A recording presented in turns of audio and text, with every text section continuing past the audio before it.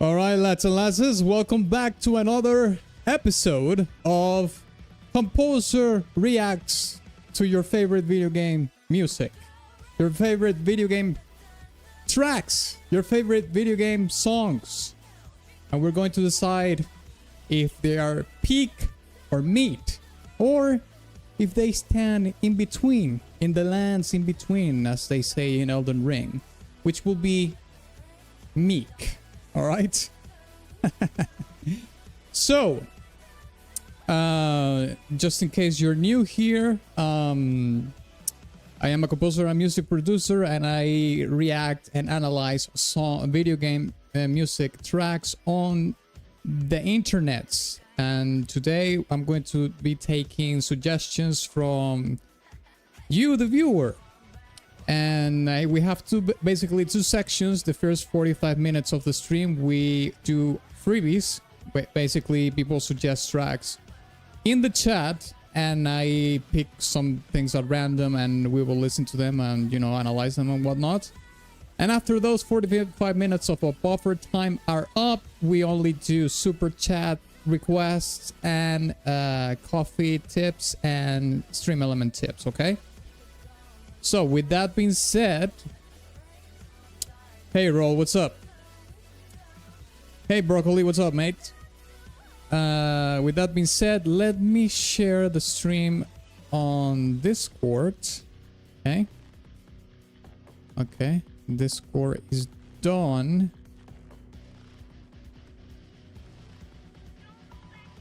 I will share the stream on Instagram as well. I need to make an Instagram story as well. And after that, we will begin with the stream, okay? So I actually forgot to put the countdown here. Countdown. So we have the 45 minutes here. Put 45.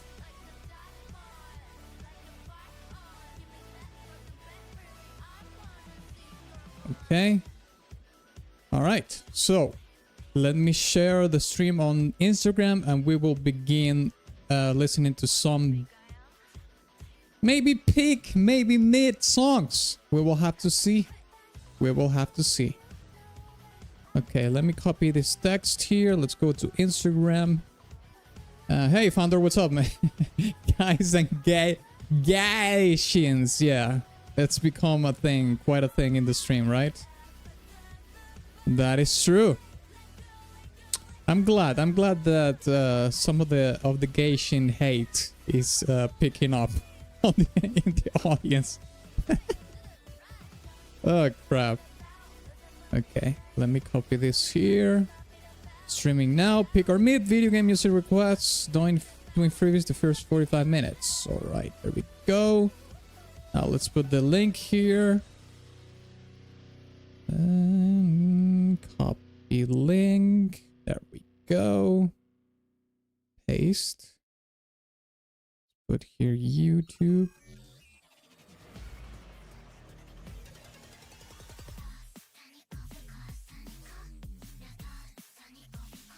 Okay, YouTube. There we go. Your story. Hey Deadhead, what's up? Hey Dlazerz, how you doing? Morningstar, hey mate, how you doing? Okay, so I think we're good to go. The Instagram has been shared in the Instagram. It's already announced in all the other things that matter. So might as well just start right now. All right, so let's see what we got here in the chat that we can actually start with. How many meek tracks we will have today? Well, it's probably most tracks are going to be meek or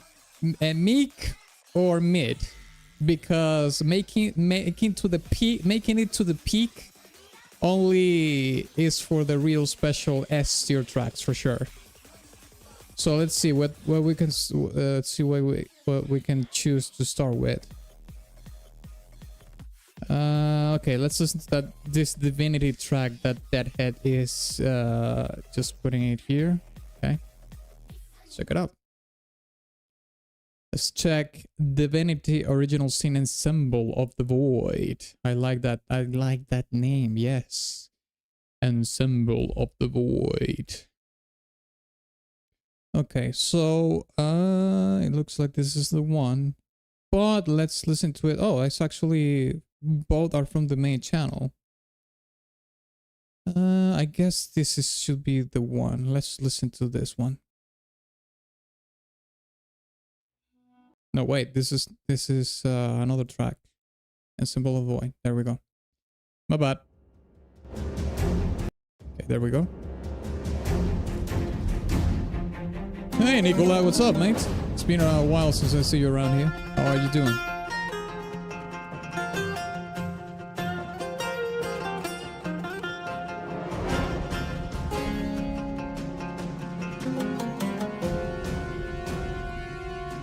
Dang.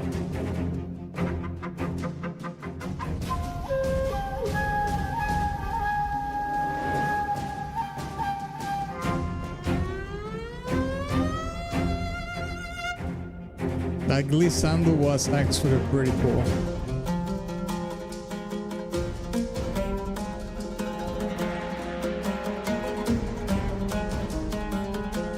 Oh, I forgot to put the countdown, god damn it.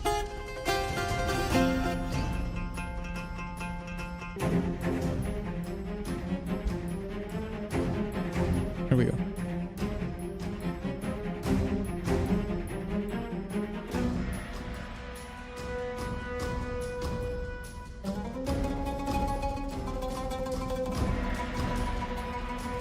It sounds like some sort of, you know, exotic loot.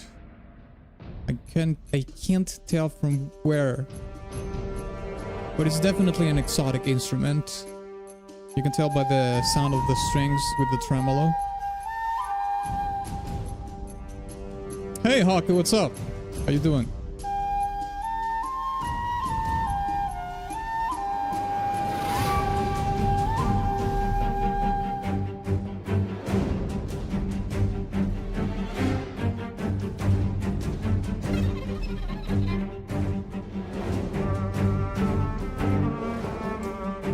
Exotic banjo. Do you know the name of the instrument though?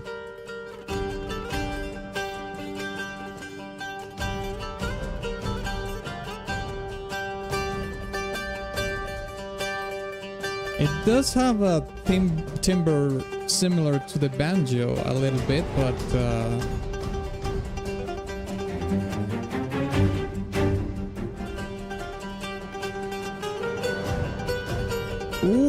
listen to let me listen to that scale again.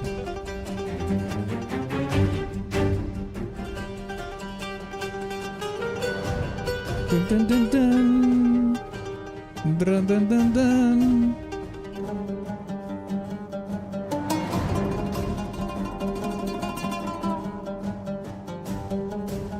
Hey, C, what's up? How you doing? Hey Conkel, how you doing, mate? Maybe it's an ode. It could be, but the ode, I don't think the ode has a similar sound to a banjo, though. We can double check after we finish the track. Hey Jonathan, thank you so much for the 8 super chat. I appreciate it. Okay, so let's see if it is the ode or not. For some reason, the alerts are not working, which is unfortunate, but I can see it's okay. Maybe the bot will enter the chat in a little bit. Oh, there it is.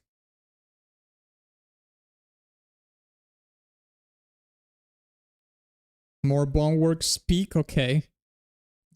Jonathan is starting to request things that he knows I like, because, like, quite honestly, the Boneworks soundtrack has really good tracks, although not all the songs are peak, let's be honest. But I really like the Boneworks soundtrack so far. And the alerts are working now, so that's great. Thank you, Jonathan. Let's check the ode and see if it is actually that instrument. Ode instrument. Okay. Maybe it could be this one, but let's hear it.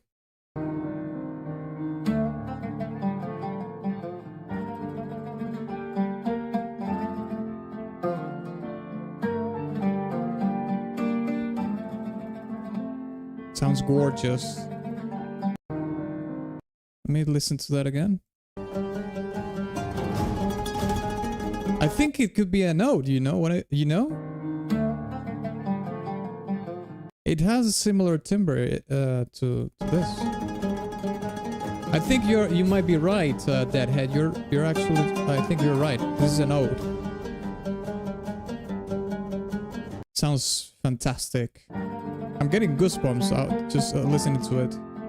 And you know, this is an interesting thing because you know, he's playing the high strings, and even the high strings have a somewhat lower register. And another thing is that it has 2 strings per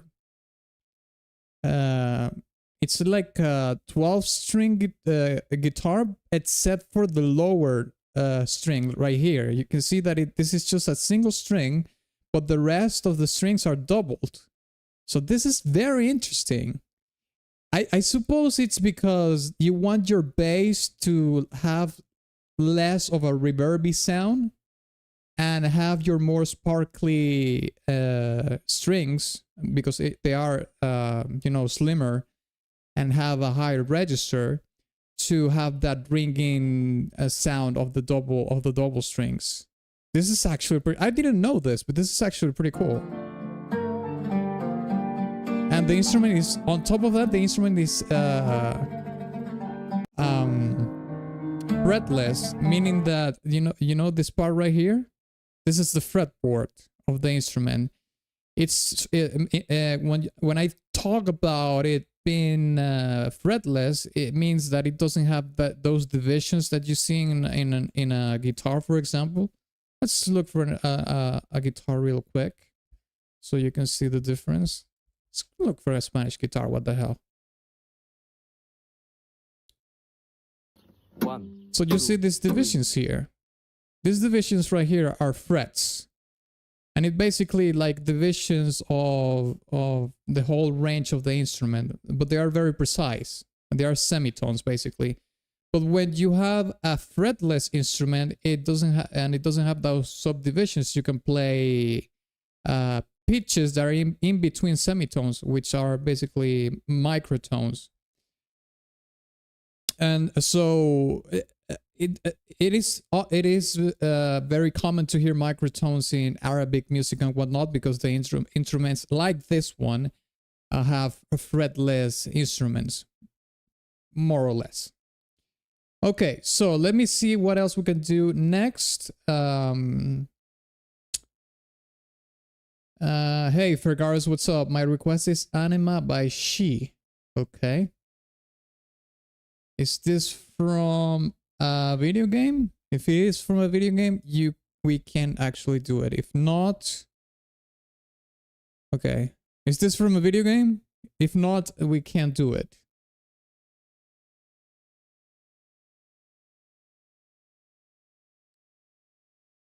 Yes, Demo is a reading game. Okay, fair enough. Let's listen to Anima. This has 7.5 million views. Jeez. Okay, let me put it here. Demo. Okay, there we go. Hey, thank you so much for the 7, Jonathan. I appreciate it, mate. Super Mario Galaxy, all right. It's been a while since we have listened to any Mario tracks, actually. Oh, by the way, I watched the Mario Galaxy movie maybe like a couple weeks ago. I didn't like it that much, to be honest. It seemed like a super brain rot movie. Everything moves super fast. It's almost like a TikTok movie, but horizontal, something like that. Anyways, thank you, Jonathan. Thank you, Deadhead, for the 2 super chat. Divinity 2, the Battle of Divinity. Okay. All right, I'll add it to the queue after we finish with the freebies. Okay, let's listen to Anima.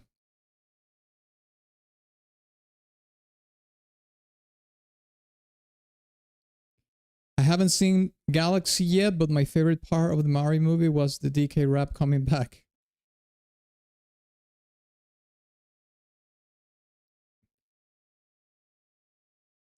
Yeah, unfortunately, I would say that in the first Mario movie, the OG composer of the DK rap was uncredited. That's Grant Kirkhope. I think that's how you pronounce his name. They didn't credit him in the movie, which is sucks. But anyways, all right, let's check Anima now. Shit. Okay, let's listen from the top.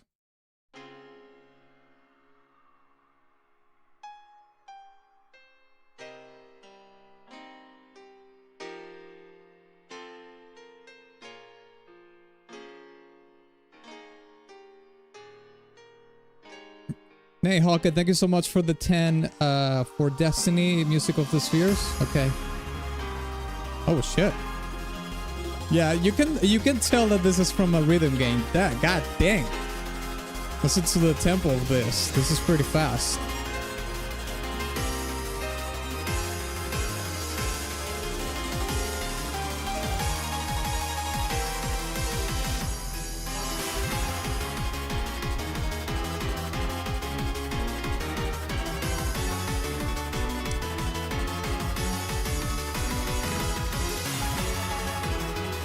Ooh! Mate, the piano is going wild here. What the hell?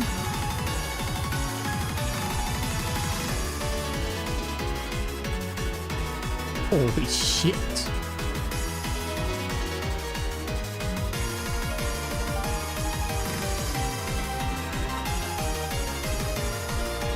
Thank you for the 10 Hauke for Destiny Dlazerz. I'll add it to the queue after the freebies.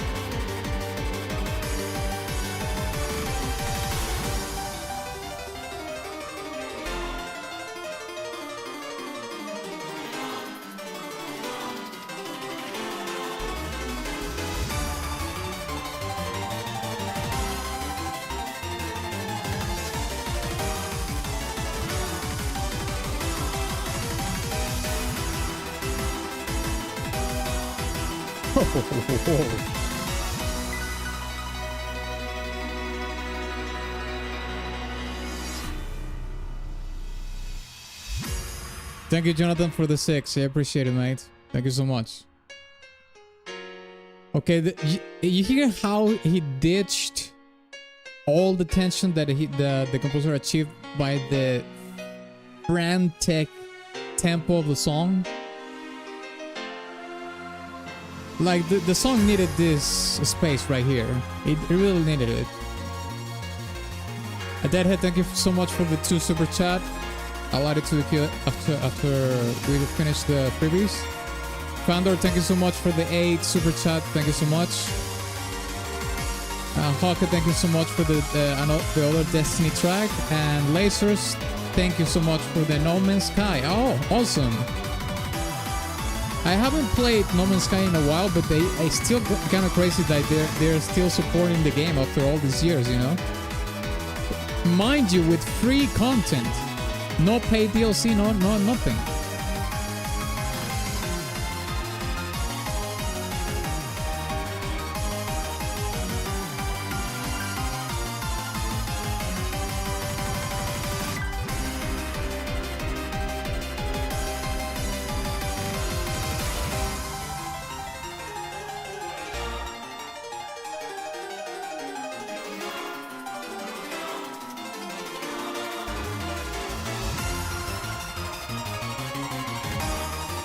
Hey, Simply, thank you so much for the 5 super chat.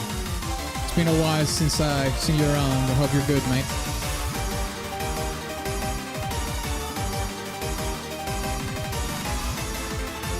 Holy crap.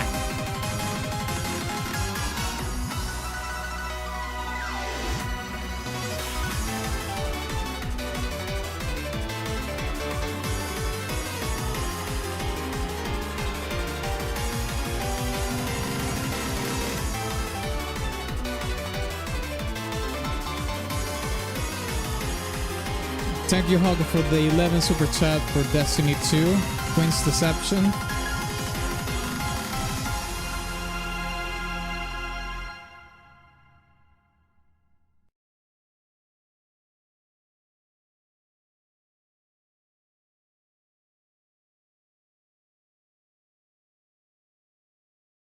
Okay. Thank you, Hauke, for the other 11 for the Dethroned from Destiny 2.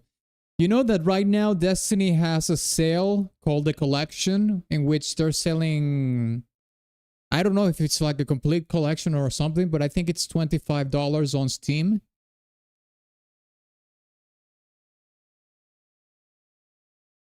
Okay, thank you so much, Conkel, for the 6 coffee. I appreciate it. They're selling it for $25 on Steam, and I'm still debating if I should get it or not. Maybe this is like a really good time to get into Destiny 2 after all this time, because, you know, right now on Steam, it has like 100,000+ players. So if there is a moment to play Destiny 2, I think it might be right now, because... well, the people is playing it because of the nostalgia and everything. Just sort of as a goodbye. The only thing that I'm just kind of cautious about buying it is that I don't know how long. Sorry about that. I don't know how long people will play the game, and so I don't want to be in a situation in which I'm just gonna buy the collection and then I'm not gonna be able to do the entire content of the game because there's no players around, you know what I mean? So I don't know, let me know in the chat if you think that will happen or not, because that's the only thing that I'm kind of you know, that I'm kind of aware that maybe I don't know if that's gonna happen or not. Dlazerz, thank you so much for the 10 for Doom Eternal. Well, we have actually done Doom Eternal before, Dlazerz, actually.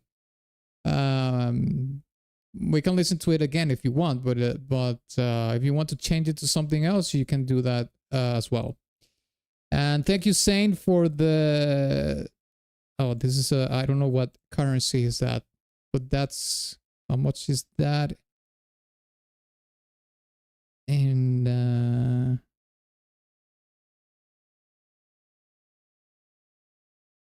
I don't see it here. Oh, it's because the bot is really slow. That's what's happening right now. Okay, well, thank you for the 500 NT. Down the crown path, punishing Grey Raven. Okay, awesome. Thank you so much. From gameplay if you need. Okay, yeah, if you have the gameplay works perfectly for the B-roll. Fight with us against Sonny. Marathon is dead. I haven't checked a Marathon about the Marathon player base since the launch. Okay, let's see another track here. Let's listen to Persona 3 here from Morningstar. Let's check this out. Are you excited about the new Persona game, Persona 6? They are also making a remaster of Persona 4 as well. Persona fans are eating good. And this song is Meek, by the way. It was very, very high energy.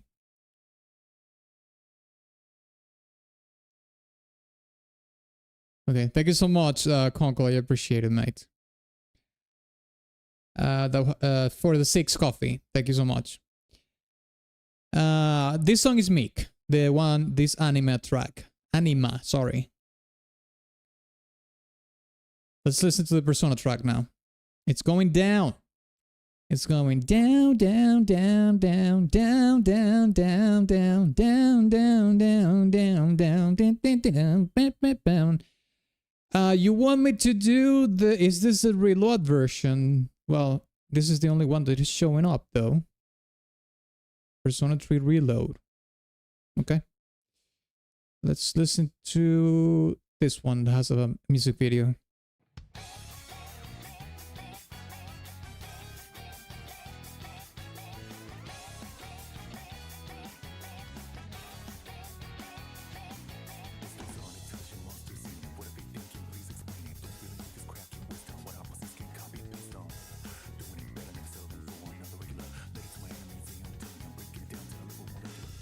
Dang.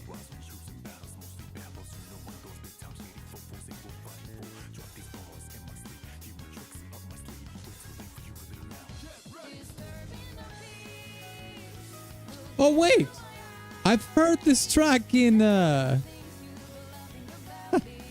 mate, I've heard this track in Marvel Rivals shorts. This is so stupid. Now I know where it comes from.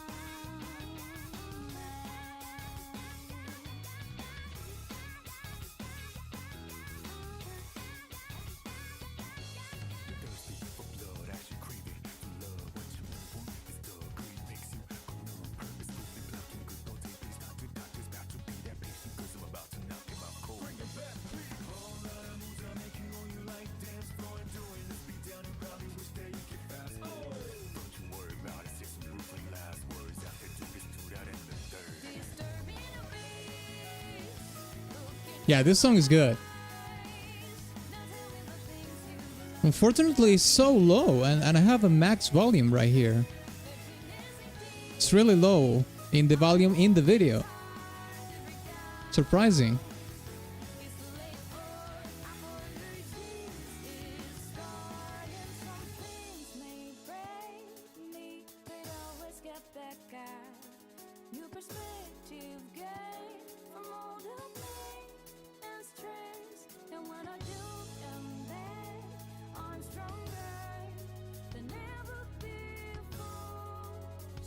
Change for Doom Hunter bass ambient, please. Wait, what?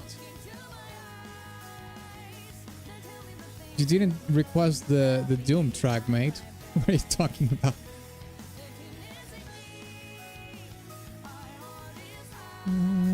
Right now.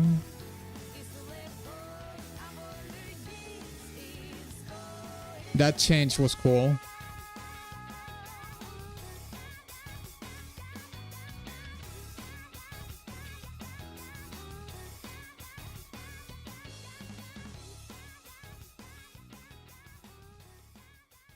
Yeah, let's see if this upload has a different audio, because this is super low.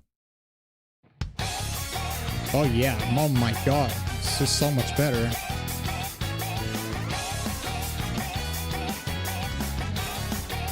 Let's listen to the track again, because the audio was extremely low.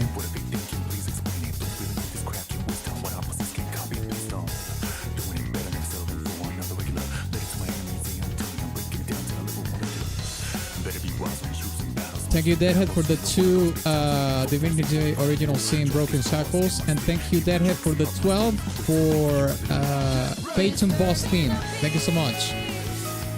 Unfortunately, the bot is working very slowly today, but I'm seeing the Superchats in the chat. Don't worry.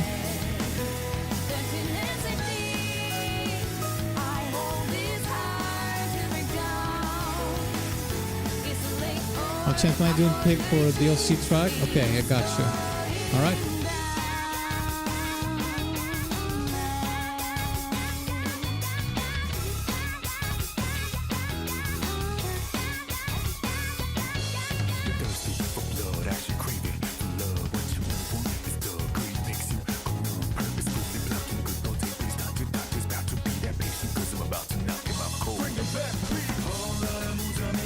About Destiny 2 Beyond Light original soundtrack, Look Within. After this, join our fight against Sony.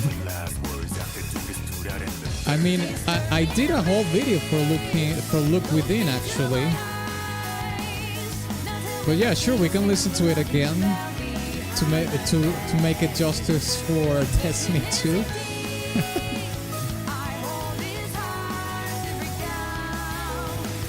If anything, we can watch my own video, I guess.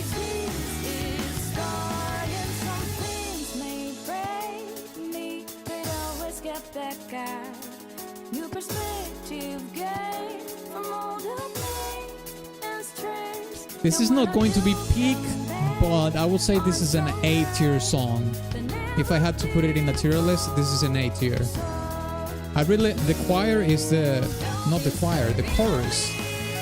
This part, the chorus is fantastic. I really like the vocal line, the vocal melody is great.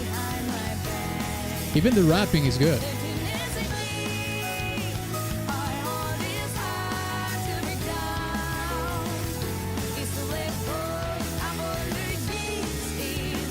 That change in the chord progression adds a lot of tension.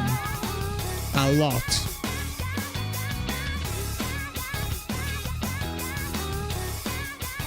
Did you ever listen to the Half-Life 2 soundtrack? Well, yes, I did play. I played the base game and the first episode. I don't think I played the second episode of Half-Life 2, surprisingly enough. I don't know why. But yeah, I've heard the soundtrack for both the first game, the base game, and the first episode, because I played the game, of course. Okay, let's listen to "Look Within." I actually did a video for this song. Crap, sorry about that. Atlas Benighted. Look Within. Right? Yeah, I did a video for this. I don't remember if I did a cover or something for this track. Let me see.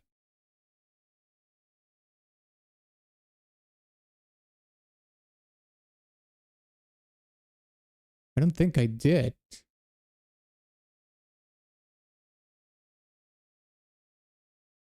Oh, I did actually. Presence in the song.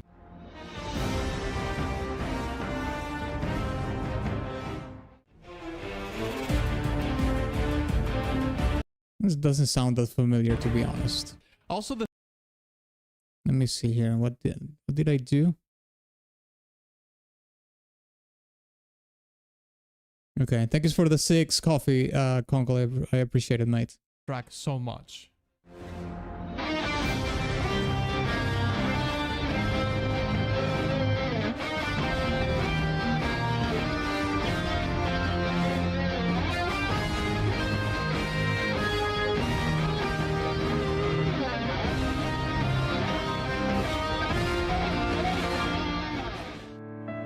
Not bad.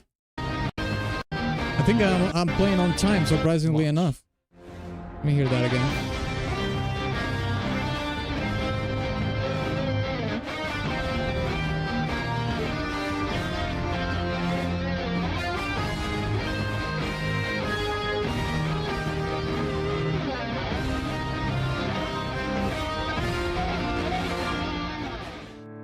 Fantastic melody.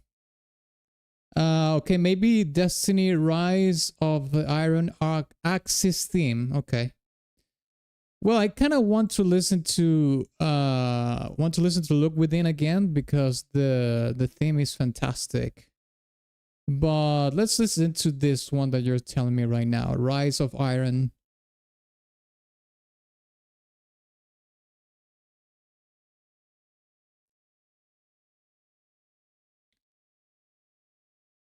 You should listen to Half-Life Alex OST. Yeah, Alex, I haven't heard any songs from Alex, and well, the main reason is because it's a VR game, and I don't have VR glasses, so I've never played VR myself. But yeah, I haven't heard music from Half-Life Alex actually. Okay, let's listen to Rise of Iron Axis theme. Let's go.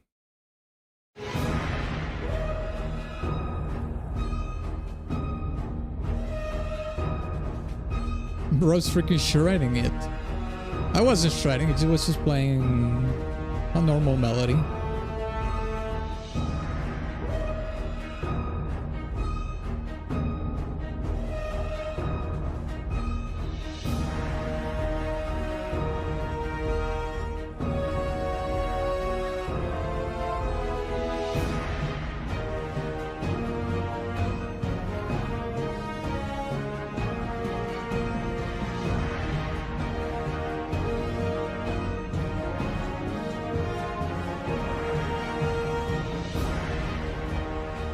If any of you lads is playing Destiny 2 right now, let me know and maybe we can play in Discord. Maybe I'll buy the game and play on Discord with you. It's easier to play these long-standing games with veterans. They can carry you. You don't have so much work. They can teach you the game.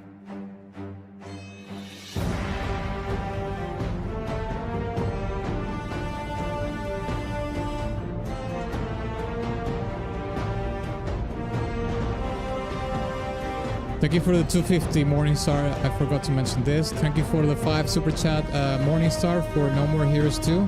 Thank you so much. Thank you for the 2 Deadhead for Mysterious Trails as well. Thank you so much Morningstar for 750. Oh shit, a Xenoverse track. Dang.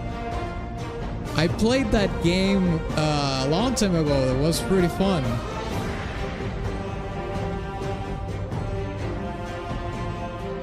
I played it since beta Destiny 1. Dang. Yeah, you are one of the OGs indeed.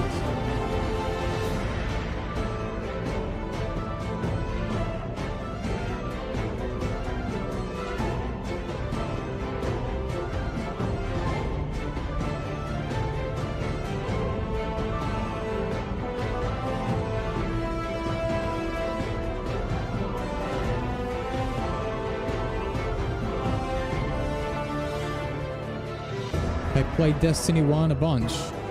Okay, so we have some OGs in the chat for Destiny. I played Destiny 2 a little bit when they...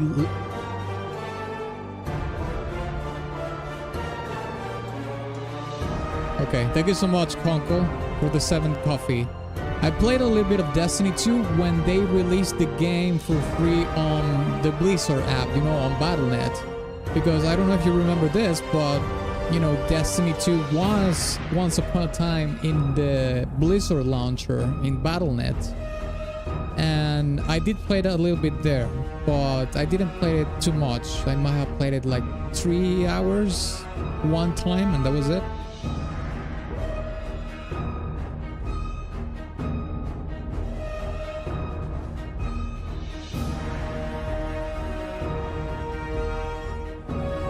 Do you plan on doing some anime OSTs today as well? No, Roop. We only do video game music on the YouTube streams, but I do anime request stream on Twitch. I'm gonna leave the link here for you to follow me on Twitch. Now we do the anime requests on Twitch.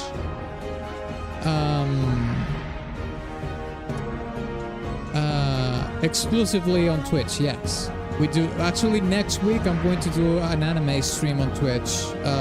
Probably Friday or Saturday. Not really sure just yet. But next week I'm going to do an anime music request stream. Yeah.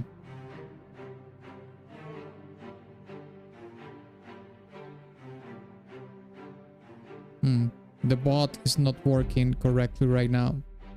But you can follow me on Twitch. I have the same handle, Atlas Benighted.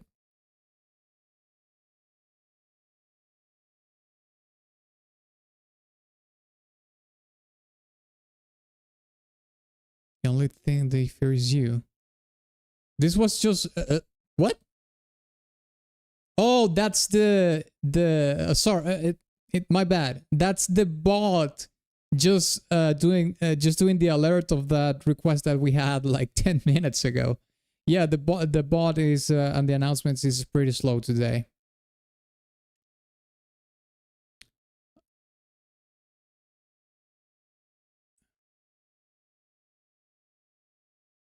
Okay, let's do another one. Let's do Machine Hearts by Miracle of Sound. Sure, let's check this out. We can. This song is mid, by the way. It's okay. Destiny Rise of Iron, mid. I think. Well, I have to listen to Look Within more, but from what I remember, I like Look Within more than this. Thank you, Conkel, for the 5 coffee, mate. I appreciate it. Let's listen to this Miracle of Soundtrack. And then we can listen to Against the Game. I don't know what this is. Weird.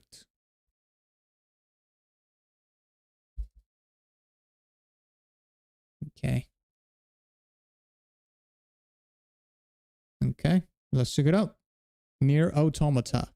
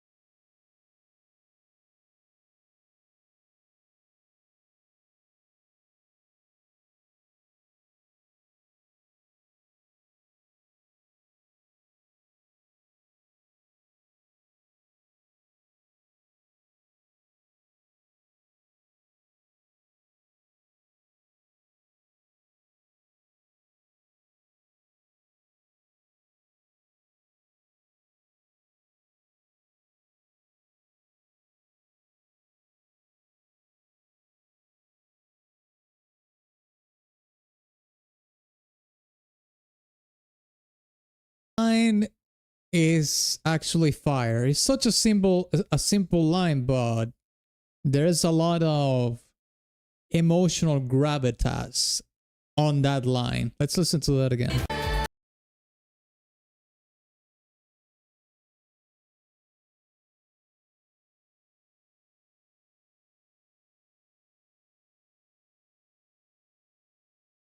Don't have a heart, then what is broken?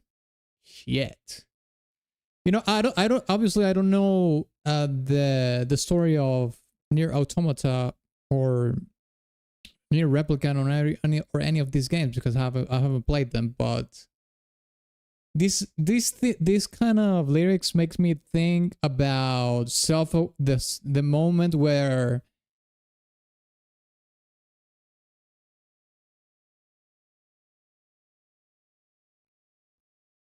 the moment where artificial intelligence is made self-aware of itself and it starts to ponder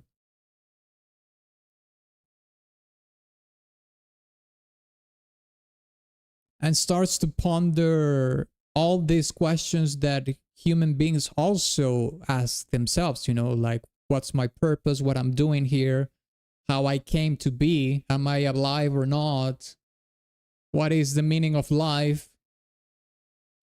And, you know, obviously humans, metaphorically speaking,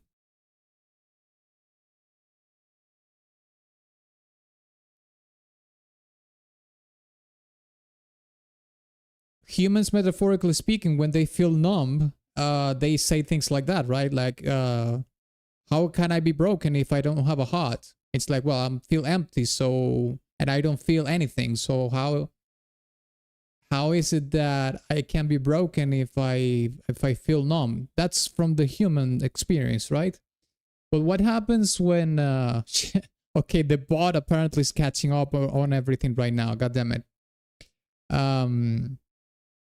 But when from the perspective of an artificial being or a robot, a clanker, if you will,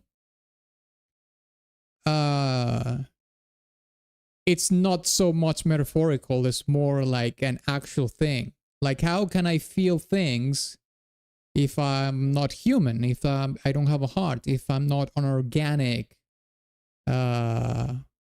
sentient being, right?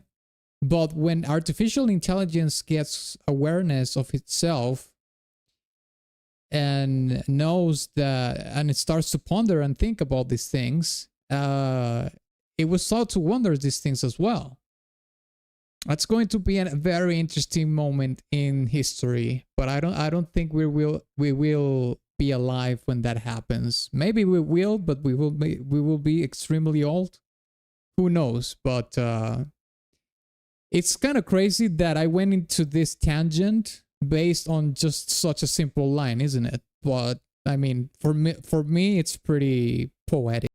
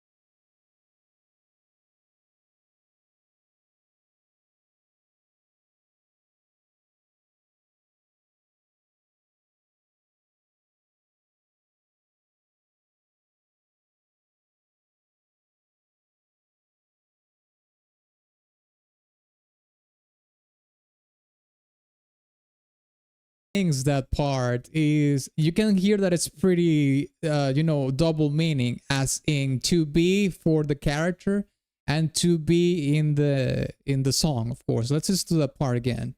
Let's see, try to hear the intent of the singer in that part.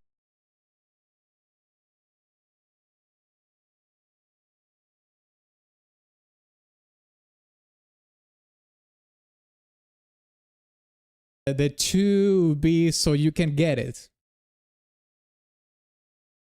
Okay, thank you so much for the 8, Conkel. I really appreciate it, mate. The 8 coffee.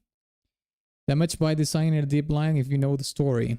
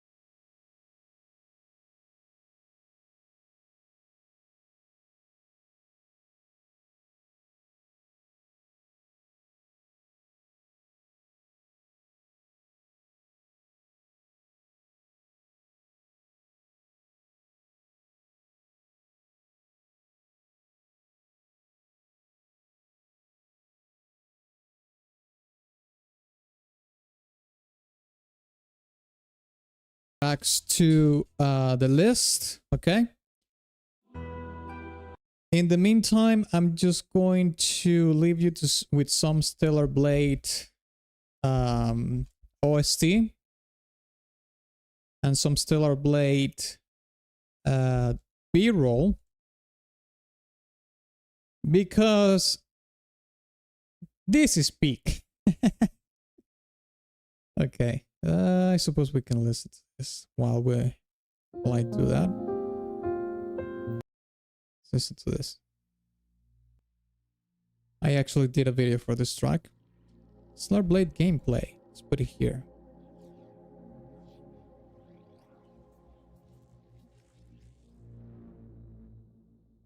An honorable mention freebie. Yeah, I'm just curious to listen to Half-Life Alyx. I've never heard any tracks from it, so might as well.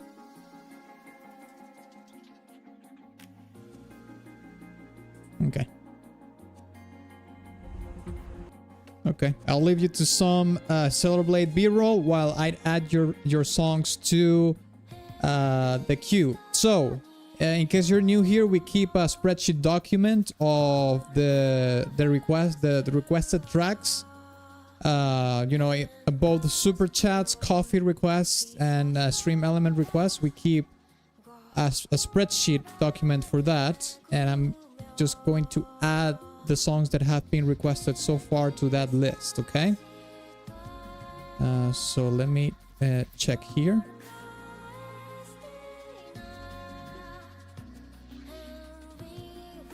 Okay, so let me scroll right here to the bottom. Oh, and by the way, lads, I forgot to mention this, but tomorrow we have a stream. We are also having a stream here in YouTube. We're going to be ranking, or we're going to start ranking the entire soundtrack of Fate Samurai Remnant, okay?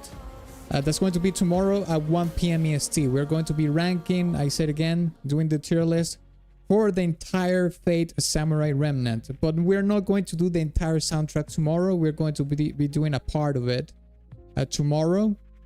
So, you know, that's going to be tomorrow. Join my Discord to keep informed about that.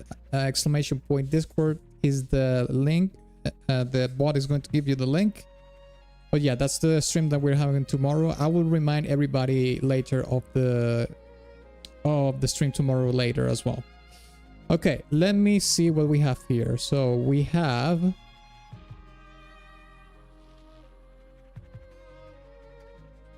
okay. We have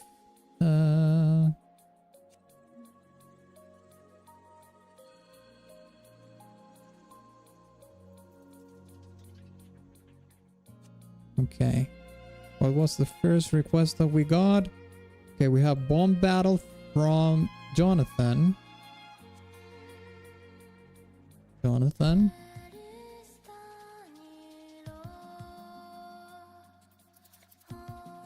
Okay.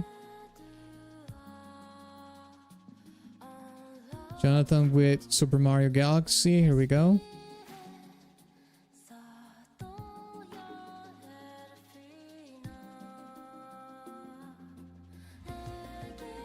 Divinity original sim from Deadhead.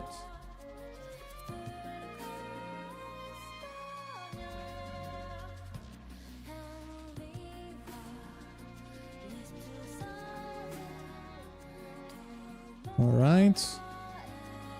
Got Destiny 1 from Hauke. Music of the Spheres.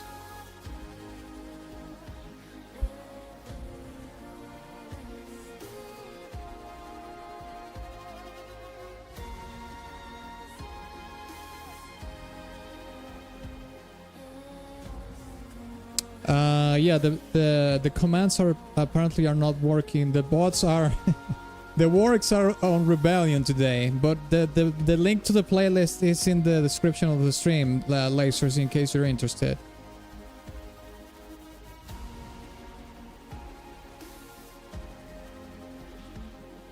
Okay, Hauke again, the last array.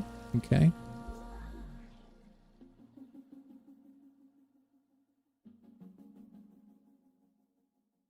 Okay, there we go. Boneworks from House of Monogon. Okay. Jonathan. Ending. Deadhead. Combat music. Okay, there we go.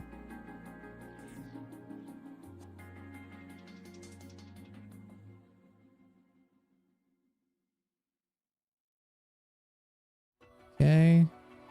Deadhead. Fandor. Wait, oh, Nekomata. Okay.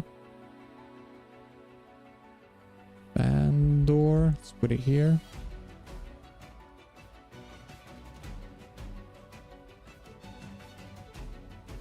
Destiny Last Stand from Hauke.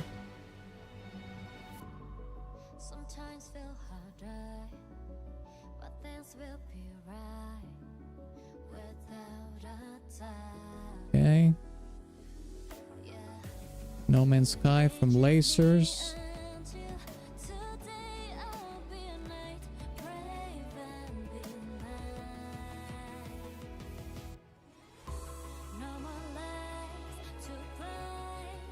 Final Fantasy 14 from Simply.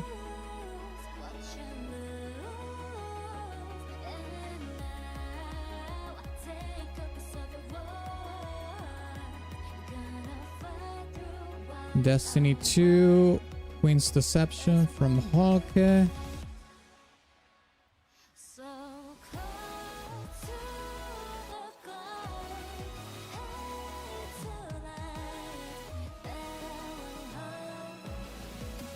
Okay.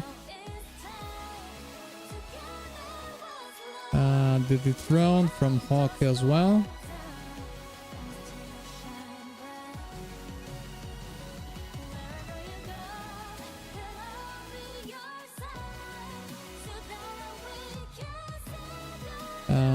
Herald of Finality from Hauke.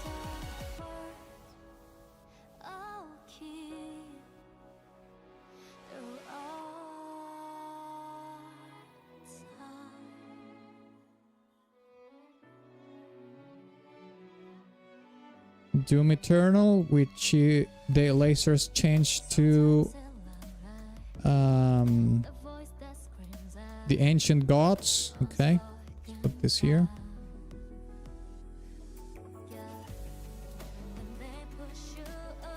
The Dlazerz.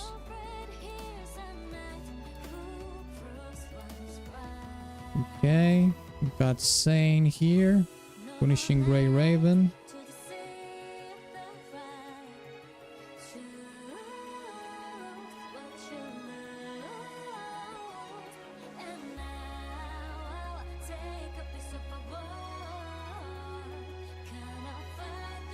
Okay, Punishing Grey Raven is added. Deadhead with Divinity Original Sin again.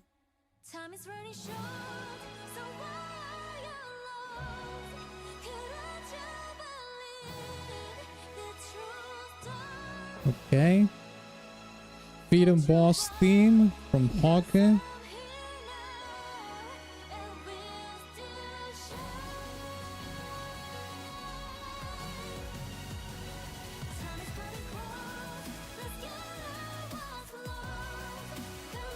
Morning Star with Under Night and Birth.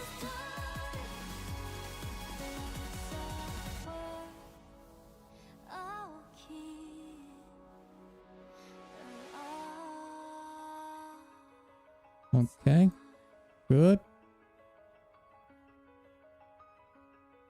No More Heroes from Morningstar as well.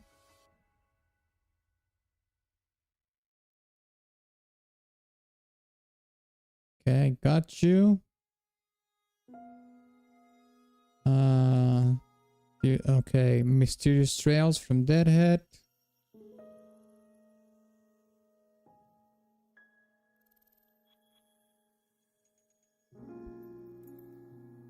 Dragon Ball Xenoverse from Morningstar.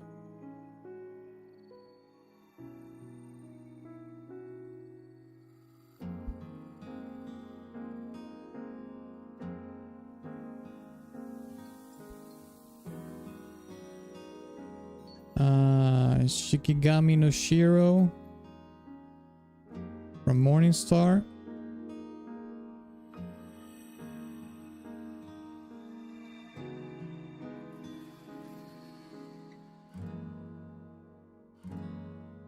Grease from Dlazerz.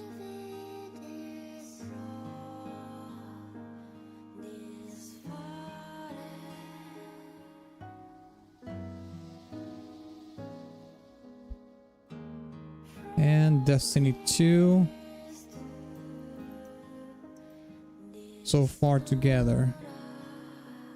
Hauke.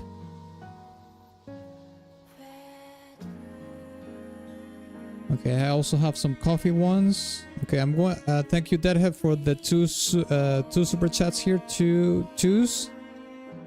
Follow New Vegas and Tearing the Veil. I'm going to close the requests for today, okay? Because I also have some coffee requests.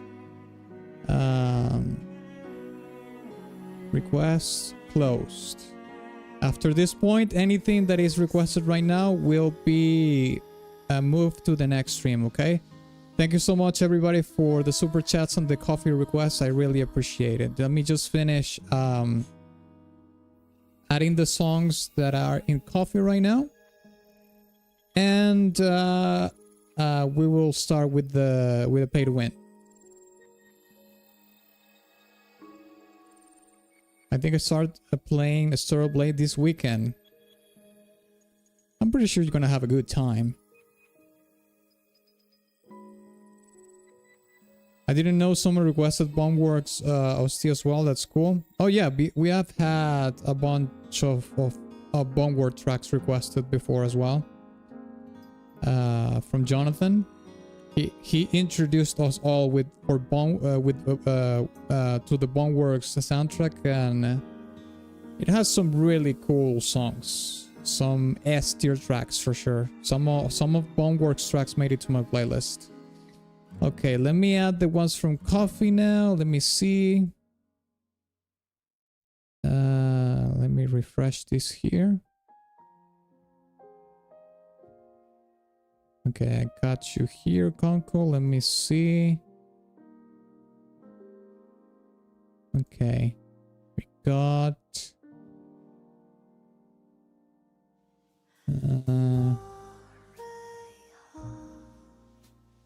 crap. Okay, give me a second. What the fuck?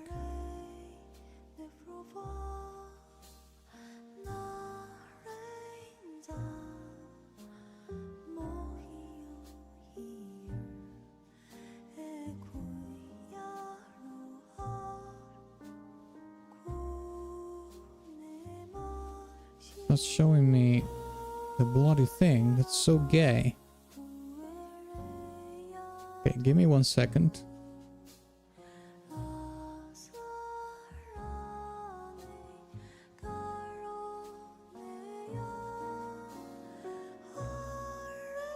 Okay, now it's showing me. Okay. Okay, so we got Conkel here. Okay, Melty Blood, Actress again. Conkel.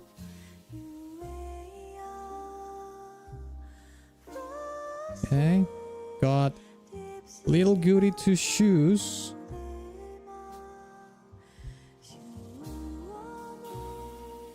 Conkel.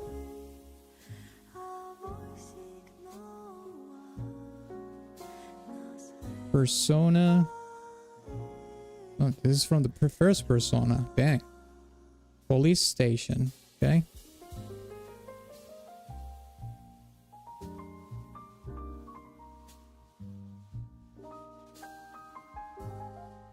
"13 Sentinels."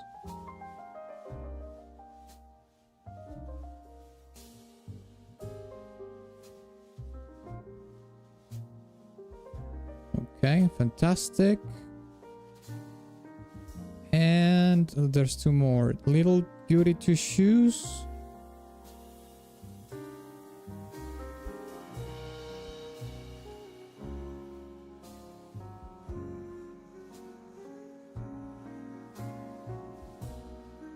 And 13 Sentinels again. Brat Overload.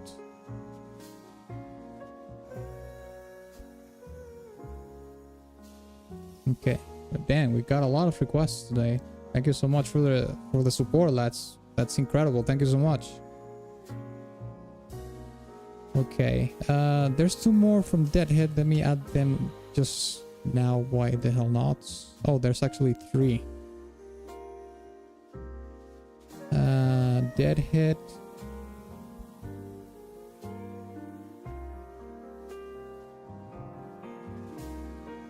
Macabellum. Okay.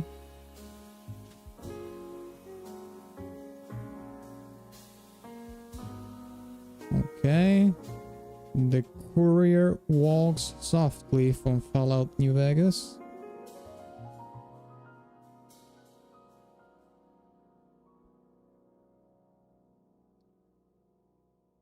And A Tear in the Veil. Okay.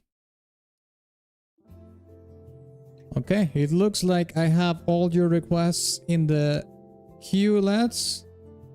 I will invite you, of course, to check the list. Sometimes I miss some requests, but I think we do have them, all of them. We do have all of them, I think. So, let's start listening, shall we? Let's start with the first song that we have here in the queue, which is Down the Crown Path. This is from Punishing Raven. We can we also have a B-roll suggested from Saint. Let's check it out.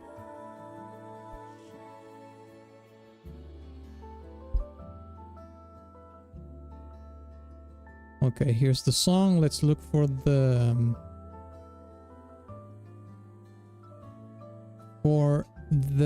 B-roll. Lucia Inverse Crown gameplay. Okay, here we go.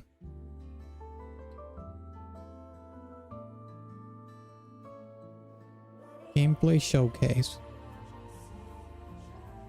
Alpha Inverse. Beta. Alpha Inverse Crown. Okay, it looks like it's the same. Okay, let's listen to the song.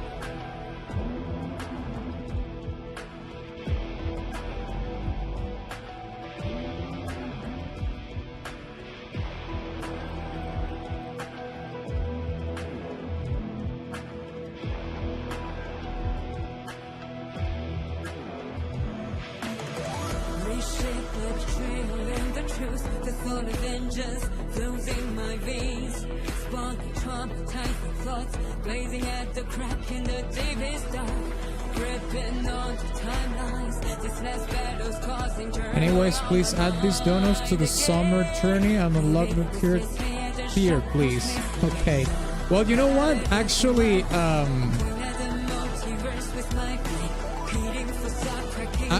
forgot to take that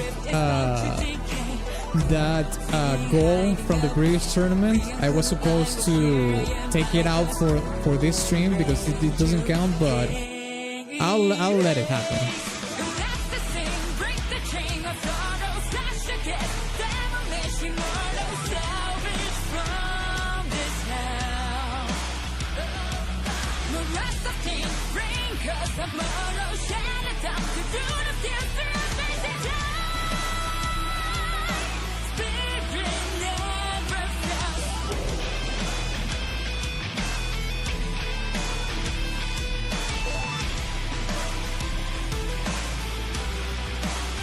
At least it's not Genshin.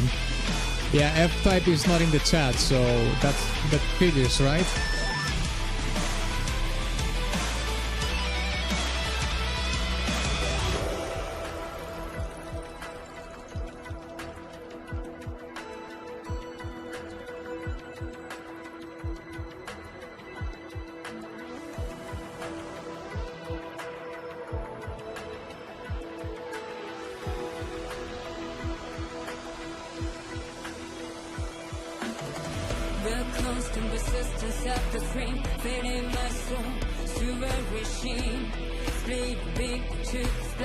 I have to say that,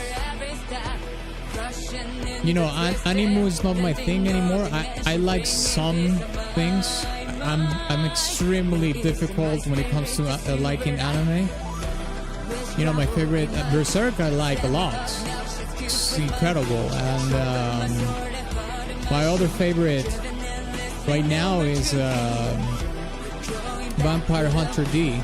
It's been for many years. But I have to say that these gacha games have insane combat design. Like, this is next level. This is something that Western games don't have. This level of combat detail. It's like they don't have it. I have to be honest.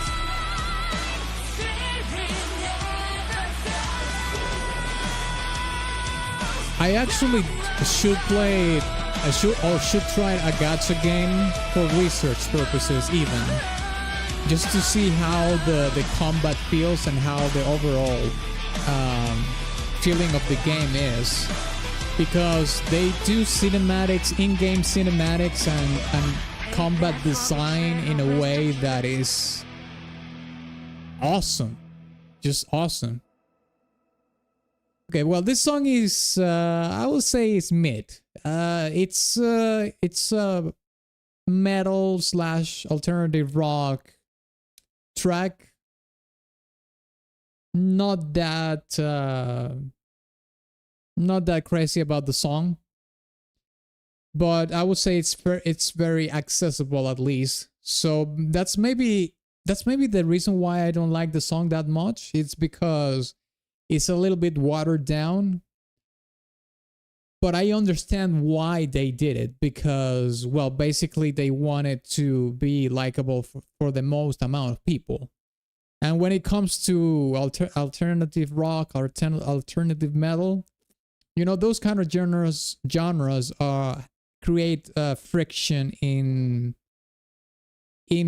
people around the world. They're not as easy to get into as, you know, like a K-pop track or whatever, you know, obviously. So they try to water down the music a little bit. So that's probably one of the reasons why I think the song is a little bit mid, because it's just not committing to the rock or the metal element of the track. But that doesn't necessarily mean that the song is bad. It's just because I'm a little bit jaded, because I mean, I am a rock and metal guy, so it's gonna be even harder for me to get into a song like this. But, you know, it's not a bad song by any means. No, I don't think so. Let me just check something here. Just watching my goddamn cell phone going crazy. What's going on here?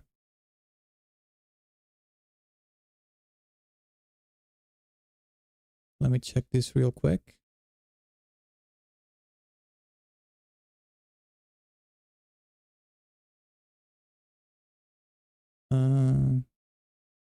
All right.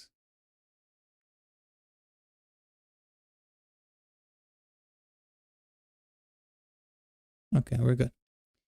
Okay, let's listen to the next track. Well, don't try Genshin. I figured someone would say that. Do it would make it a point not to pick Genshin. Yeah, I mean, I suppose I could try like Wuthering Waves or I mean, even Punishing Great Raven could be a good start. Anything but Genshin, right? Don't start with Genshin. Maybe leave Genshin towards the end or something. Okay. All right, let's see what's next. Feedum Boss Theme. Here we go. This is from Triple Z. Let's check it out.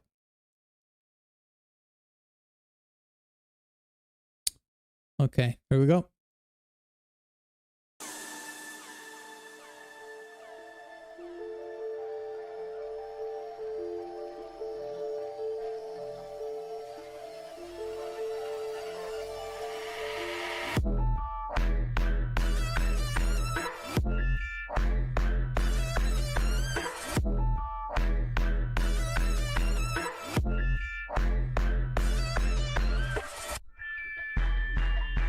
I'll start requesting Sea Shanty 2 every stream I come.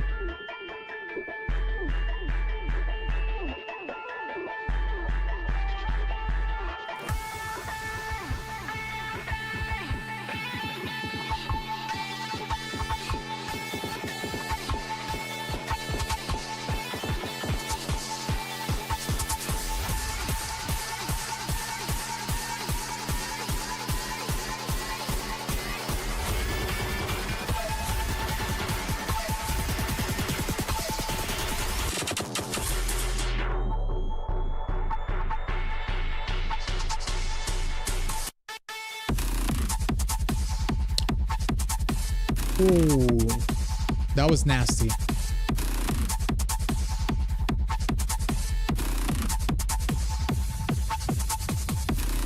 Very texturized, that bass. Burn. Burn.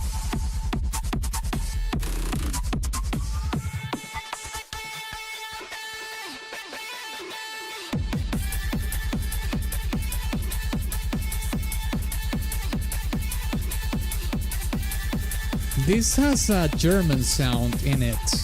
It sounds like it's very ravey.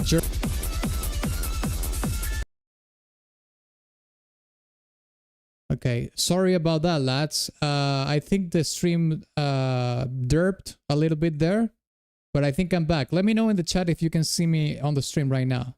Sorry about that. The stream derped a little bit, but I think I'm back. Can you see me okay on stream? I do. Okay, fantastic. Sounds very okay, yeah. Well, let me come back a little bit here. What I was saying is that the production, especially the kick in the song, it's very German, ravey, German rave. It's very rave electronic music from Germany. Even the textures, because they like to do more heavier electronic music, you know, like industrial, EBM, IDM.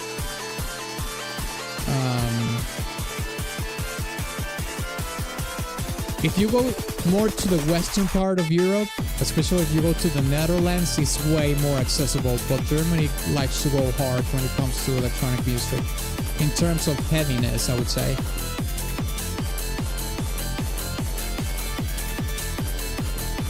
And if you go even further to Eastern Europe, it goes even darker and heavier. Hardstyle, for example. Listen to that, mate. Boom, boom, boom, boom, boom, boom. I think that's pretty much hardstyle right there, but it's not like 100% hardstyle. It's mixing it up with some other things.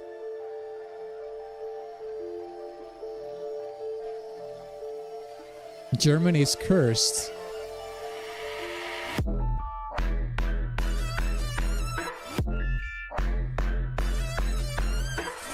This sounds almost like it's has a little bit of funk and trap influence in it.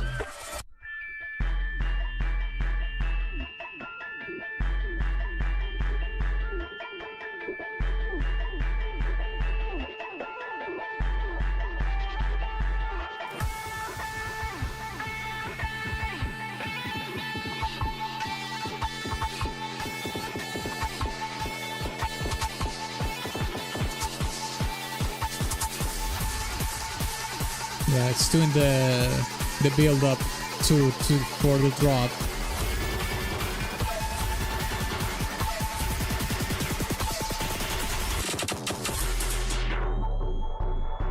Oh, it's even pushing it further and further. That was very TC. Oh, but it's doing it. It has a variation now, actually.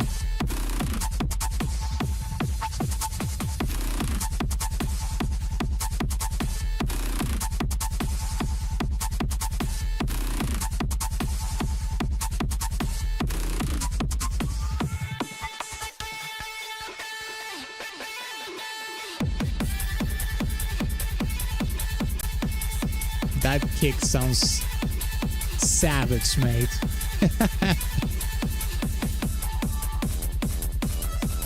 Oh, and now it's distorted.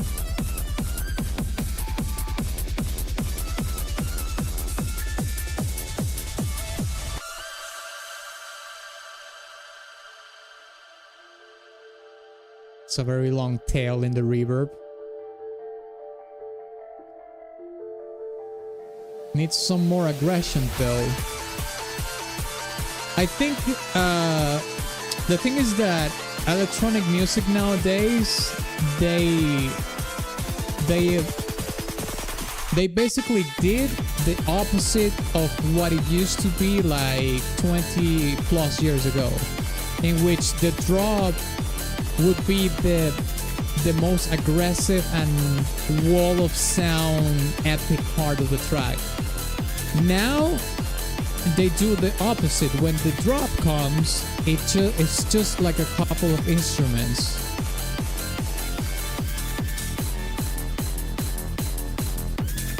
Like this part sounds a little bit even more aggressive than the chorus or the drop of the song, if you will. And that has become the standard for electronic music, even in all sorts of electronic music. I think the only well, there's a couple of music genres that are still doing it in a more traditional way, if you will. Like hardstyle is not doing drops as much as this. But from EDM to other electronic music genres, they like to do drops like that, or the chorus of the song, where instead of going even high, even bigger in terms of layers and whatnot, they do a more minimalistic approach. But they try to saturate and make the fewer instruments more impactful to sort of not to make so there's a difference in the intensity, but not as much, so it doesn't sound weak, so to speak. Okay. I think this is not peak for me, this is meek, because there's things about the song that I think are S tier, but this is not an S tier track in its entirety. There are some things that I was like, nah, I don't like this that much. Has some S tier moments, but it's not an S tier track. I would say it's like an A tier. So I think it's meek. All right, let's check the next track, which is Destiny 2 So Far Together. Let's check it out.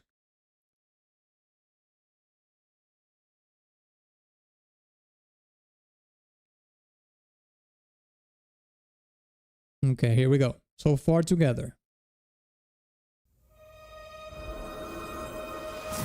Yeah, it's mid. Deadhead is always blunt. I like that. He's not afraid of sharing his opinion. That's what the stream is all about. Before we met. Is it possible? The reality has been beyond anything I could have A tame imagined. drop is nice to the There DJ you though, are. gives them unexpected opportunities. Eyes up, Guardian. Yes and no. What makes a guardian I'm here to protect humanity. a guardian? We are bound. Nah, not anymore. Try to keep up. We take our first breath with no memory of who we were before. Dun dun dun dun. We know It's a that pretty we were cool chosen for a theme. reason. By something Dun dun greater than dun ourselves. dun. Dun, dun, dun, dun. Our life hasn't always been easy, but I've never regretted it. Not once. Whatever's coming doesn't scare me. I know we'll be together. Thanks.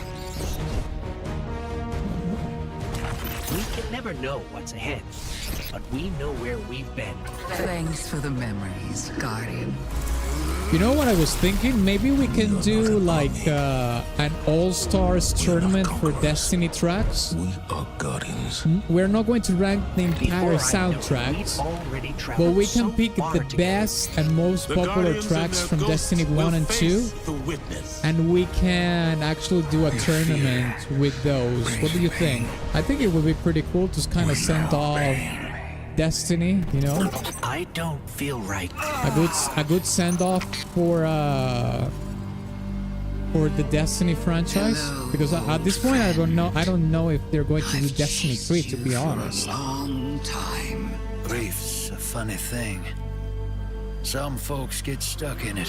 What is it the Guardian Journey say? wins easy. Devotion.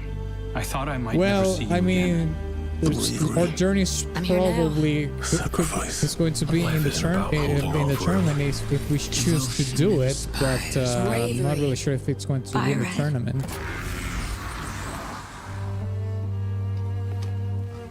Sophia. We have all suffered.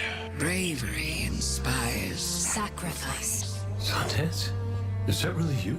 Some folks just run. This is it, Guardian. I know I'm in rough shape, but this is what I was made for. Whatever it takes. Devotion. Bravery. Sacrifice. You forgot one. It's death.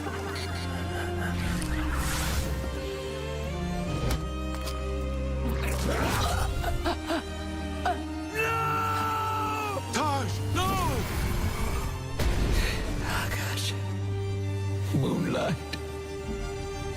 Please, bring him back. He's just a ghost. He sure shine bright back there, huh? What comes from the light returns to the light. The Traveler, Guardians, Ghosts. Tell the others this was my choice. My light. Nobody makes my fate but me. Whatever happens, I'm glad I'm facing it with you. There you are. That gave me We do this goosebumps. for Cade. You know, that's crazy, Amanda. mate. I don't have any For everyone emotional we've lost. attachment or nostalgia about this game, but that Everyone part who still needs us. hit. The world changes. Our friendship won't. Thank you for walking with me all these years, Dang. for carrying this burden with me. I think Destiny fans, if they're watching this right now, must be tearing up, mate, because that's what's beautiful. We've helped safeguard a better future. Earth still needs to heal, and the prophecy still looms. Okay, I am back. No, don't worry. The internet derped a little bit again, but it's fine. We're back. Okay, I'll go back a little bit into the video since the internet dropped a little bit. Bind the nine. but our future is what we make it. But what I was basically saying is that, I've yeah, lived a long time. like and this been a hit lot for of me, things, but I it gave think the me best a thing shivers, I've you ever know, been is your friend. because of the emotional intensity that it has, the emotional gravitas. And if I'm feeling like that, not having any emotional attachment to the game or nostalgia whatsoever, I can't imagine any Destiny or Destiny 2 fan watching this right now. And I can't imagine how they're feeling, you know what I mean? See you, Starside Guardians. Oof.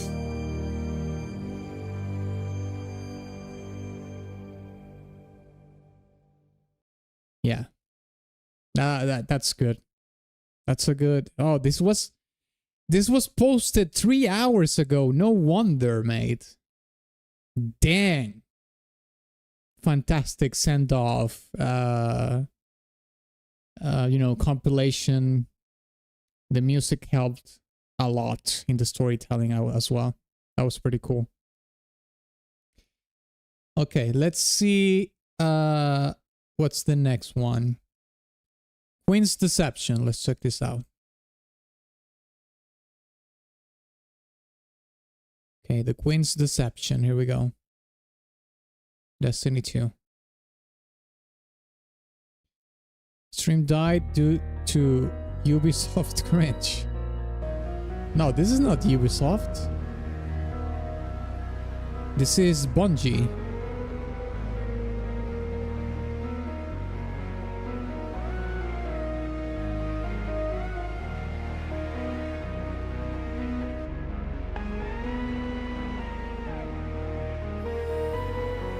My bad? Yeah, it's alright, mate. I kind of understand why you will say that, but no, it's not Ubisoft.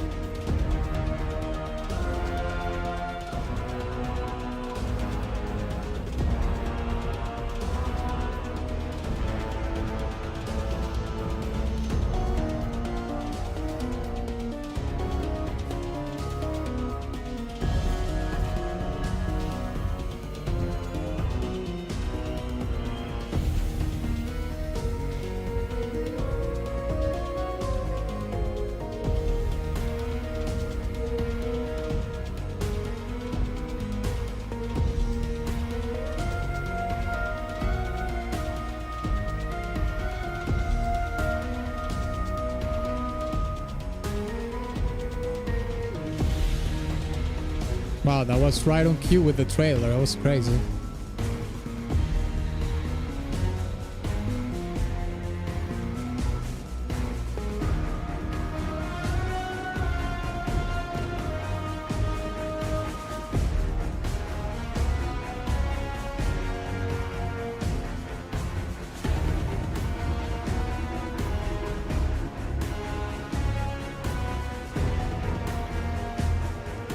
Next Friday is Racing OST Tournament. Yes, it's next Friday. Next Friday we have the Racing Tournament and anime music stream on Twitch.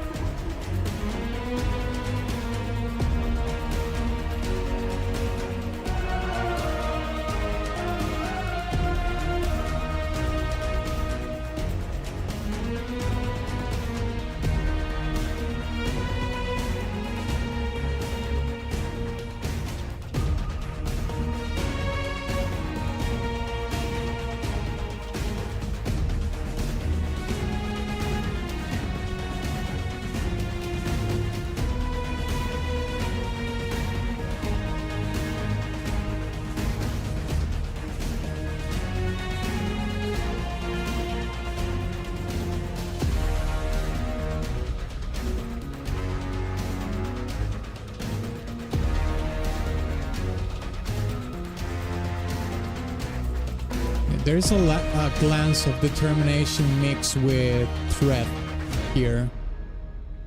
Oh, that's okay. That's for the resolutions, quite sharp. Oh, okay. This is actually the resolution of the song.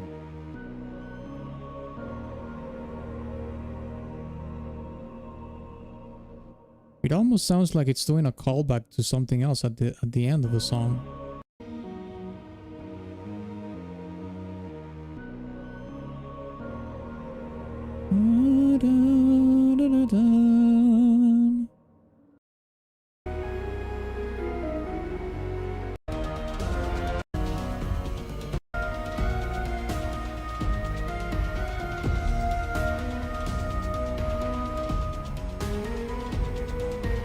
I really like that there is like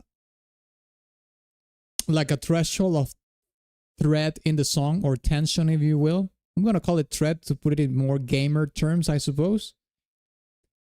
Given by the percussion of the song, but quite honestly, the tamed, almost inconspicuous melodic sense of the song is what I like the most. You have that very tamed piano in the back.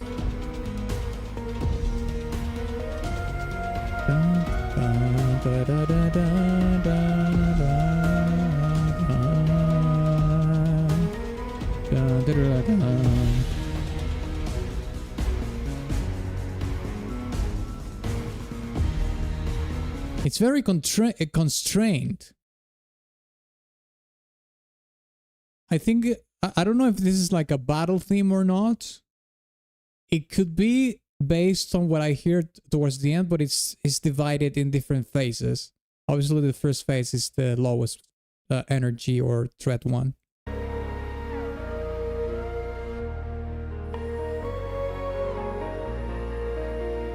This is gorgeous here.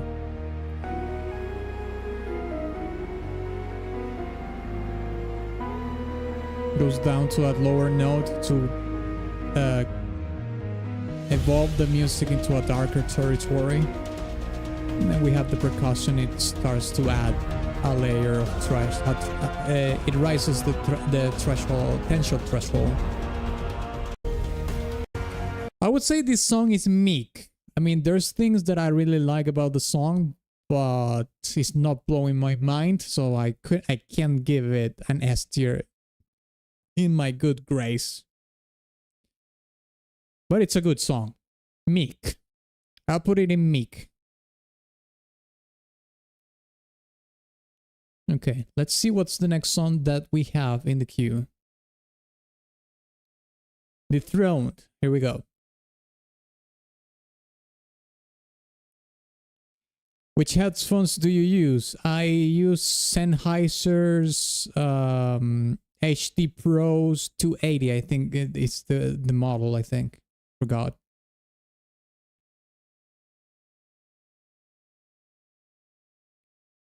The Dethroned, here we go.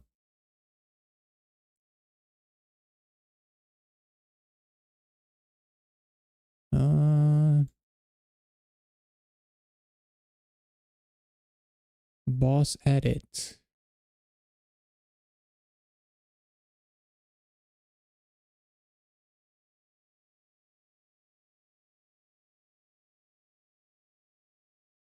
No, it looks like it is this one.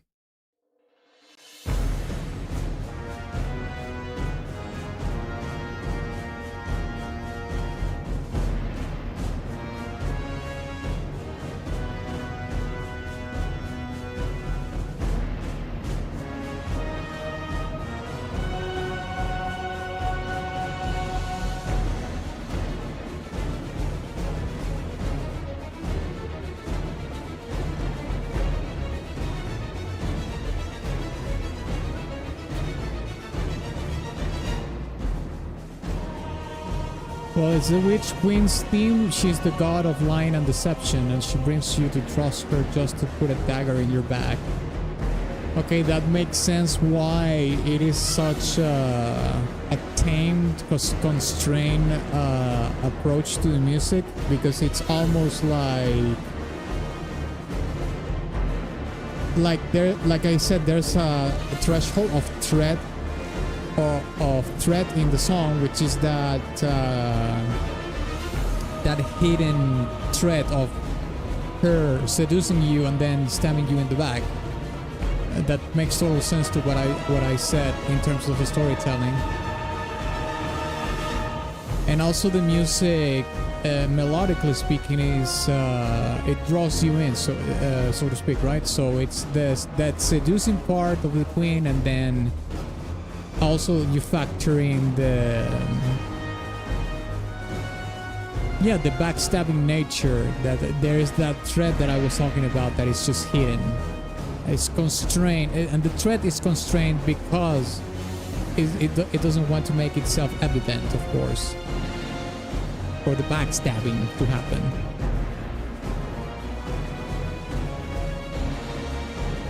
I owned a pair of Sennheisers once. They weren't too bad. Yeah, Sennheisers are a great brand of headphones, in my opinion. From entry level to pro level, they have really good products.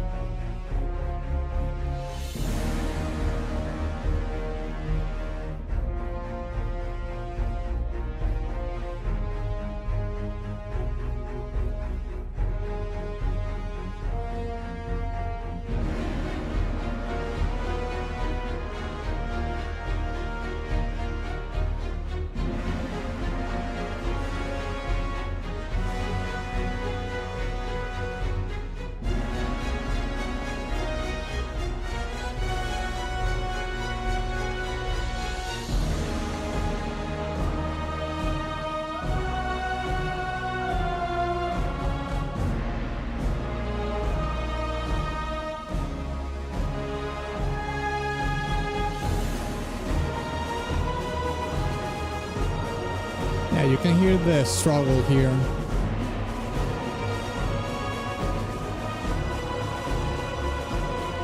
Yeah, the strings are all about struggle here. I mean, and you have the martial percussion as well, so that adds conflict and struggle, both. They're both threads going at the same time.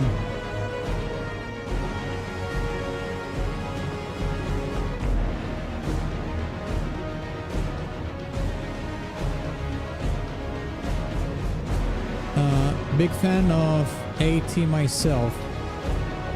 AT. Audio Technica. Yeah.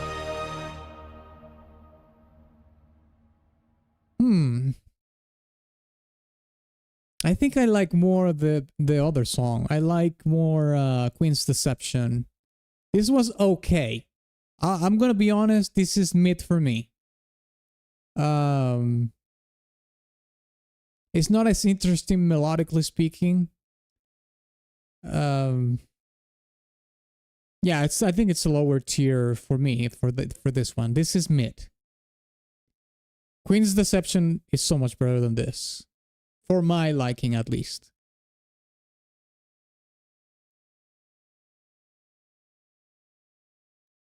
Okay, let's see what's next. Herald of Finality. Let's check this out. Herald of Finality, high action. Okay. Let's check it out. Is there any gameplay that we can watch, though? Apparently it's from the final shape, so might as well just check some of that out.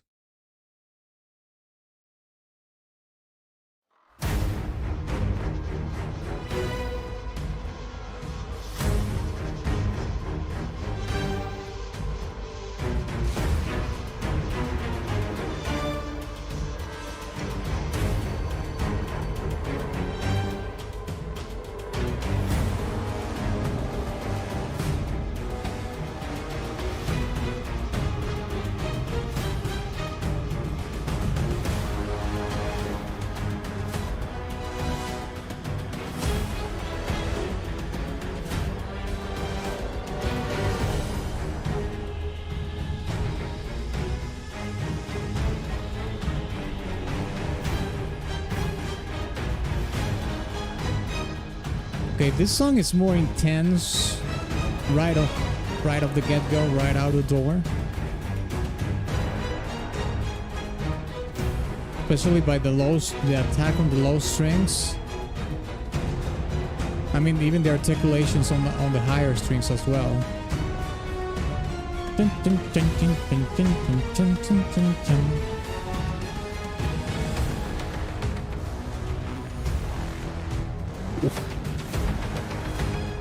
That brass was mean.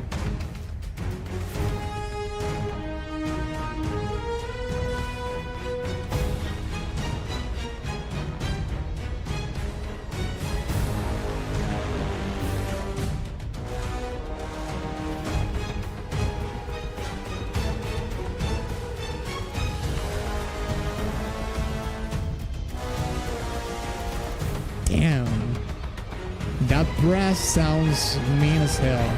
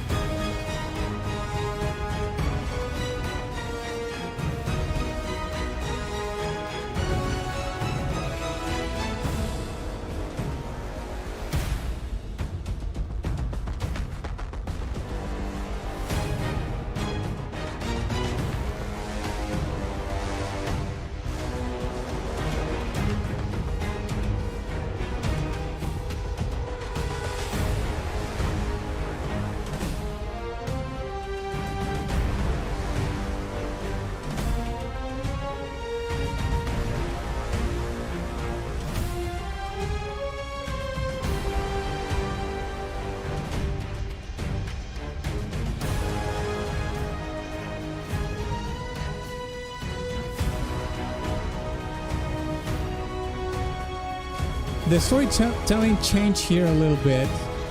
We had a lot of red coming out of the door, but here the strings are giving you a little bit of hope, I would say, and some sort of glance of victory in it as well.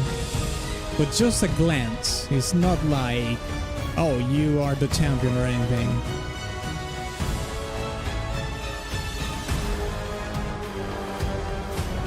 We come back to the dark.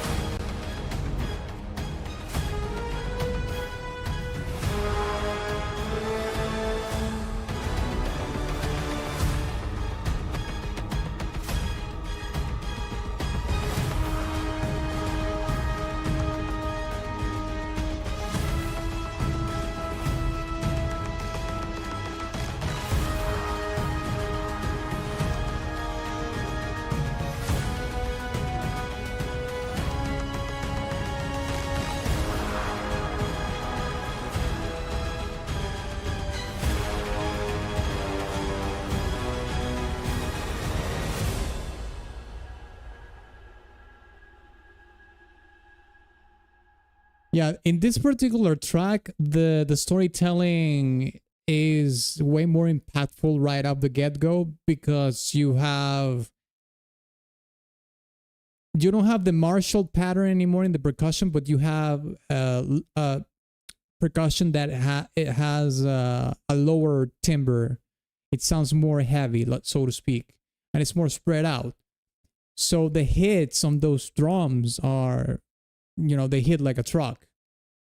But you also have the brass. The brass in this song is a menace. You know what I mean?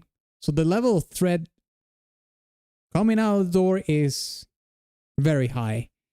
However, I think there is like two opposing storytellings at a point in the song in which you have the meanness of the brass, which retains that menace and that threat of maybe this is a boss battle as well. I'm not really sure. But whatever challenge you're facing, that's where the challenge is in the brass.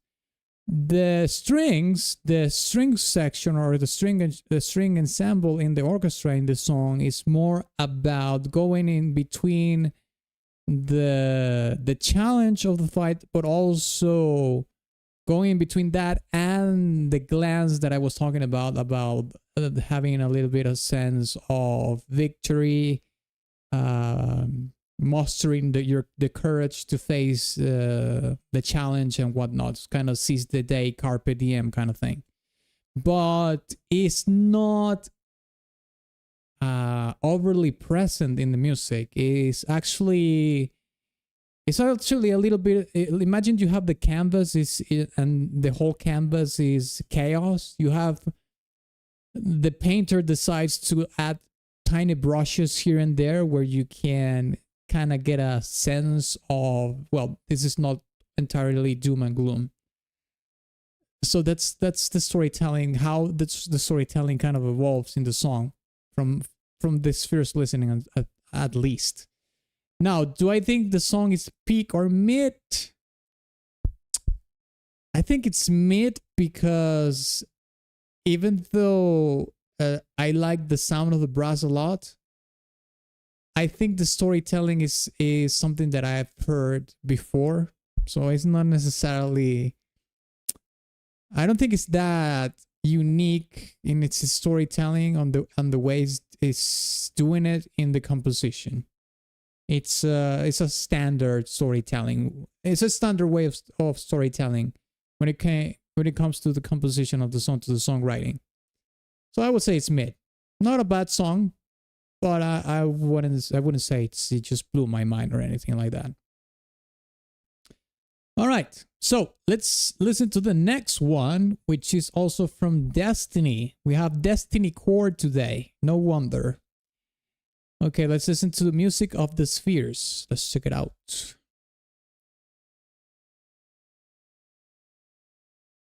Okay, here we go. Oh, the name of the song is actually The Path Luna. My bad. This seems like a random upload. Might as well listen to the official one. Archive of release the Destiny music. The Path Luna. The thing is that I don't know if those are the Path Luna though, so I'm gonna have to listen to that first upload. Okay, might as well. Let's listen to this one.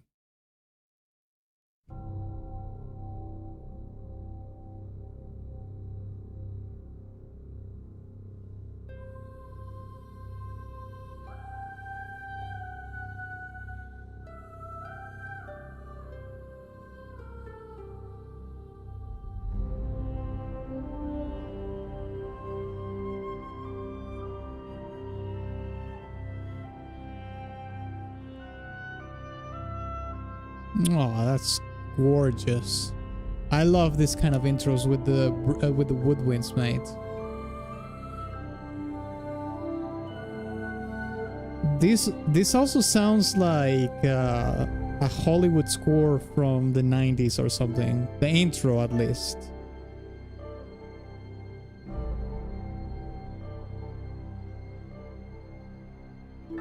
Holy nostalgia. Well, yeah, this is from the first Destiny, so yeah, kind of like checks out.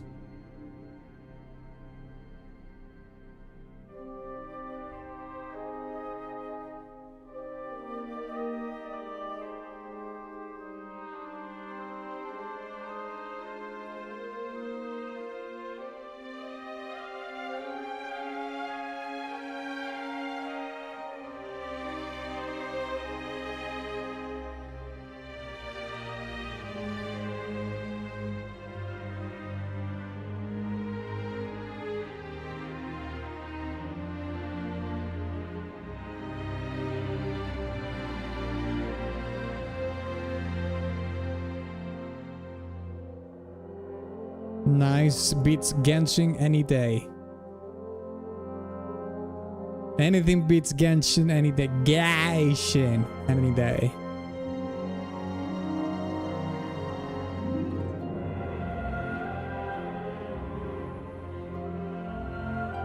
It was definitely a fiend for Destiny 1. Remember doing Vault of Glass hard mode when it first released and getting the Vex Mythoclast first run. Good days, man. Isn't it cool to have memories of games that we you know, became so enthralled into them that, you know, when you listen, I mean, like I said, I don't have any emotional attachment to this series, but I can understand the sentiment, right? And you listen to a song like this, that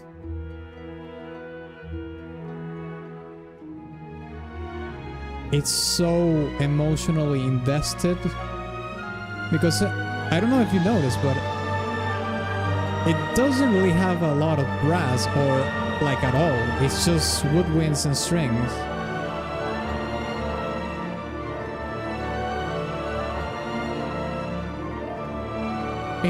Oh yeah, it does have a little brass on it, but it's not the spotlight at all, like on the previous song that we heard.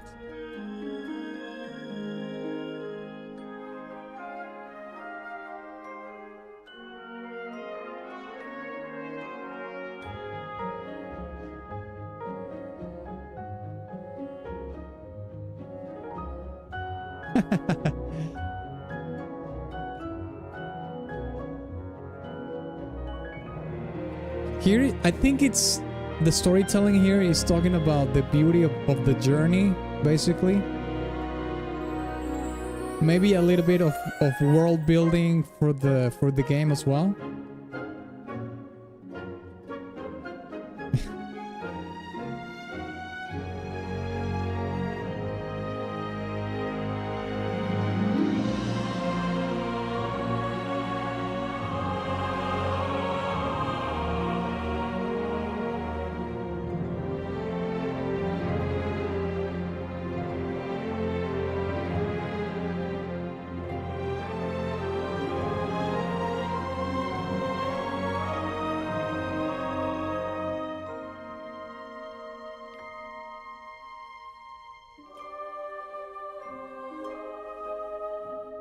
There is a sense of wonder as well.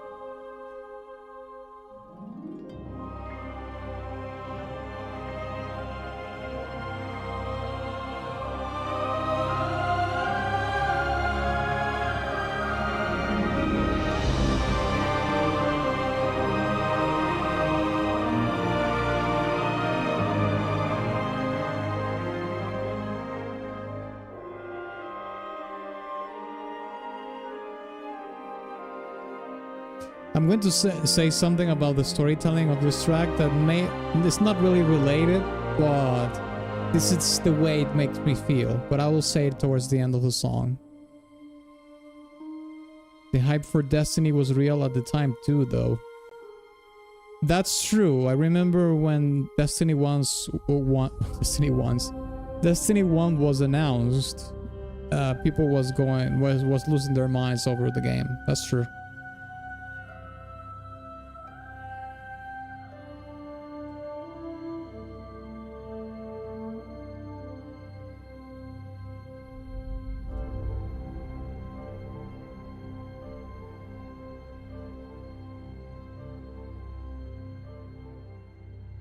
Okay, this is how I felt when I was listening to the song. You know, the song is called The Path Luna. And Luna means moon in Spanish. Luna is moon in Spanish. And speaking of the moon, you know, we did go back to the moon with the Artemis mission from NASA this year. Now, I don't think people understand how big of a deal that is. I don't think people understand how big of a deal that is that we went back to the moon. Even I don't know if you catch some of the things that the astronauts that were on the mission said about their experience when they went there, but it was something that I think healed the world a little bit, seeing that happen. And this song makes me think of that experience that they had going to the moon again.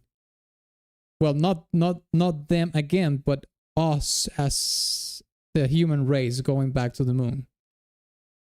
And it's all about the beauty of the journey, the wonder of seeing something that is so much bigger than you.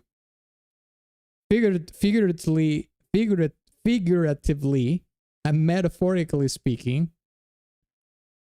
but also sort of the pain that comes with the knowledge that that's something that probably you will never experience ever again in your life. You know what I mean? Which is something, but which is really sad, because you going to the moon. Imagine you are the part of the astronauts in that mission. You know that's going to be the most important moment of your life, and at the same time, you know that experience is not going to be repeated ever again. So it's quite literally a once in a lifetime experience that not only you're going to live, but billions of people are not going to experience that, at least for a fair amount of time, you know what I mean? Until we have, you know, space travel with tourism, people visiting the moon, which it will eventually happen, but it's gonna take a minute, if you know what I mean. But at this point in time, you know, going to the moon is that. It's just a once in a lifetime experience that very, very few people in the history of the world has experienced. So the pain that comes with that is, I mean, the joy that comes from that is, I can't even imagine the joy that you can get from that kind of experience. But you also have to think about the pain that the fact that you're not going to have that experience anymore causes in you. I mean, I would feel that so hard, you know, coming back home, coming back to the earth and thinking, shit, like I just went to the moon. I did something a handful of people have done, including me. And I'm not going to be able to experience that again. Like, what else are you going to do in your life after that is going to be on that level? That's your peak. And you're not going to see anything else that is just going to be as on that magnitude.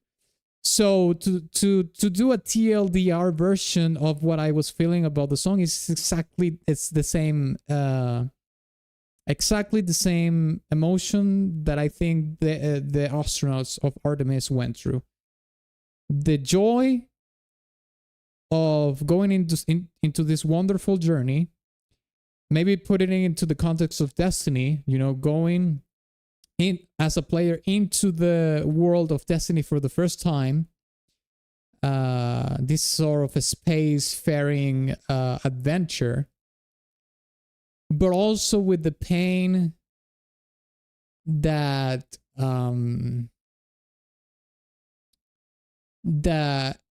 that if you put yourself in the shoes of a space explorer, you know that there are certain things that you will not get the chance to experience again. So it's a once in a lifetime kind of thing. Destiny and GTA 5 are two of the four horsemen of long ass video game stalls. Oh really? I don't know how you know, how big was the install for Destiny 1? I mean, Destiny 1 was released what, in 2012 or something? I mean, if it was at the time, maybe 50 gigs was a lot. I mean, 50 gigs is a lot still, but nowadays we see games on 100 gigs and it's like, well, yeah, that happened. But maybe at the time, 50 gigs was insane. But I don't think it could have been 15 gigs or something. Maybe 30? I don't know. I'm just waiting for we to discover aliens on the moon. Agenda. Yeah, well, they were talking about aliens a couple of weeks ago, but I don't know what's gonna happen. Destiny 2 is 150 gigs. Well, Destiny 2 makes sense because it's like 10 years of content, but Destiny 1, I don't know how much it was. Anyways, sorry for the tangent, but I think it had to do with the feels that I got in terms of the storytelling for both Artemis and Destiny 1. Okay, let's check the next one. The Last Array. Here we go.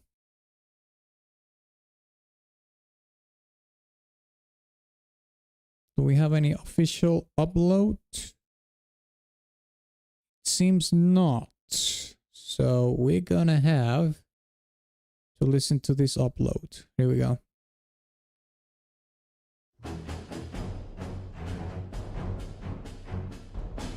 Don't be sad it is over, be happy it happened.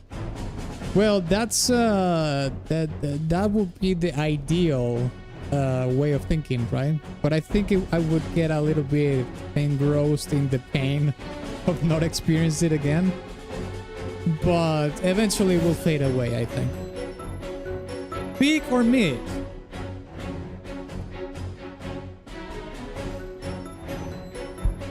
It's almost peak.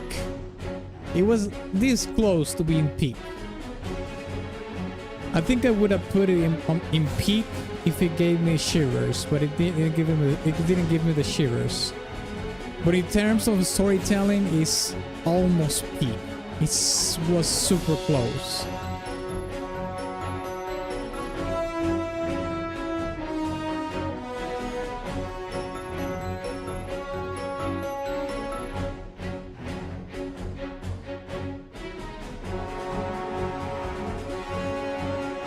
See some Destiny 1 gameplay as well.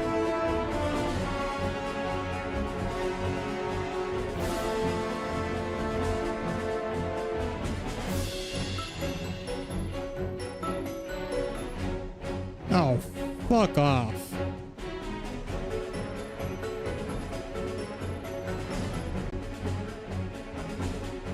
You gotta be fucking... Oh, there we go.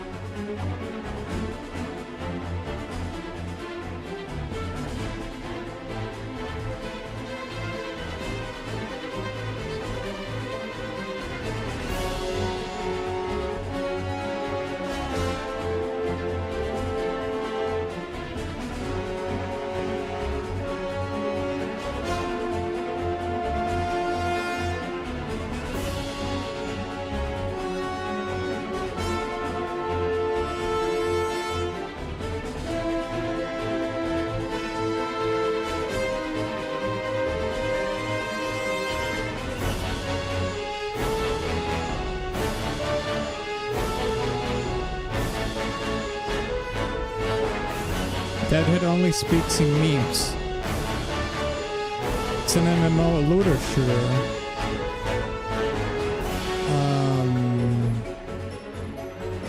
Well, I'm not really sure if it's an MMO. It is a multiplayer looter shooter, but it's not a massive multiplayer. For it to be massive, it would have to be like open world massive, where you can find hundreds of players at the same time. I think Destiny was more based on missions. You get a group and you do missions and whatnot and raids. But it's not like you're in an open world like World of Warcraft. That's my understanding, at least. Not really sure.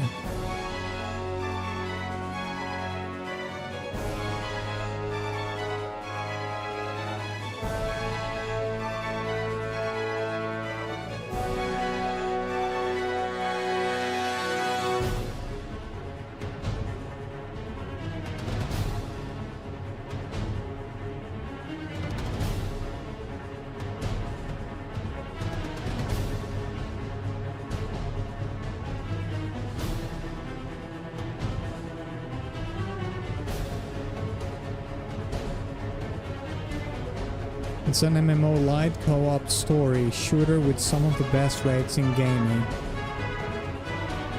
Yeah, I think I would like to play the raids for sure.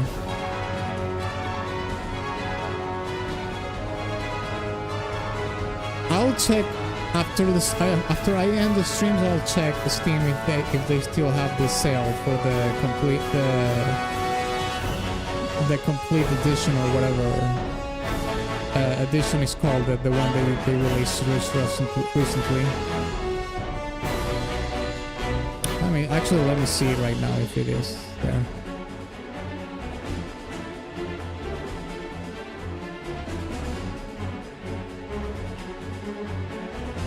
Yeah, collection. It's on sale, exactly.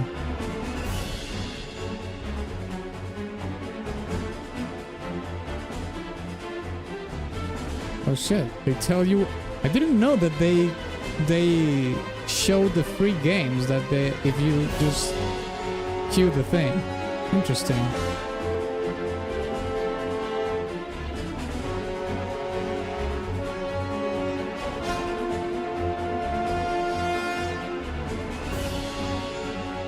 Yeah, it's still on sale.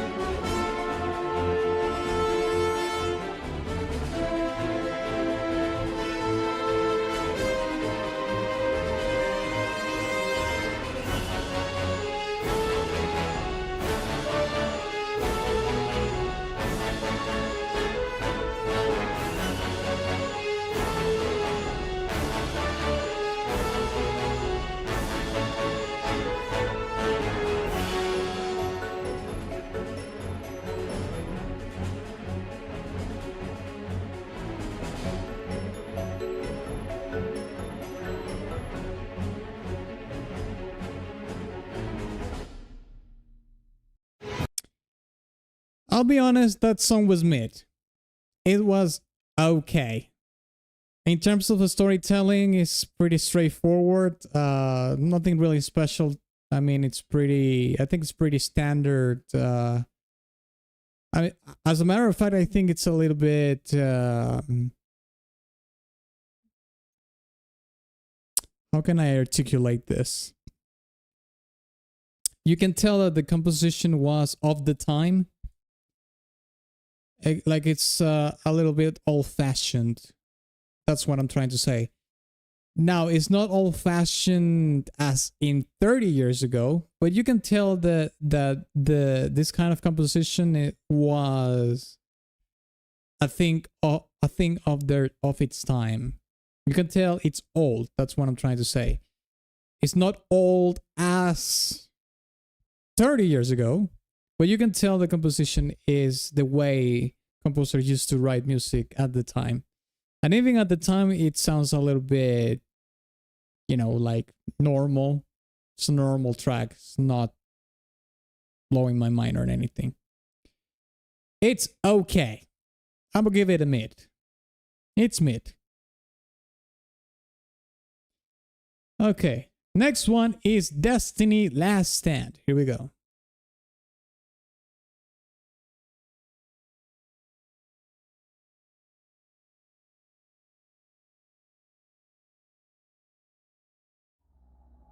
Actually, let me see. Is this the Taken King?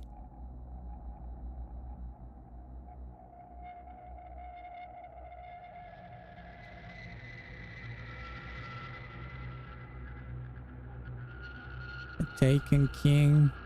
gameplay.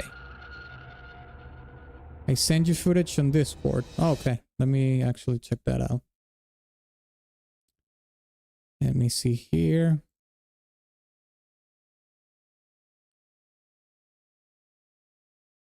Oh, great. Let me copy this link. Paste this here.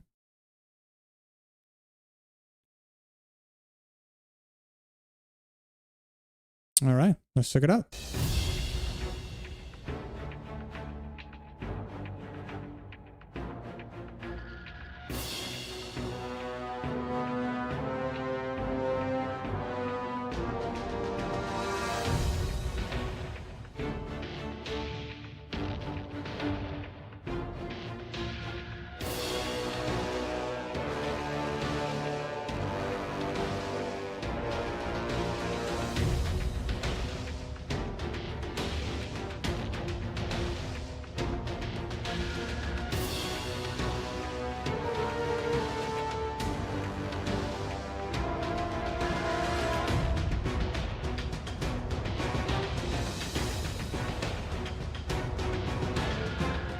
This track actually smacks.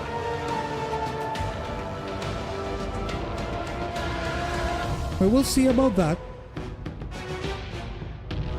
I have to listen to it first.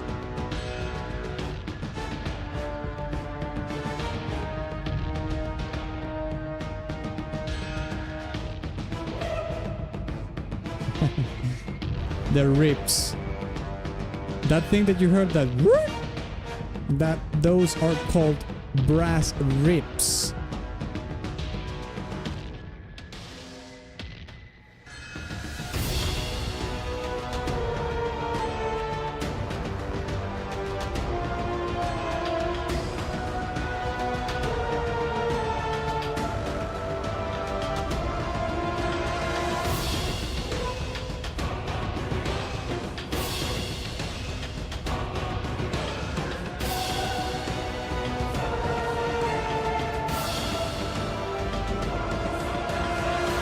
This raid was a biatch first time around.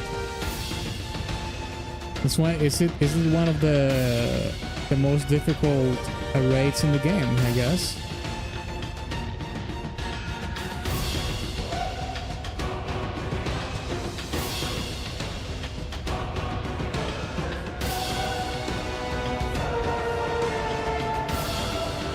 So how does the gear work in this game? You have to play missions and kind of farm the items?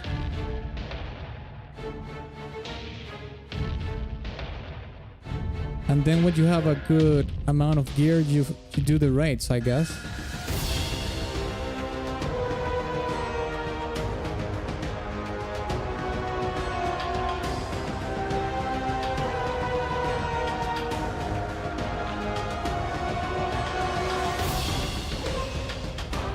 Imagine Borderlands, but looter shooter MMO style. Well, yeah, in Borderlands, you just have to play the game and wait for the good weapons to drop. That's pretty much it.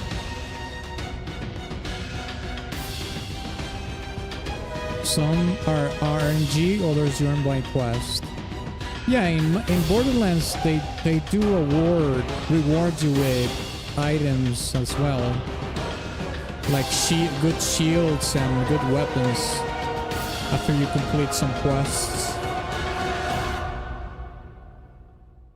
Path of Exile, but it's shooter. Mid. For me, mid. I think it's the same as before.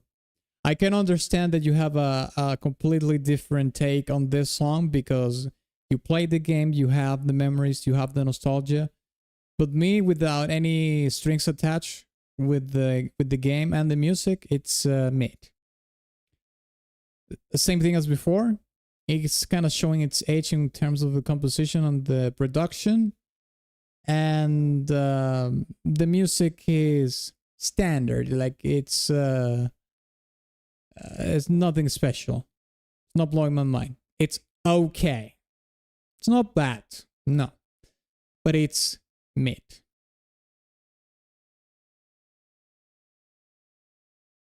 Maybe if we actually do the Destiny tournament, that's probably the place where we're going to find the Destiny S tier tracks that are going to into the playlist for sure.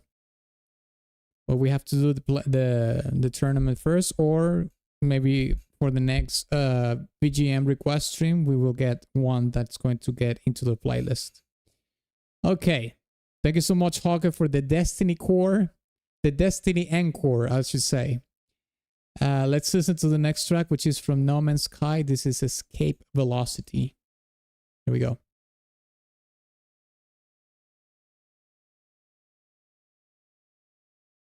But imagine the most convoluted quest line just for one gun. Dang. Ooh, I don't think we can hear this track.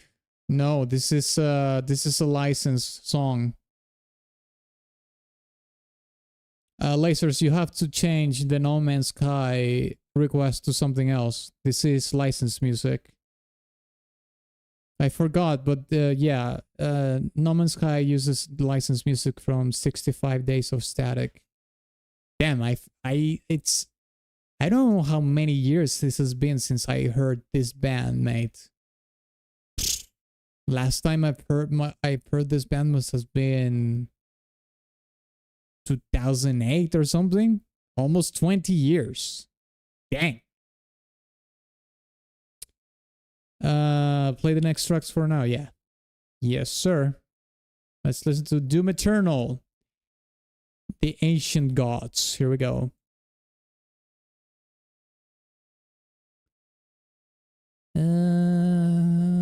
Under Hurlshot, the Blood Swamps, heavy fighting. Here we go. Yeah, it is this one. Here we go.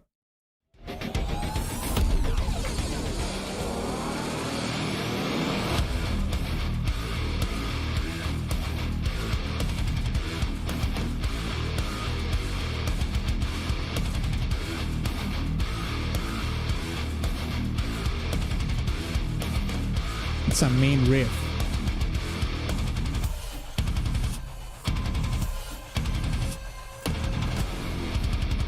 Ooh.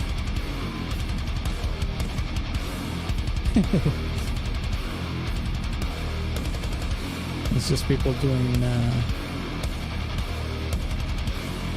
covers.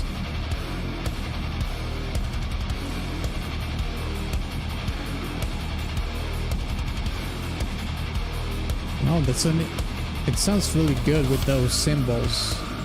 The ride. Ooh.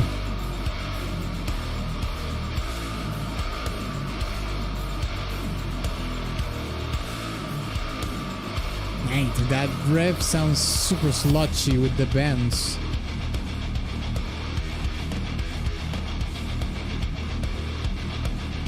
Holy shit.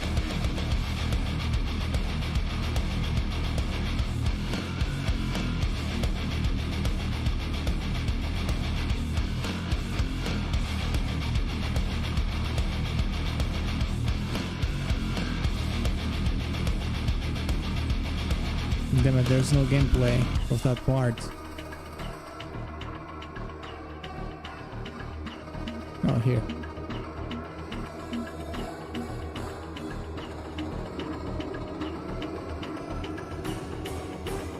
There's no Mick Gordon in the DLC. Well, as far as I understand, he had a big fall off with the director of the game. He did an entire blog post of what happened. So he did like 2 songs for the game, and then they hired someone else.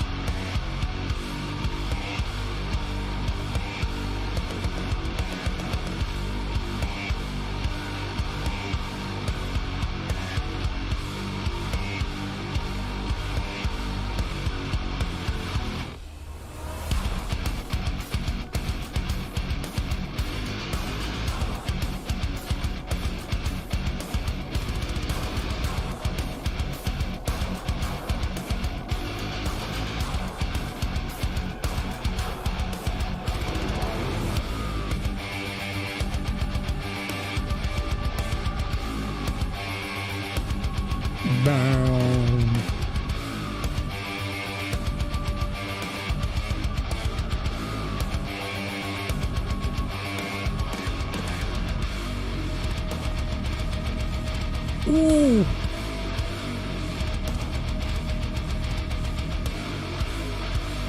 Mate, that riff is naughty. Bam, bam, bam.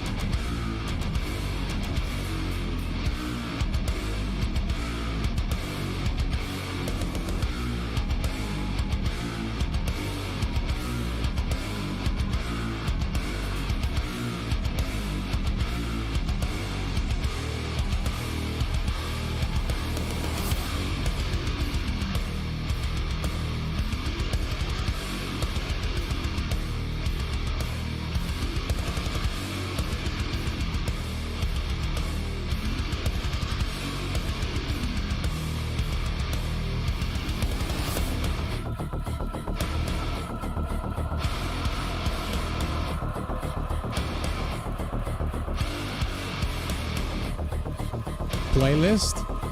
I'm thinking about it.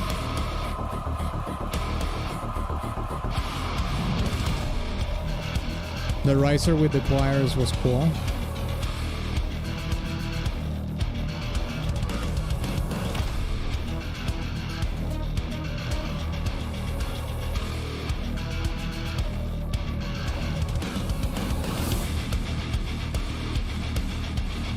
Oh, that change to the rhythm was sick.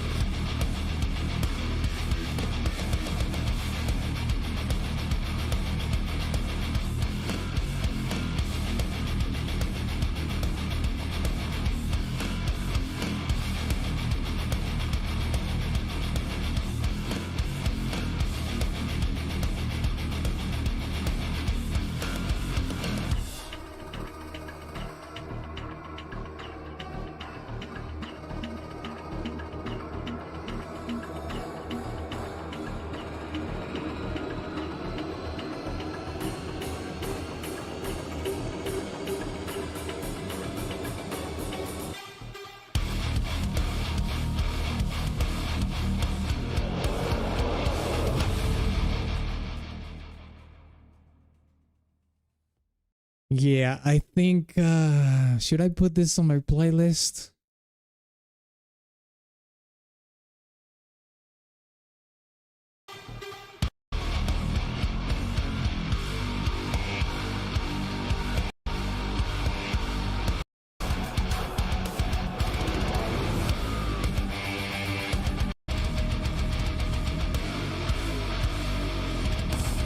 Oof.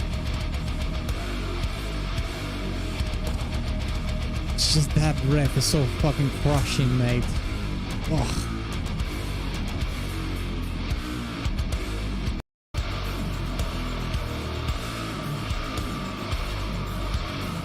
Yeah, I'm adding this to my playlist. Fuck it. Fuck it.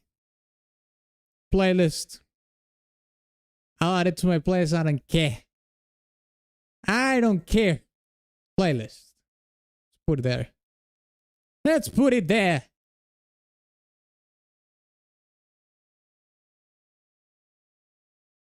Playlist. Put it here.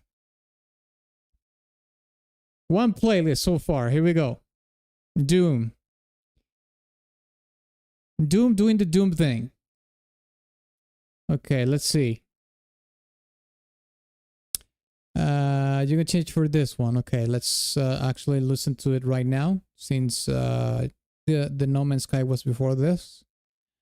Far Lone Sails, Colored Engine. Here we go.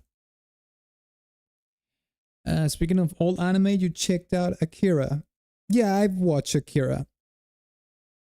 I did watch that movie, yes.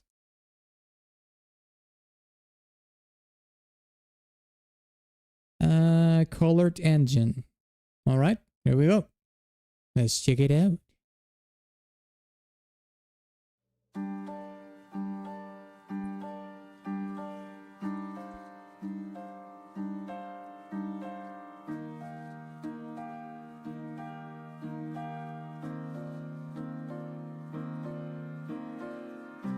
Gamimi gameplay. Gameplay, here we go.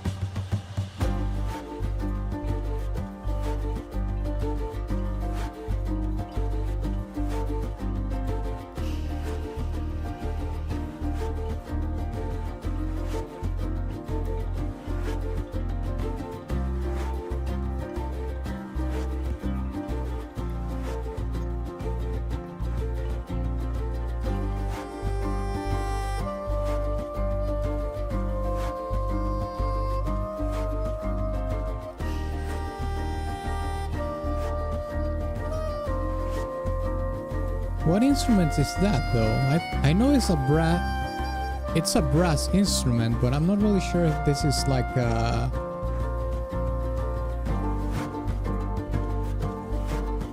I don't know if it is a sassy sax or a trumpet. I can't tell.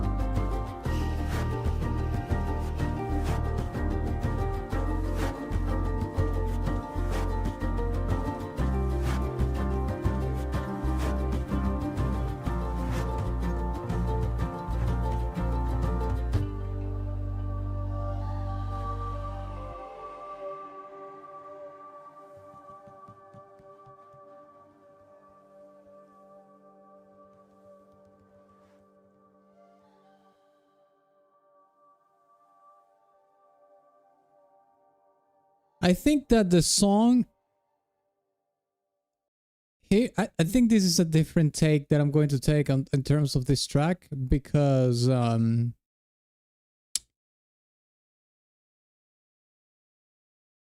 think that the song, in terms of listening to it isolated from the game, is okay. It's very repetitive. It's very loopy. So for listening purposes outside of the game, it's mid. But watching gameplay from the game and imagining how the song is implemented in the game, I think it's on a higher tier. Like, if I were to rank it outside of the game, I would say it's a C tier. But if I were to rank it with the game, inside of the game, listen to the song in the game and watching sort of the vibe of the game as well, I will put it in B tier, myself at least. Because you can hear that the song sounds very organic, has a very organic instruments. Although it's fairly minimalistic, there's not a lot of layers, there's not a lot of instruments in the music. So it makes the song sort of easy listening.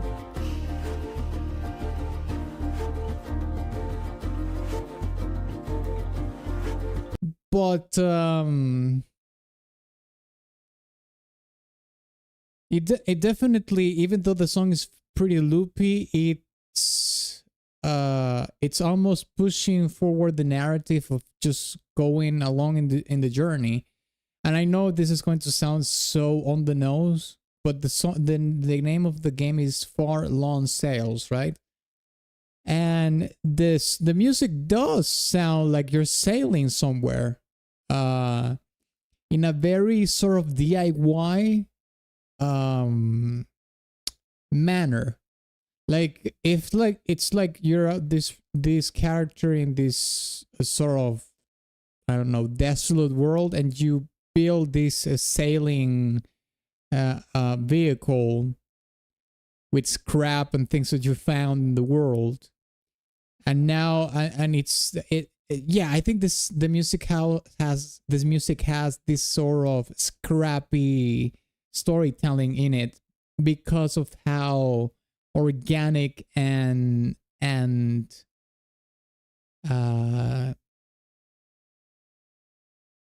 constrained in terms of the instruments involved. So I think it adds to the storytelling and the world building quite a lot. So I think it has fantastic storytelling and world building, but that is when the song is in context with the game. When you listen to the song outside of the game, I don't think it's that much of an enjoyable experience. But listening inside the game, I think it works so much better. And that happens with a lot of songs. A lot of video game songs work way better in the video game than outside of it. And some songs work really well in the video game and very well as a listening experience outside of it. So there you have it. Okay, let's listen to Gris Gris. That's gray. Gris is gray in Spanish.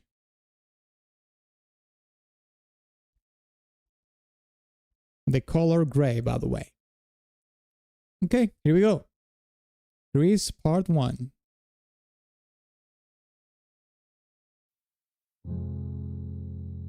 Think it's just gris? Okay, so it's a silent S. Okay. Well, the word gris is gray in Spanish, though.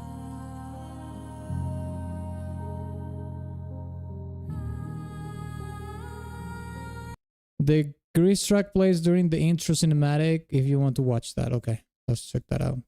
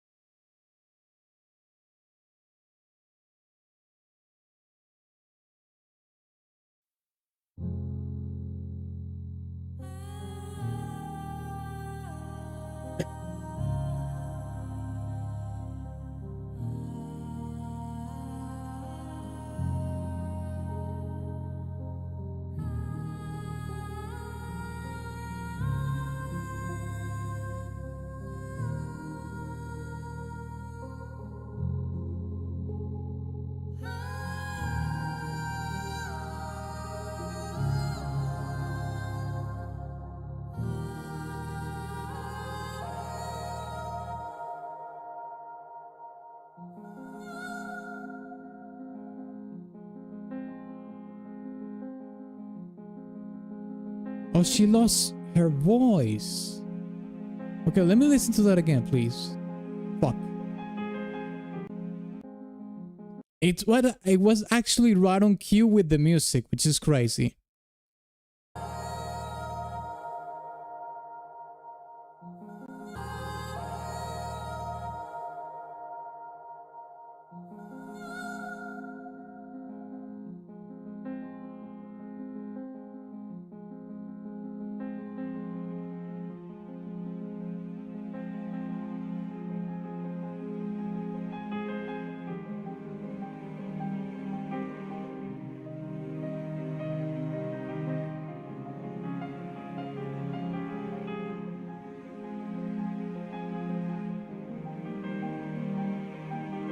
Holy shit.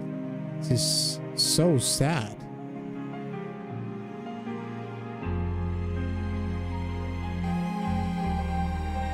Ooh.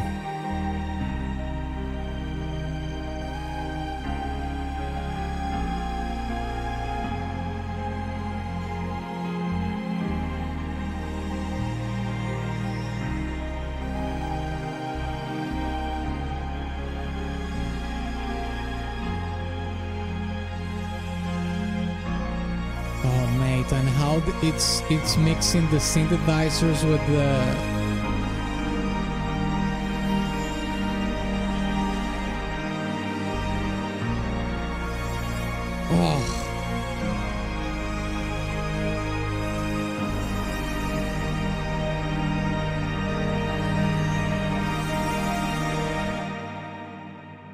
and it has an unresolved resolution. Of course it does. Oh, it's not over the... Okay, that was a fake resolution. Very TC. Very TC.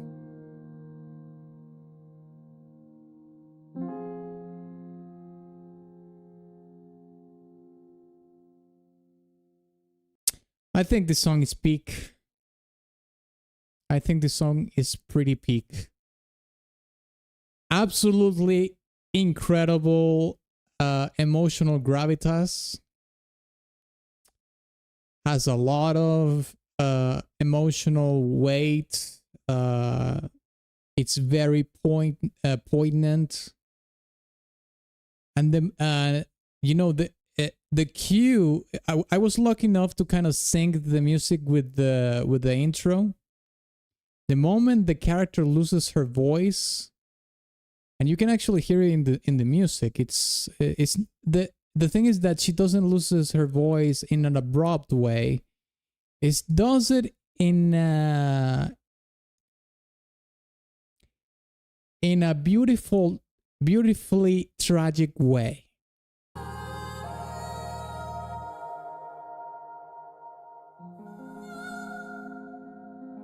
You can hear, let's listen to that again.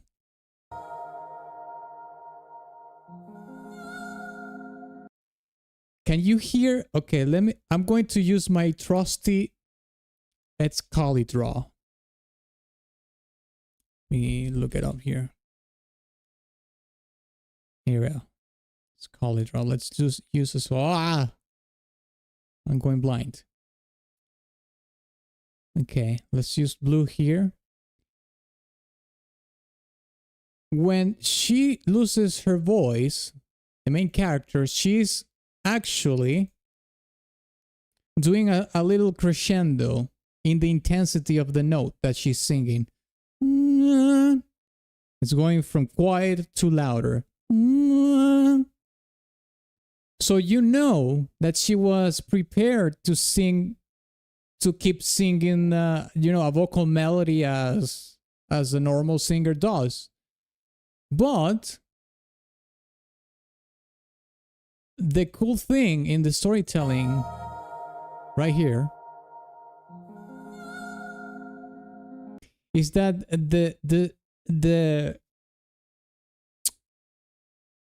cut is not abrupt. It's like she does the crescendo and then the diminuendo comes in, and the voice kind of fades away. So the way I interpret this is that the character feels like she's still singing the song, or the melody. It still feels great here in her vocals, but the moment she starts hearing her voice fading out of the note is when she freaks out. It's not like she feels like a constraint here or a kind of corruption that I lost my voice. No, it's that it's just stopped sounding. You know what I mean? So this might be like a super minute detail, but I think it's the most important detail in the storytelling of the song and of the singer as well. The storytelling that the singer is doing here, because the fact that it does have that diminuendo means that it's almost like the world is deprived of sound and she doesn't hear herself anymore. It has nothing to do with her capability of singing in her vocal cords. It's almost like the world becomes muted, so to speak, and she can't hear herself anymore. And that has a profound meaning if that's the case.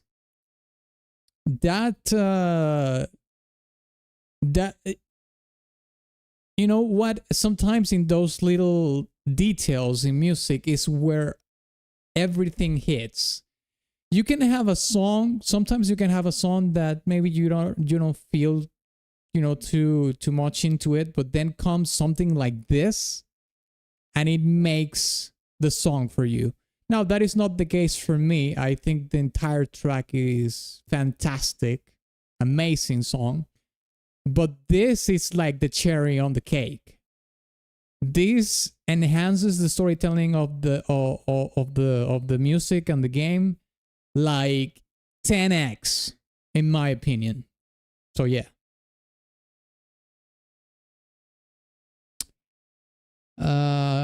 So I have to sleep. Wish you guys a nice day. Okay, Hauke, thank you so much for coming by. I'll see you tomorrow for the stonk, okay? Have a good night. Context required? Yeah, I mean, the context it's always going to be come in handy, but just as a first impression, gut feeling, I think that was fantastic, and this is a playlist for me as well. What a beautiful song! This hit in the feels for me personally, I would say. All right, let's check the next song that we have in the queue. Let's see here.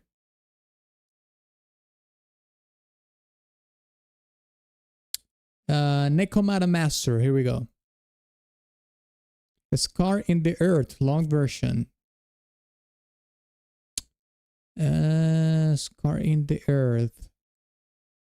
Well, I don't see anything that is called long version, but I guess is the one that is called full version.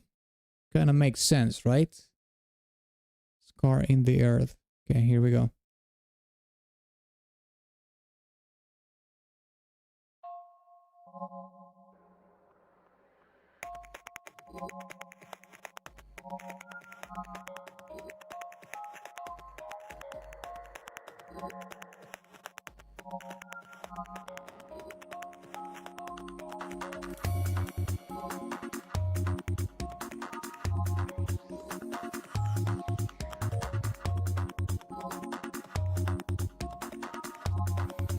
Hardcore is good, but it's platformer, nah.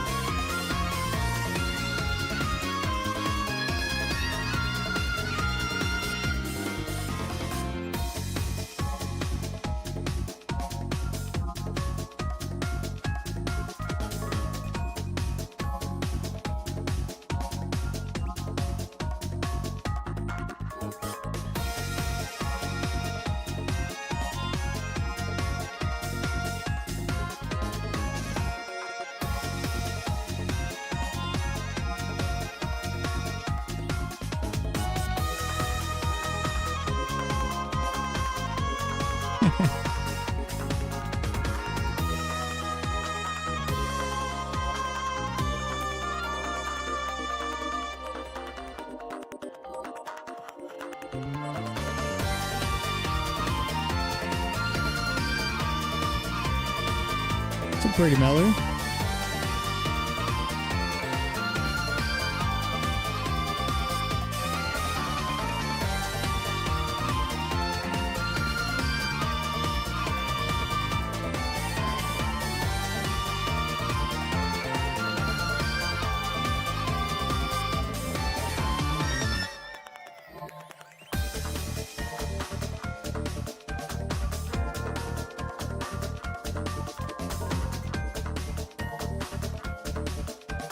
No, that's right, this is a rhythm game.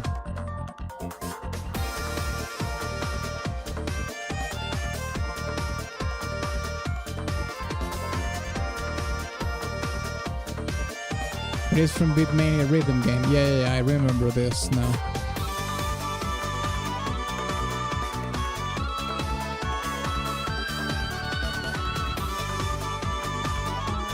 It's actually here. Necomata mastering Scar in the Earth.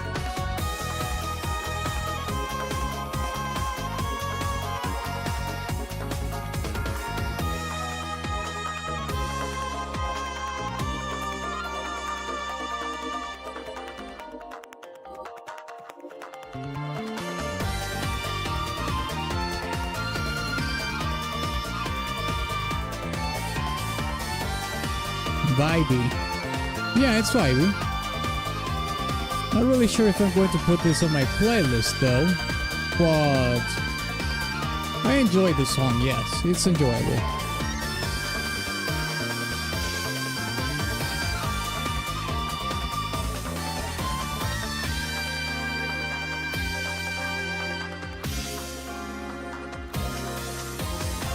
Deadhead says repetitive. It is a little bit repetitive, sure. Deadhead hates everything. Deadhead is his hater.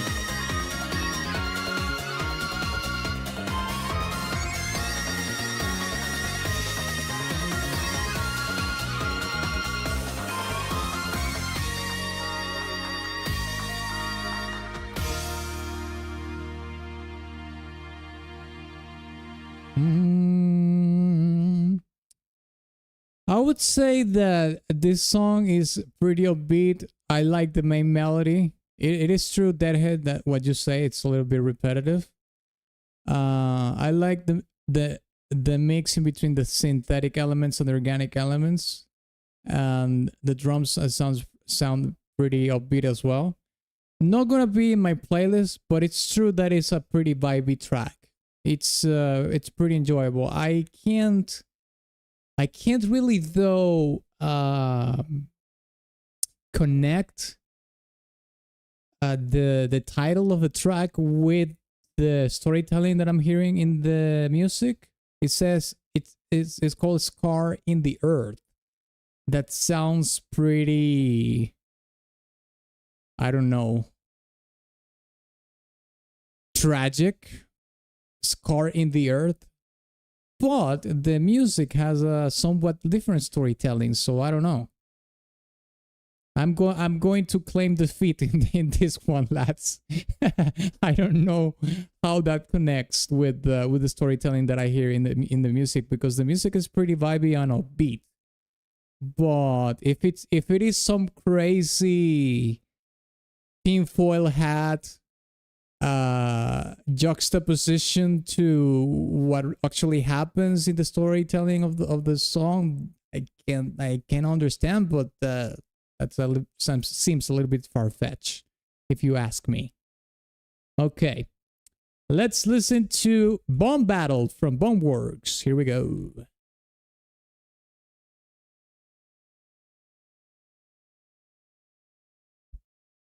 Bomb Battle, let's go.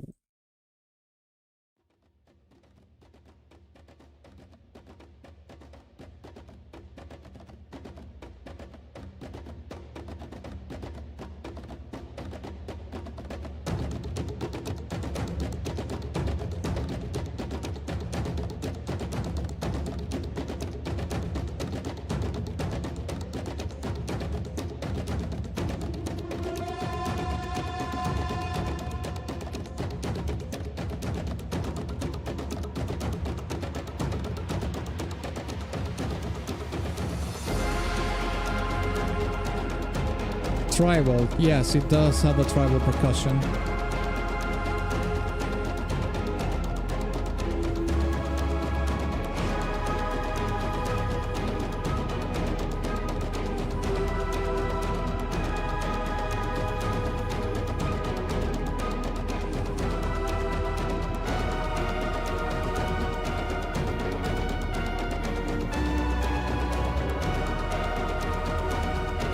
I like the the mean dark chords.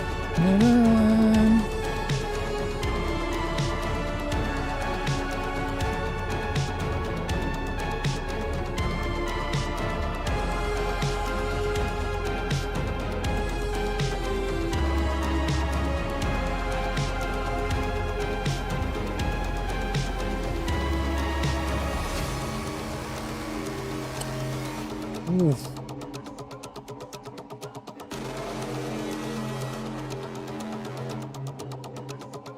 That synth sounds mean as hell. Ooh.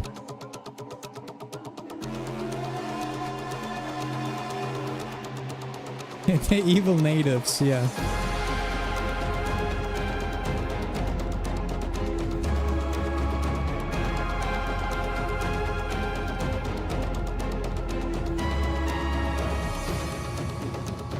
The squires are so cheesy, but I love them, mate.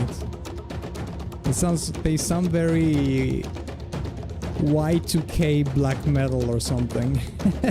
Timo Borgir kind of thing.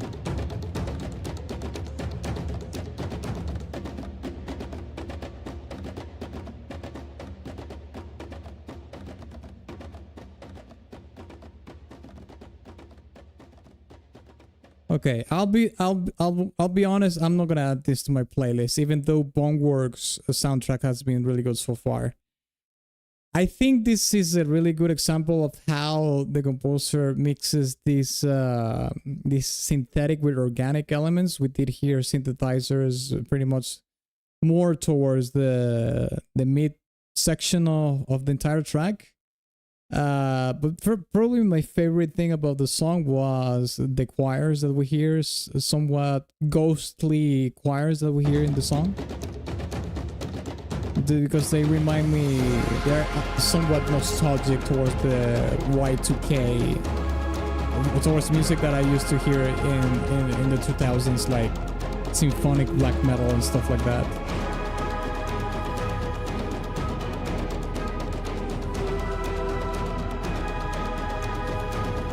And also some of the orchestral elements sound a little bit influenced by Hollywood films from the late 90s or early 90s as well. I would say throughout the 90s, but probably 90s, beginning towards the mid, yeah. And you can hear you can start to hear the drum samples and the synthesizers coming in towards the midpoint. Certainly, I mean, this entire soundtrack has a very dark vibe, of course. I mean, I don't know if this is a boss battle. It's called Bond Battle. I don't know if this is a boss battle or a regular battle theme. But you can definitely hear the darkness and the threat in the music, especially with this synthesizer that we hear here. This one. The introduction of that synth here, it's insane. It adds... And you know what's crazy is that the composer subtracts everything from the song, like the strings, the choirs, everything, and just leaves that synth, and it sounds like it's the coming of the apocalypse or something. So it's kind of crazy that he reduces the wall of sound, so to speak, to fewer elements. But the sound design in the synthesizer, it's so mean that it kind of sounds like this is when the shit hit the fan. But it's not gonna make it into my playlist. I would say for me it's meek, in between mid and peak. But I like the storytelling. Okay, let's listen to the next song, which is 13 Sentinels. Breath Overload. Here we go. I bet $100 billion that this is going to have an anime girl as a cover art. Let's see.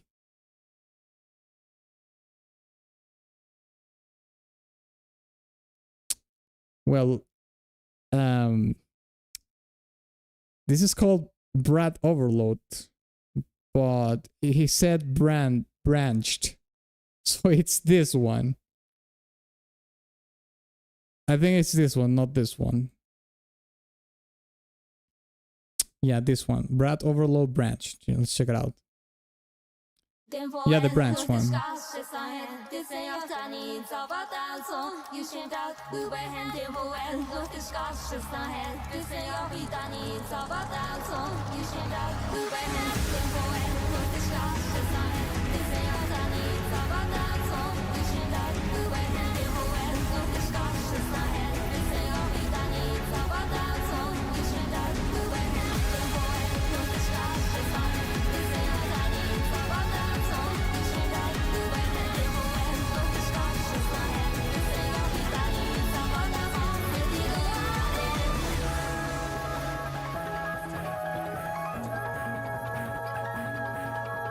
Oh, those arpeggios sound really cool.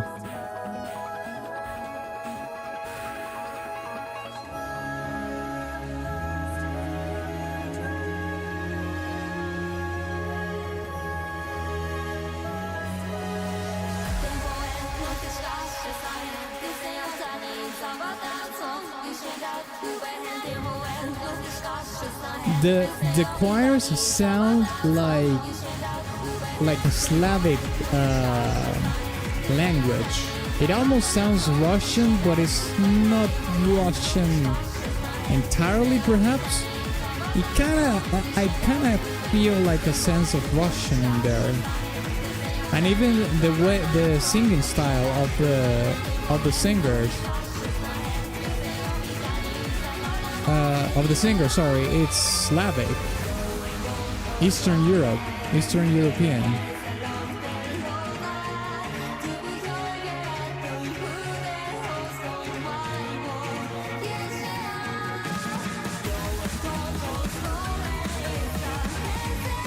Okay, it changed completely here.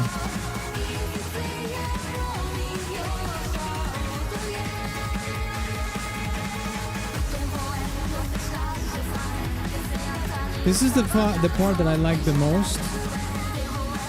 The vocal style, and it's quite intriguing to me.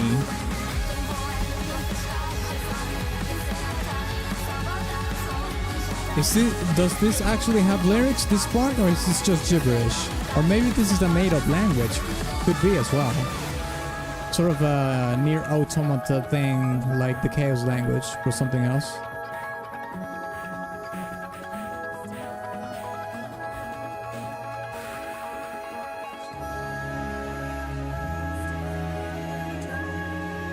It's Japanese.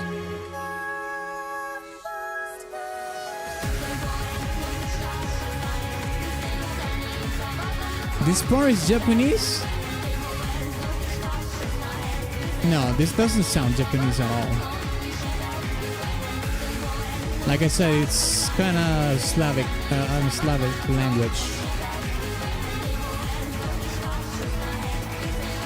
Or Eastern European. Sounds like it. Hitoshi's made up language gibberish. Okay, there we go.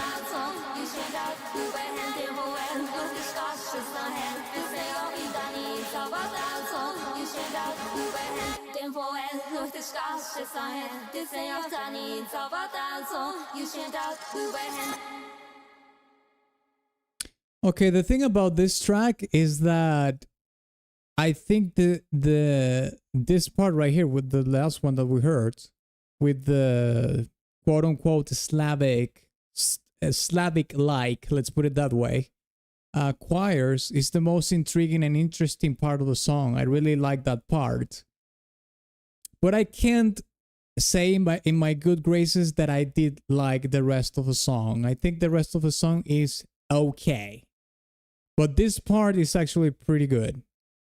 So it's not gonna be peak. I can't put it in mid either because I like some of the songs, some parts of the song, specifically this one. So I would say it's meek, but it's meek more towards mid than peak. So low meek. Let's put it low meek. Well, the vocals are fire, mate. That part that sounds kind of a Slavic with the made-up language. That was cool. I'll well admit that myself. All right, let's see what we have next. Okay, we have was Dragon Ball Xenoverse track. This is the Frieza theme. Dang. Ay caramba. Check it out. And actually, before we listen to this song, let me check something here. The bot, it's still... Oh, the bot is actually alive. So, just a reminder, now that we have reached pretty much the middle of the stream, is that tomorrow we are going to do another stream here in YouTube. We are going to be doing a tier list, or we're going to be to begin a tier list for the entire soundtrack of Fate Samurai Remnant, okay? That's going to be tomorrow here in YouTube at 1 p.m. EST. And next week, we are going to be having a video game music tournament that is racing themed, okay? We're going to do only racing games, racing music from racing games, and we're going to be pitting the best songs that you have chosen against each other, okay? If you want to participate, you just have to join my Discord. I'm just going to leave it here in the chat. The only thing that you have to do is go to my Discord, join, and in announcements, in the announcement channel, you will see the instructions for you to participate in.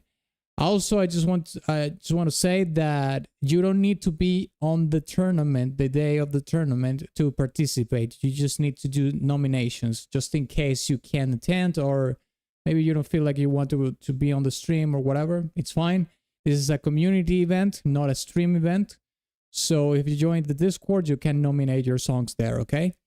And the final reminder is that you follow me on Twitch. The link is in the chat right now, because we're also going to do an anime music request stream on Twitch next week. That's going to be probably on Saturday, okay? So Friday we're going to have the tournament, and on Saturday we will do the anime music request stream, okay? And with that being said, let's continue listening to the songs, okay? Let's see here. Frieza theme. Here we go.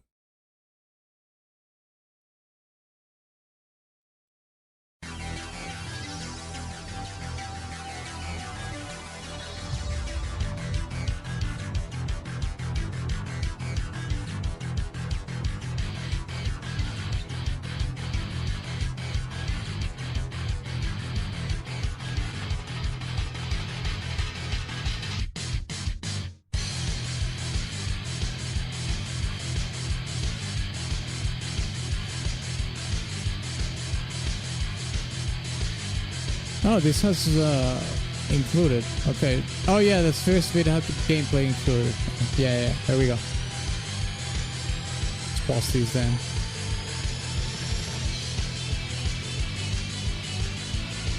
Racing games have a lot of licensed OST. Well, I did clarify that in the thread, and I gave you examples of many games, racing games, that don't have licensed music. So that's not an excuse.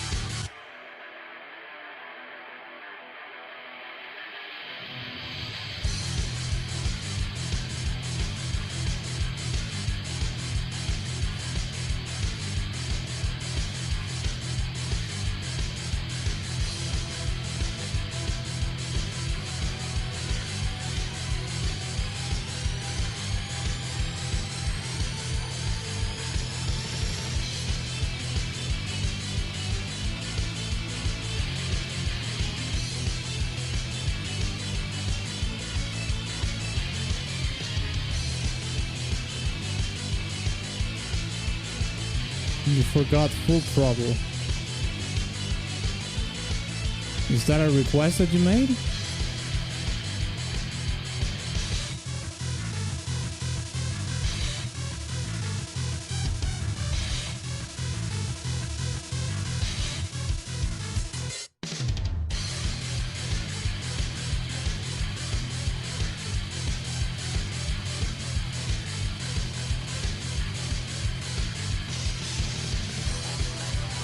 No, I'm about the racing tournament. But Full Throttle is like a point and click adventure game. Like, yeah, sure, it's about a biker and whatnot, but it's not a racing game. Unless you're talking about another game that is called Full Throttle that I'm not aware of.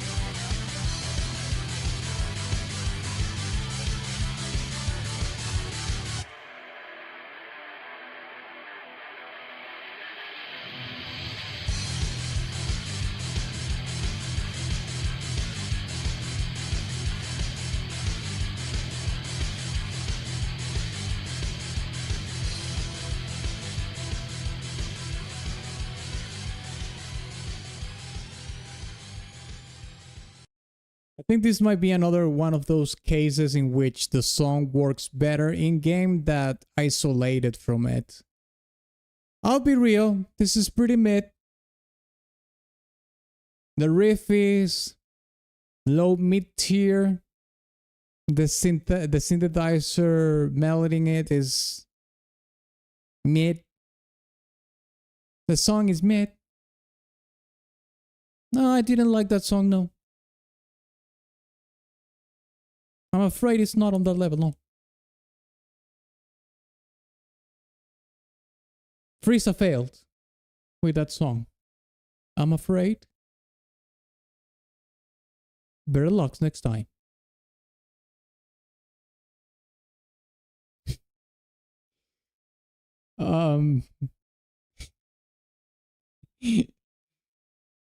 Let's see if we have better luck with a Super Mario Galaxy.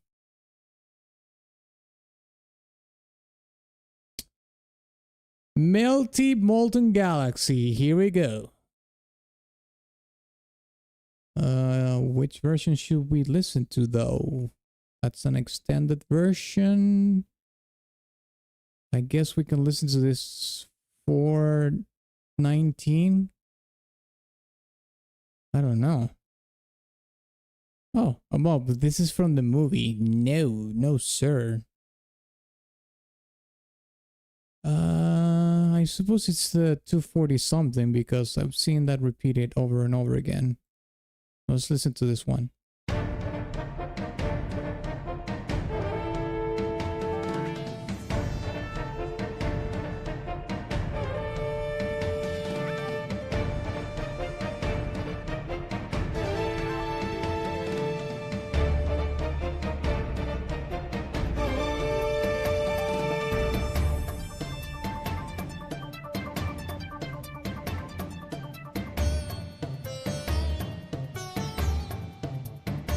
Jonathan is trying to get me with the song with the Arabic influence, with the Middle Eastern influence. You think I don't know what you're trying to do, Jonathan? You really think I'm that naive?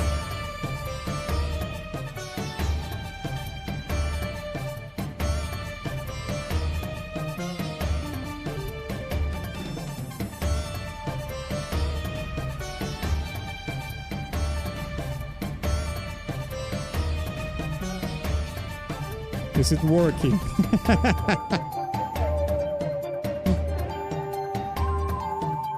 Don't try to pull a Hillary Clinton on me, okay?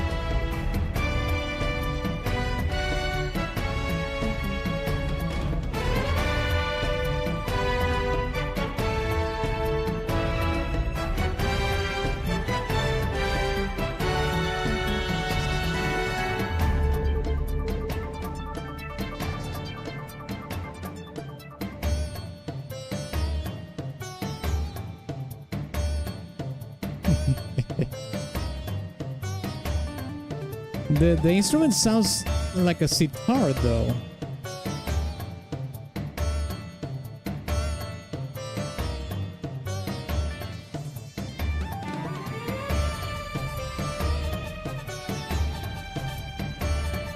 Nintendo music is pretty above average in terms of quality. I can agree with that for the most part. Okay, well, I know your strategy here, Jonathan. I would say that yes, the Middle Eastern sitar part was the hook for sure. Now, is this song peak? No, it's not peak. All right. I would say it's meek. It's not mid because I like the sitar part, but it's not peak either, so it's gonna be meek. I mean, the storytelling is pretty self-explanatory. I think it's just about you know, this is a stage level song. It has that Middle Eastern Arabic influence, but I think it's doing the melody in that regard. But the instrument, I think it's a sitar, and sitars are from India, as far as I know. So it's mixing to an Eastern instrument with a Middle Eastern melody, which I think it's pretty cool. Has a pretty low-key tribal percussion to add more sort of exoticness vibe to the stage level. Might as well just check it out to see how it goes. To see how it is, sorry. Melting Molten Galaxy. Let's see if we can actually check the stage in which this belongs to. Yeah, that's what it looks like here. Check it out.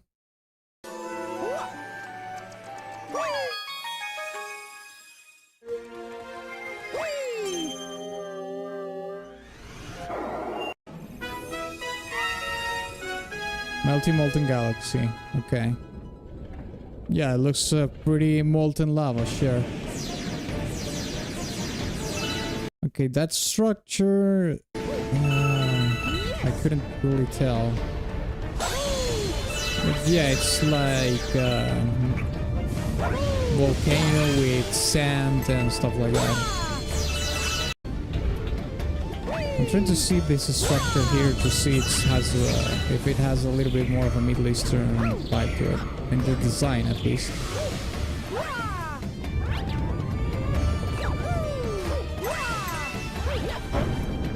Not really. It's more about the music than anything else. What's giving that vibe. Okay, fair enough. Okay, let's listen to the next track from 13 Sentinels as well. This is Edge of the Future. Oh yes, I like to etch. My favorite thing to do. Edge of the Future branched. Here we go. Might as well just watch some gameplay as well. 13 Sentinels, Aegis Rim, gameplay. Oh, I do remember that you requested something from this game. Yes, I did.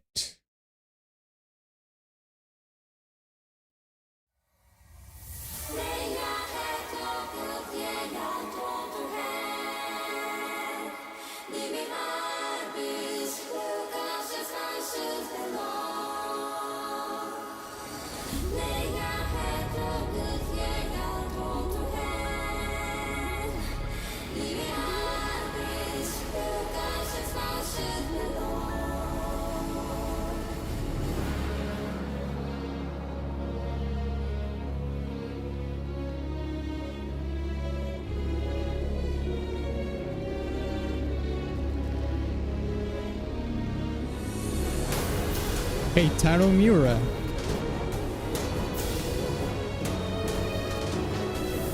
Maybe that character is a tribute to Kentaro Miura from Berserk.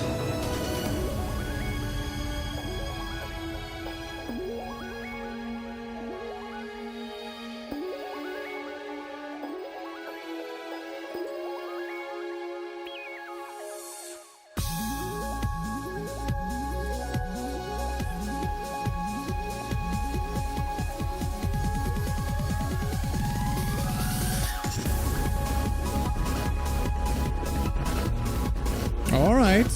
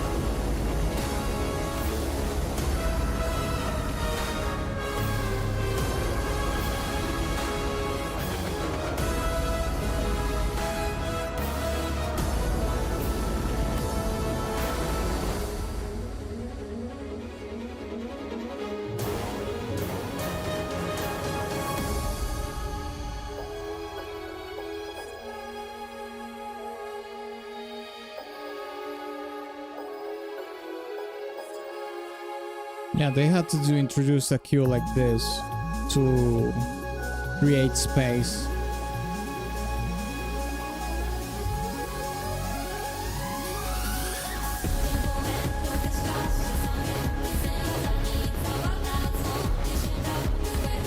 You hear that? It has again that sort of Slavic touch to it.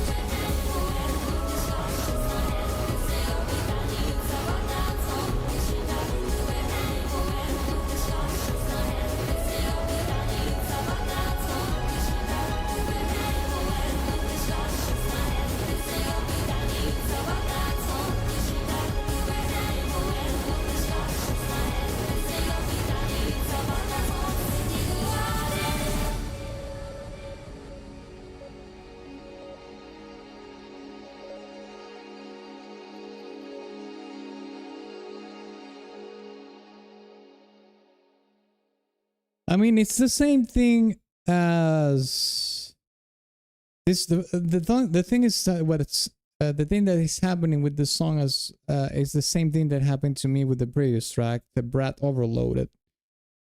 Sorry, is that it has that made-up language that Conkel says. That's the most interesting part of the track. This one, though, has more traditional electronic music elements, so it's a little bit easier to get into the song. But in terms of the songwriting and the composition, it's mid.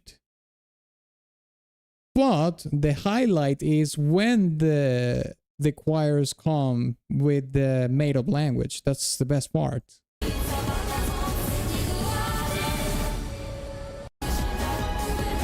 Basically this part.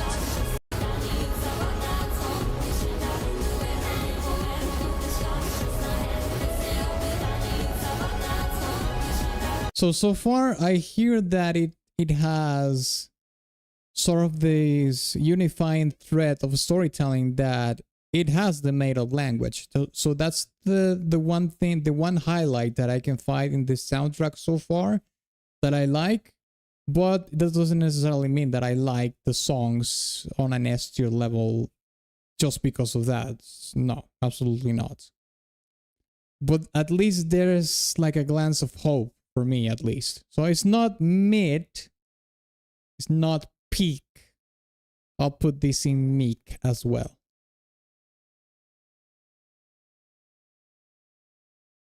Okay, let's listen to House of Monogam from Boneworks.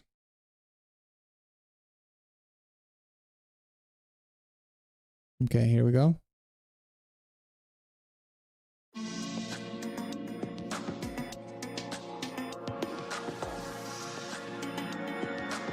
What the fuck?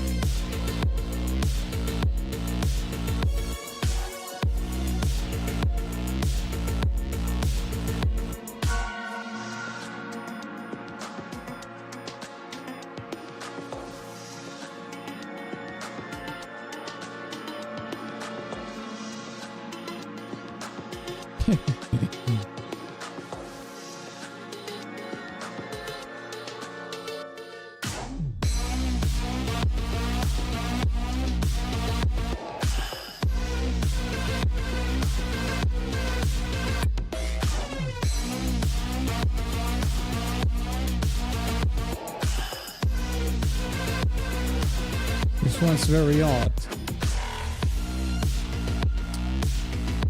I mean, I wouldn't say it's like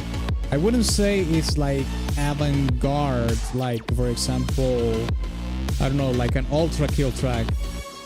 No, not on that level, but it does have a different vibe from all the other songs that we've heard so far.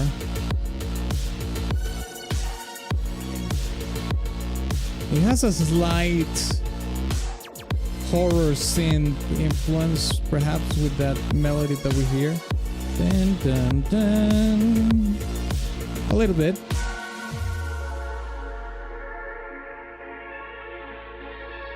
Holy shit.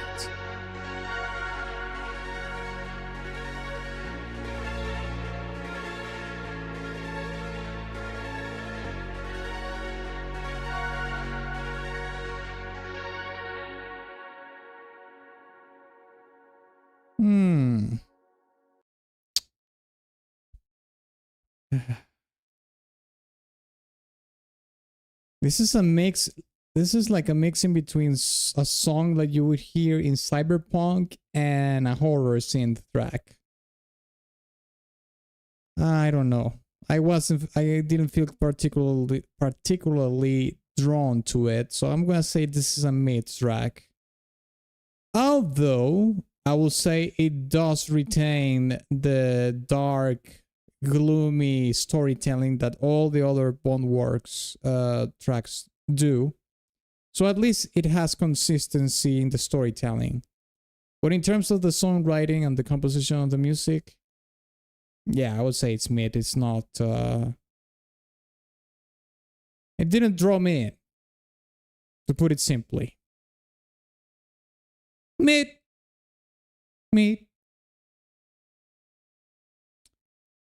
Okay, let's try the next one. Next one is Conkel Core. The space hitting in the moon.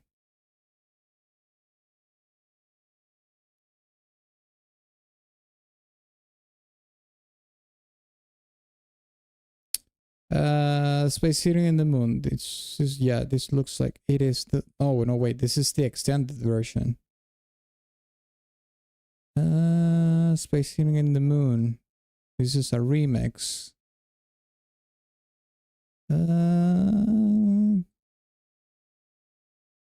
Bang. Can't seem to find it though.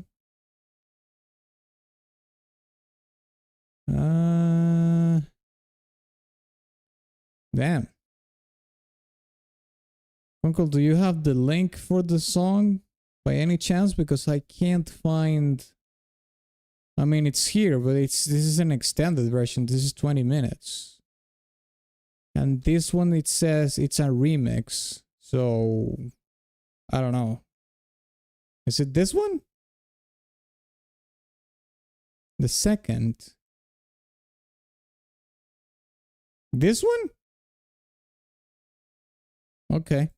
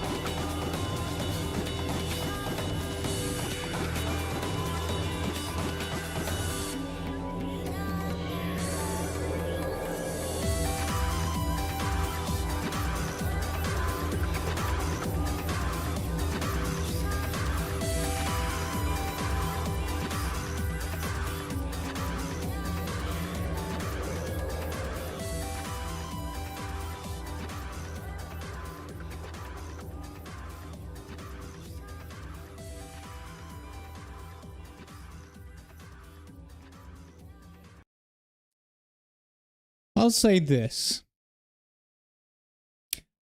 I didn't like that song at all.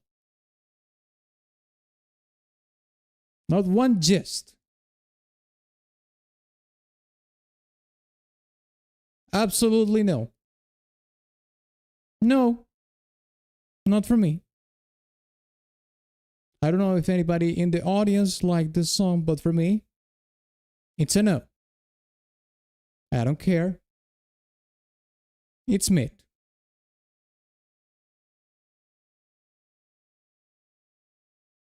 No mercy, sir. No mercy for you. Let's see if we have better luck with your next one. Little goody two shoes. Here we go.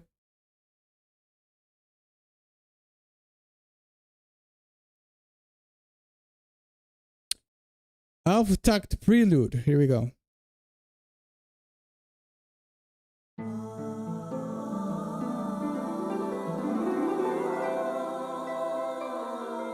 Where's my body, Hauke? He abandoned you for some sleep.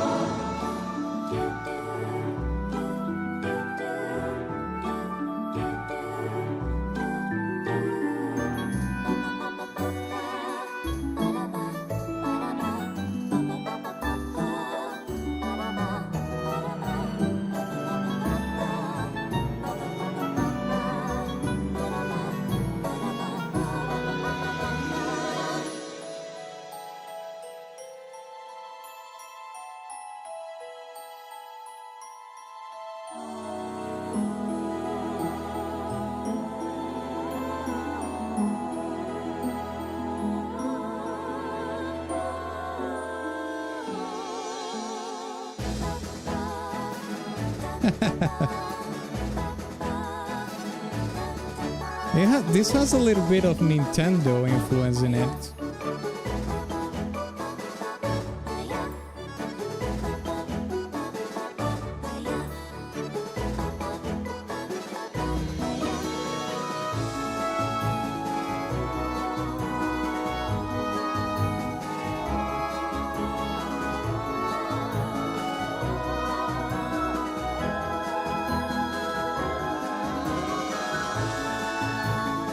me see a little bit of the game.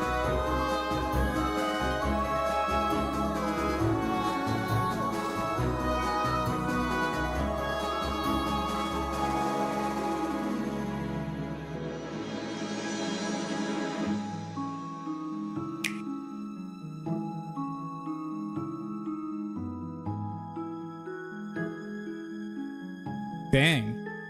Well, the game, I mean, the cover art here looks extremely whimsical and pretty, but some of the things that were shown in this trailer wasn't really that whimsical at all.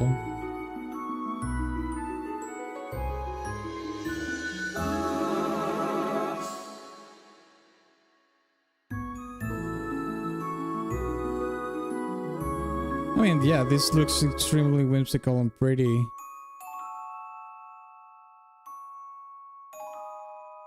But it does have like a darker Alice in Wonderland kind of vibe as well.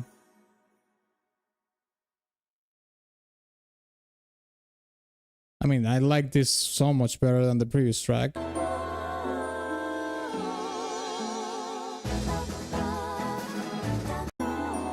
Here's the thing, right? Like, we see these darker things about the story of the game, and it's almost like this track is like a facade of a darker scheme that happens in the game, because when you listen to this,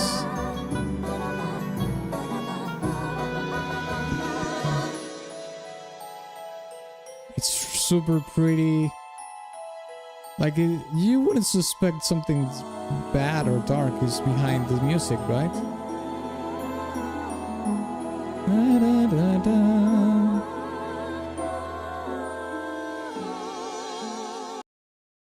Right there, when it hits that note, is when you start to listen to a little bit of the facade breaking up or something like that. Like, you pierce the veil, so to speak. Just a little bit. But then the song hits you with another facade, and it keeps you like in this fantasy of something. It's starting to hide something. And it's kind of funny, because here in the album artwork, it says the secret lies in the woods. Talking about a facade.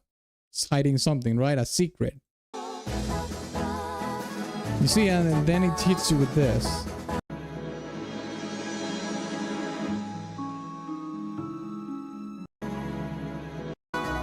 Here, when you hear this tremolo strings as well, it's almost like the facade is fading out. But then again, it hits you again with this.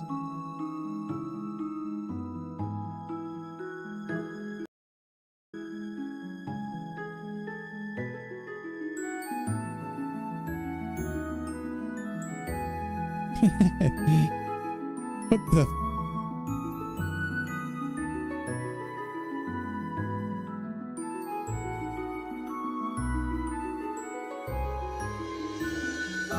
Yeah, like there are like glimpses of they are very unconspicuous cues of the you know, like a darker side to the story, but they are so, I mean, for me they are easy to catch, but that's because I'm a musician. But for someone, for a normal Andy, it would be hard to see, I think. And that's probably the purpose of the song, to be like the perfect facade to hide something else. I think the storytelling of this track is actually extremely good. I'm not gonna put this on my playlist, but I will probably give this track like a high B or a low A if we were making a tier list. Yep. Okay, Conkel, let's listen to the next song here. Persona. Here we go.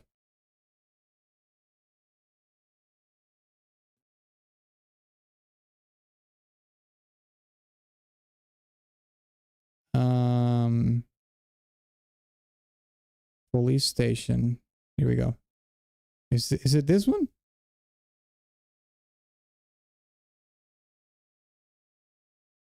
This is longer than 6 minutes.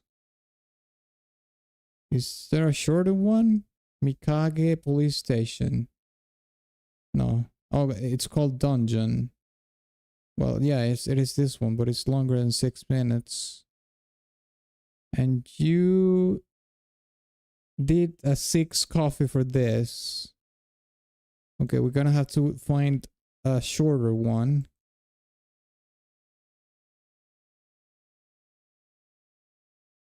Because songs that are longer than 6 minutes are $8 minimum. So let's see if we can find something shorter than that.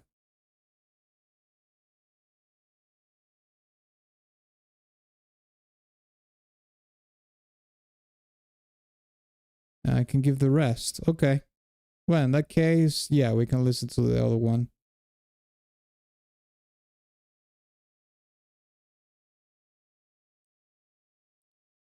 Let me see.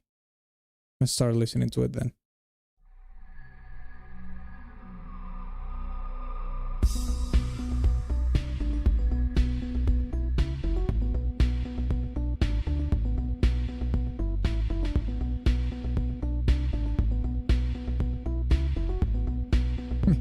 Okay, thank you, Conkel.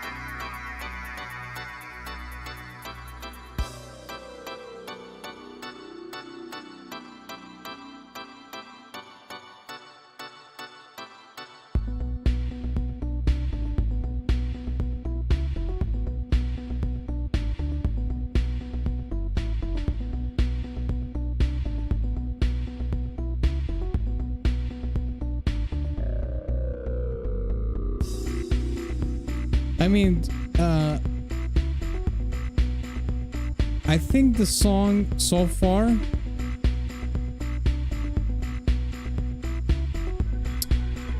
has a songwriting that sounds like very. How can I articulate this?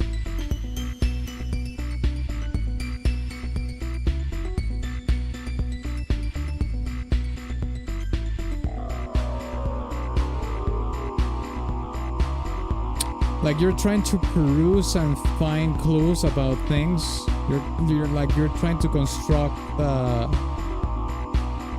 I'm not gonna say evidence because I don't think Persona games are like, you know, like detective noir games, or they might have an element of that, but certainly it does have like an investigative vibe in the songwriting of the music.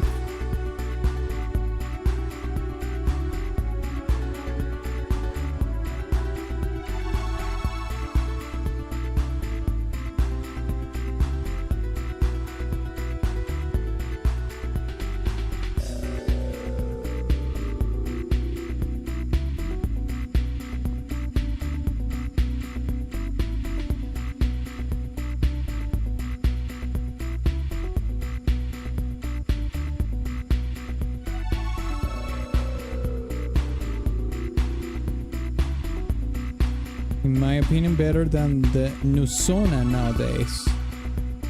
Nusona? I don't know what Nusona is. What's Nusona?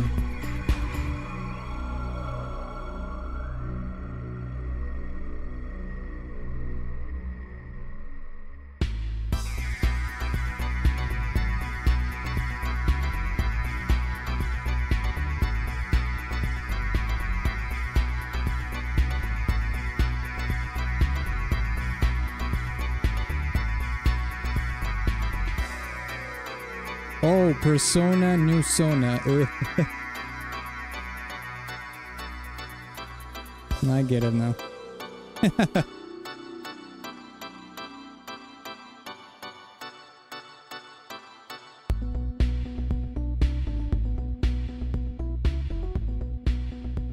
There's Hitler in Persona 2. Really? That's actually funny. Yeah, I think this track has like two phases. Basically, the phase which is the ones that started to loop there at the end, in which it's more about investigative, if that's a word, I don't even know. But certainly it's about trying to, you know, connect clues. It's a lot more logical and trying to tie up things. And the other one is more about a sort of, I mean, I think it still follows that, but it's since you start to connect more clues and whatnot, you start to realize darker things in the storytelling, so to speak. Will requests open back up? No. Once the requests are closed, that means that they are closed for the rest of the stream. If you want to request something, we're going to do another video game request stream, not next Friday, but the next one to that. So that's going to be, let's see, not on the 19th of June, but on the 26th. The next video game music request stream is going to be on the 26th. Because next Friday we have a video game music tournament. And on Saturday 20th, we have anime music request stream on Twitch. So the schedule is booked for those days already. So we're going to have to do it the next week. Okay. Let's listen to the next song, which is Final Fantasy XIV, Beneath the Waters.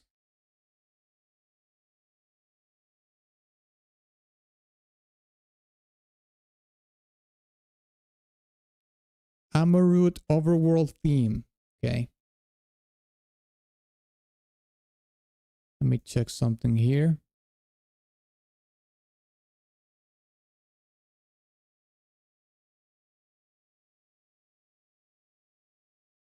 Wait, there is oh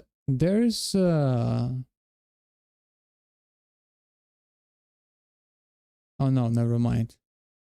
My bad. Okay, yeah, it is this one. Let's check it out.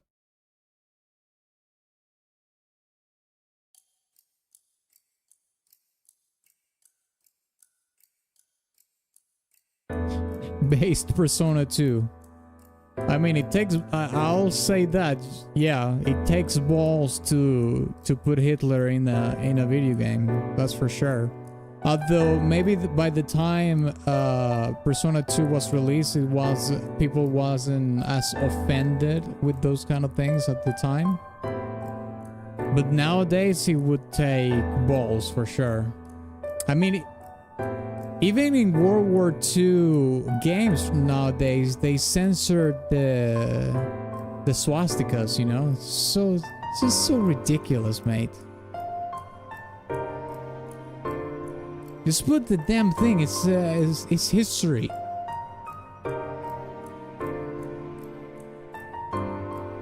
I mean, if you're going to censor that, you might as well censor the hammer and the sickle if you're going to play as the Soviets or something. Anyways, let's listen to that song. It's not...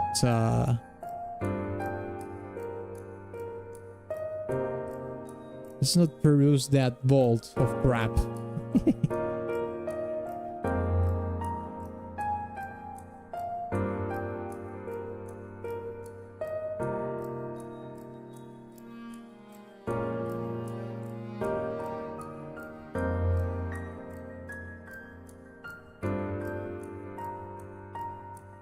Censorship is gay, nice tune. Yeah, exactly. Let's change the subject.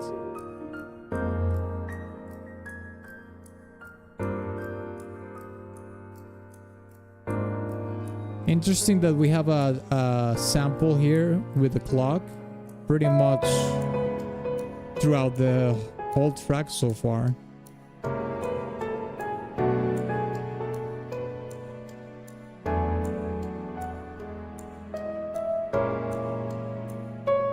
Man, that change in the chord progression was a little dark.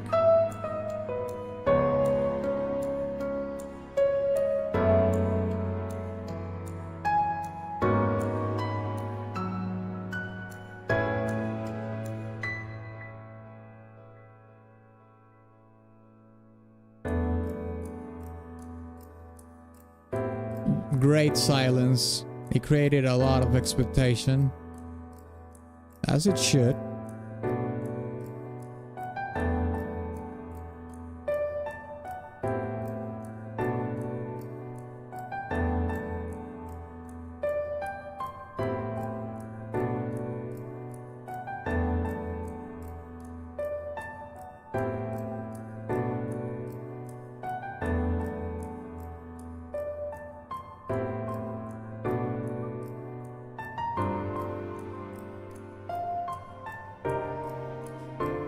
It is interesting that this part of the game, I've never seen this zone before from Final Fantasy XIV, but what I can say so far is that it kind of makes sense. Well, I'm not gonna say it kinda. It totally makes sense that the track has this, you know, pretty chill, low-key, jazzy vibe. Because what we're seeing right now, it's like it's pretty much like an Art Deco influence from New York, like a city like New York. And as you might know, Art Deco is a pretty influential, you know, architecture style or architecture genre in many buildings in New York City. And although from what I'm seeing in the footage of this video is that it's a mix in between Art Deco from New York and a little bit of Metropolis. And if you don't know what Metropolis is, it's basically like this incredibly incredible landmark in cinema, in film. It's like a 1920s movie or something like that. Actually, let me actually double check. Let's go to Letterboxd here. Crap, I wrote it wrong.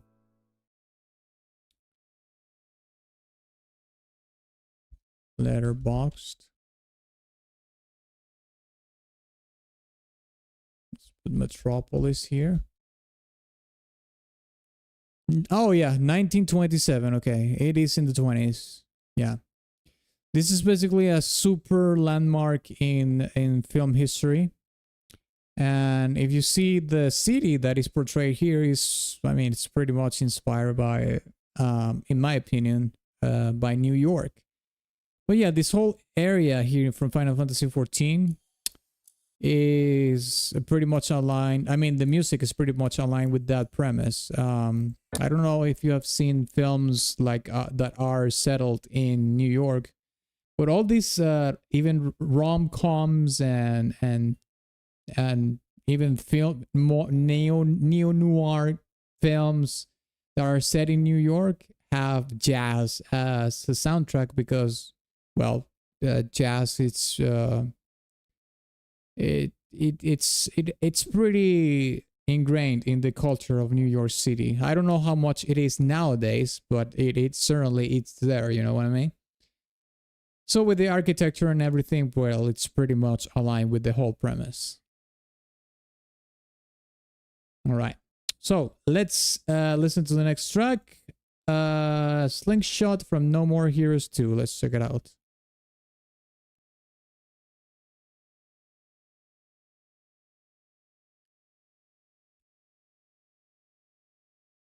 Okay, let's see it. Slingshot, No More Heroes 2. Here we go. 674K views. All right.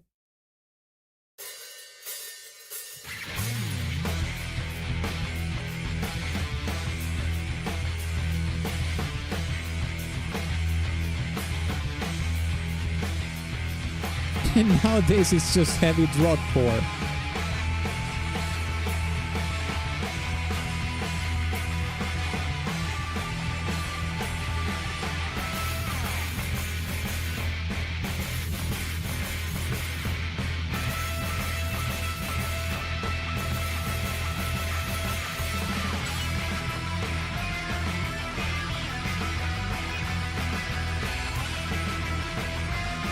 Skeletal Helter's boss theme.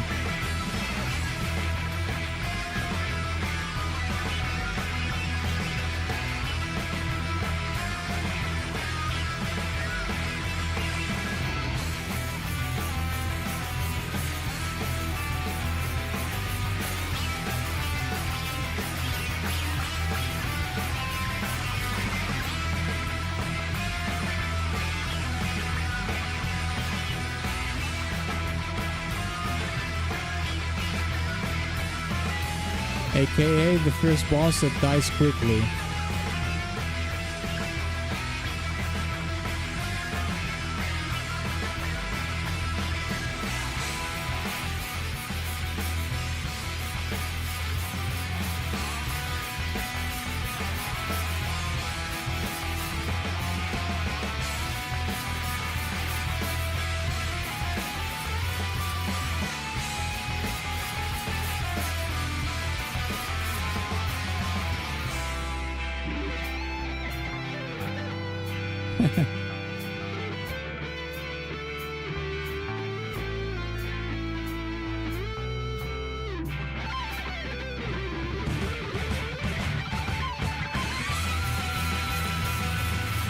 I think the guitar was slightly out of tune, but it's not gonna really.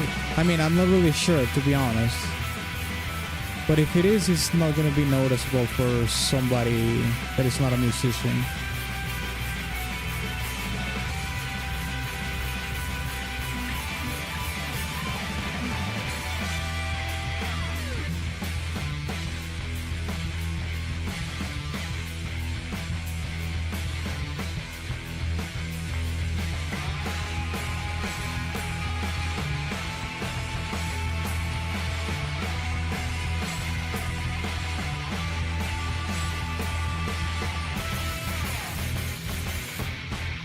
This is my favorite part. This riff is pretty cool.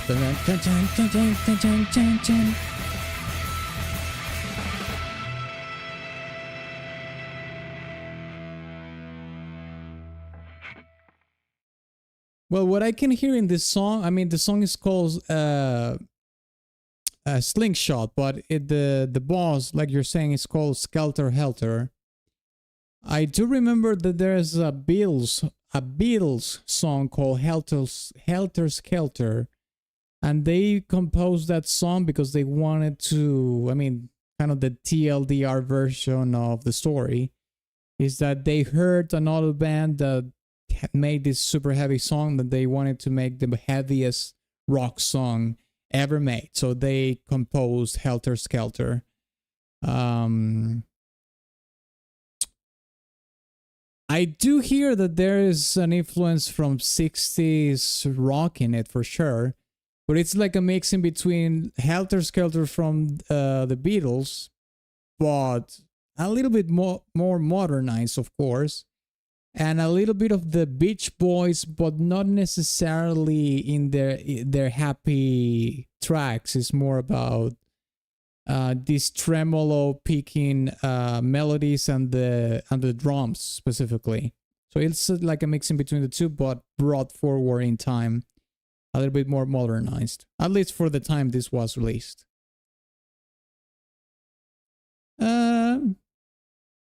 I would say this. I don't know. It's not peak. Is it mid though?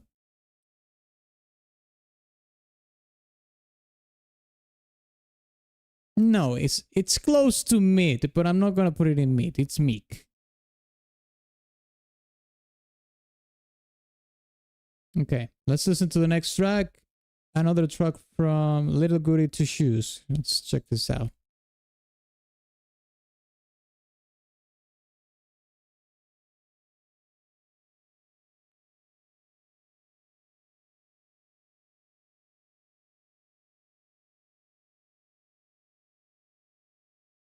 I have to say that the drawing of this game is absolutely incredible. It looks really good. The artists who worked on this game, or the artists, plural, they are very good. Sunkissed Meadow. Overworld by Daytime. Is it this one, the daytime one, or the night one?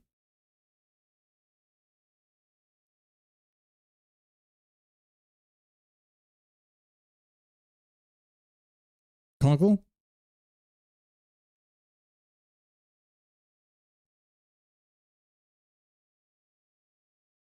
Little Goody Two Shoes. Okay, Conkel's dead, so I'm gonna have to do this one, I guess. Okay, he said daytime, right on cue.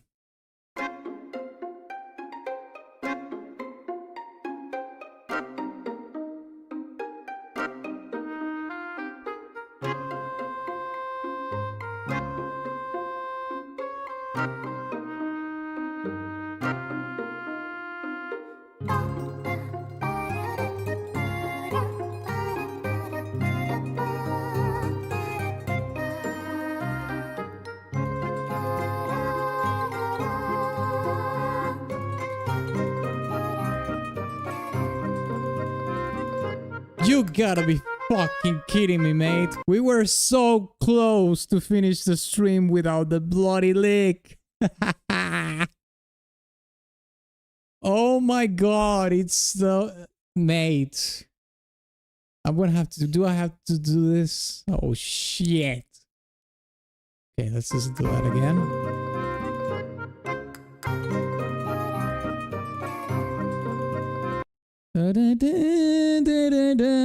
I mean, obviously they do it in a lower tempo, but it sounds like the Chrono Trigger lick. Chrono Trigger lick.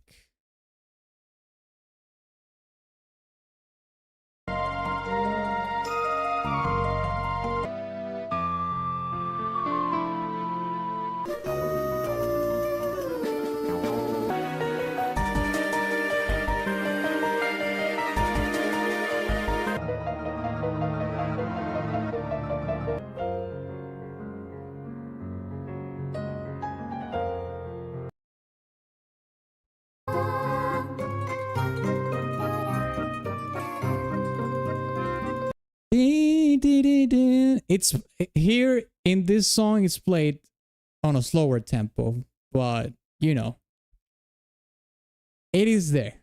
The chromatic descending thing from the from the Chrono Trigger lick.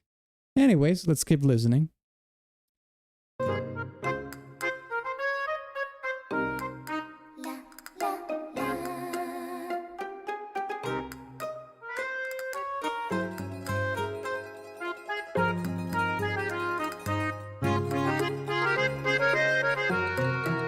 I have to say that I don't play anime games, but this game looks absolutely gorgeous. Let me see what rating does this have in backlogged.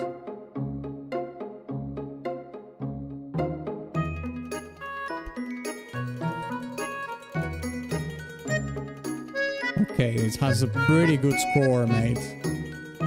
Oh, this is a Square Enix game. What? I've never heard of this before.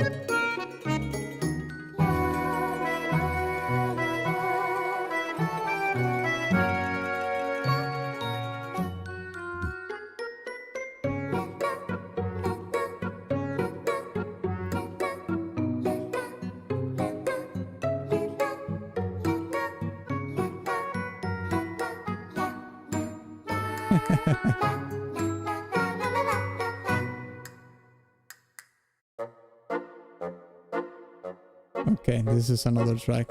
Yeah, it's a very whimsical, kind of dancey.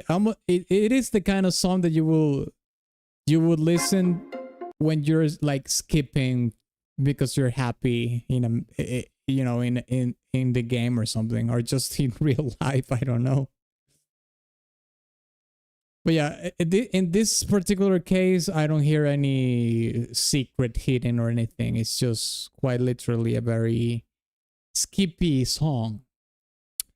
It's not peak, it's not mid. I'll put it in meek.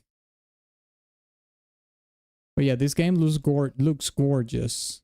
I'm going to see more gameplay of this game after I finish the stream.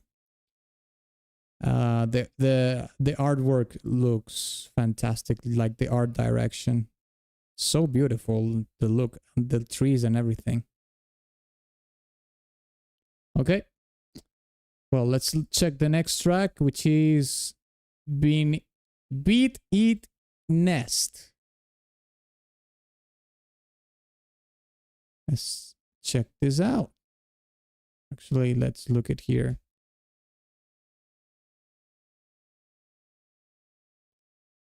Beat It Nest, okay. Under the Night in Birth. I am guessing it is the first one.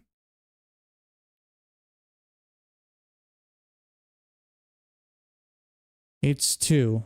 Okay, yeah, it says it's in Birth 2. Okay, it is this one then.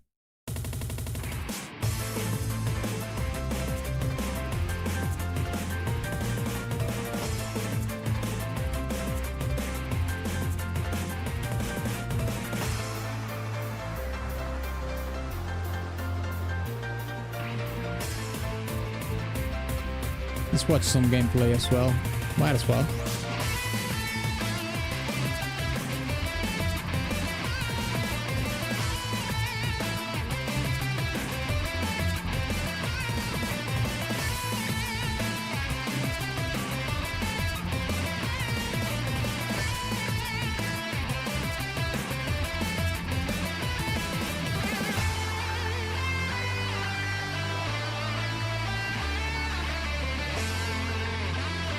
Oh, it's called Under Night, okay.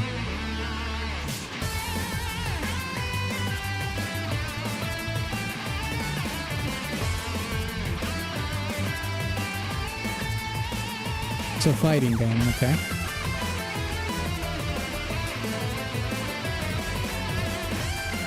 I've never heard of this. This is the first time I've seen about this game.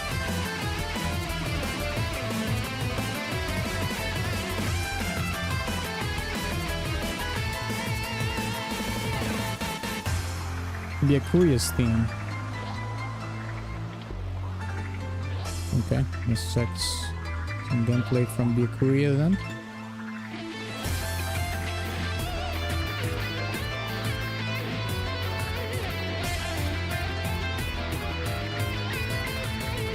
Under night, I beat my meat that I eat and then nest for the night.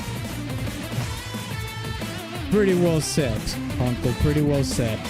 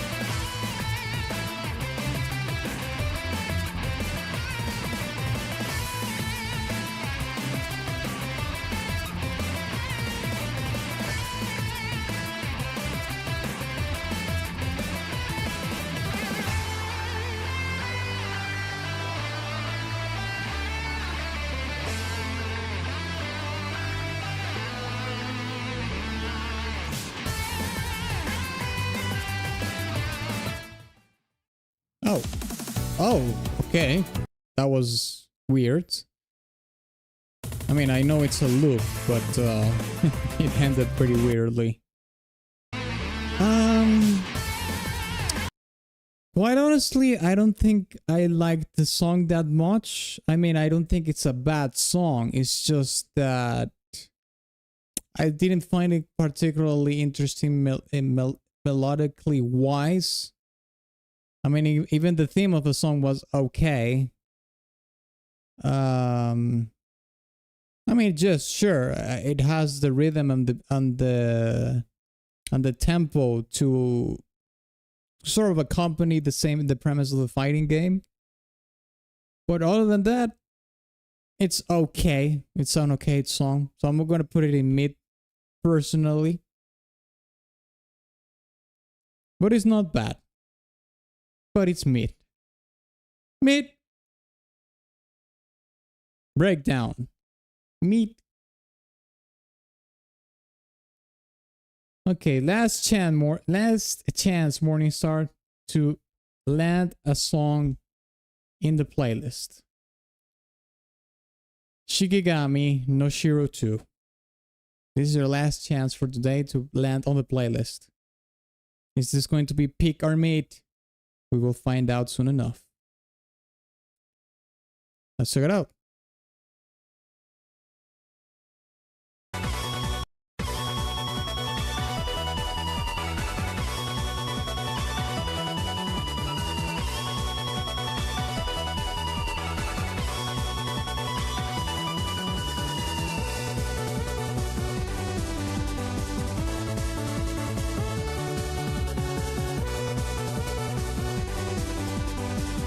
Oh, this is a shmup.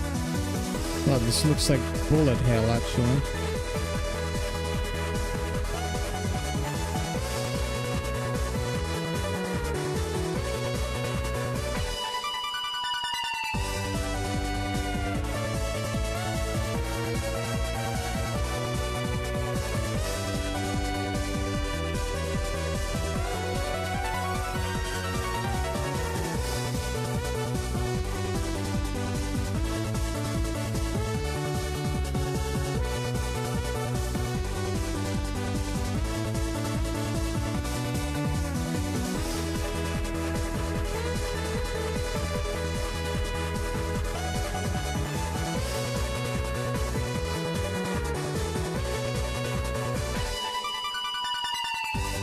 This is a bullet hell game? Yeah.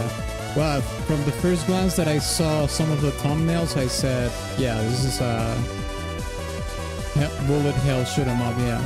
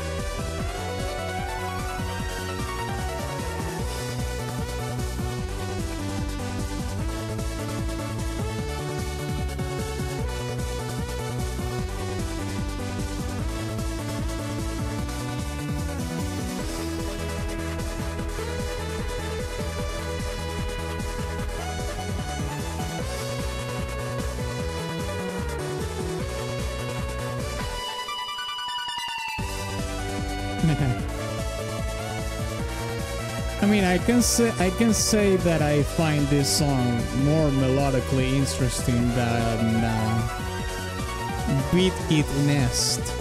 That's for sure. Although at this point it sounds a little bit loopy, but I mean, it's a video game song, so I'm not gonna deduct too many points just because of that. Yeah, I mean, I think it does align with the gameplay and the intensity that it needs for such kind of game.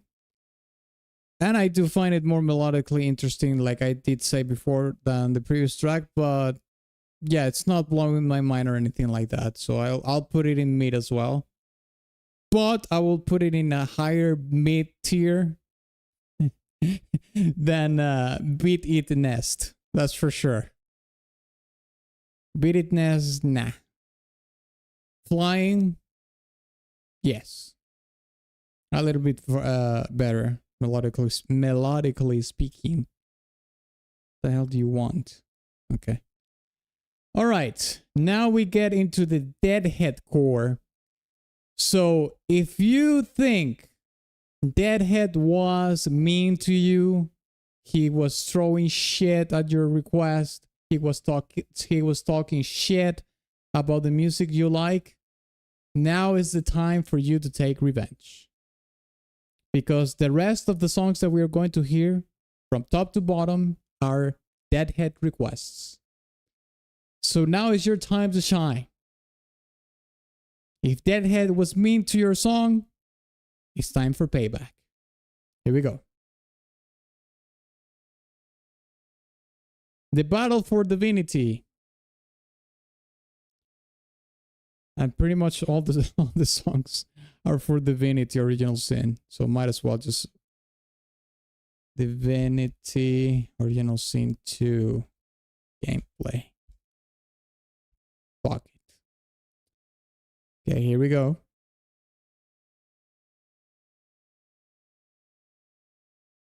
The Battle for Divinity. Here we go. Yeah, it is this one.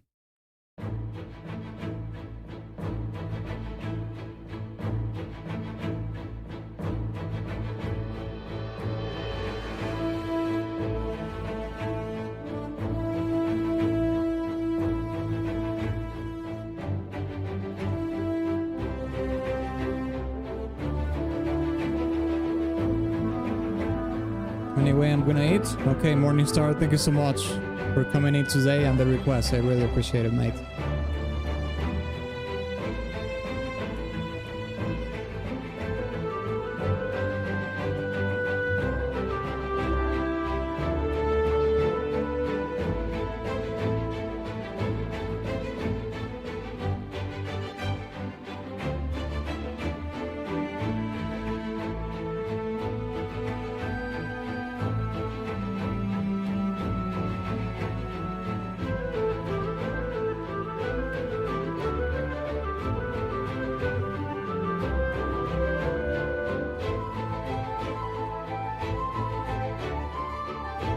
I like that it's mirroring the melody between the instruments.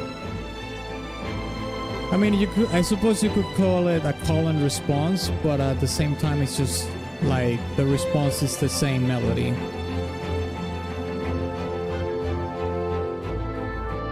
Just played in another instrument.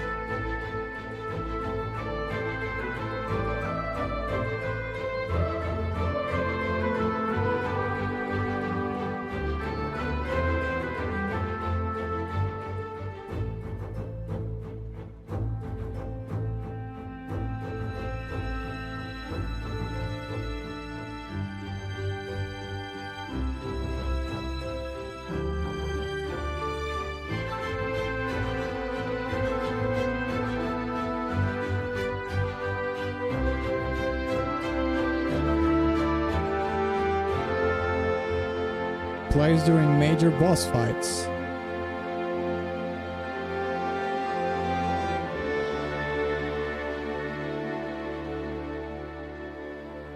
Damn, if it is over major boss fights, I think it should be a little bit more intense.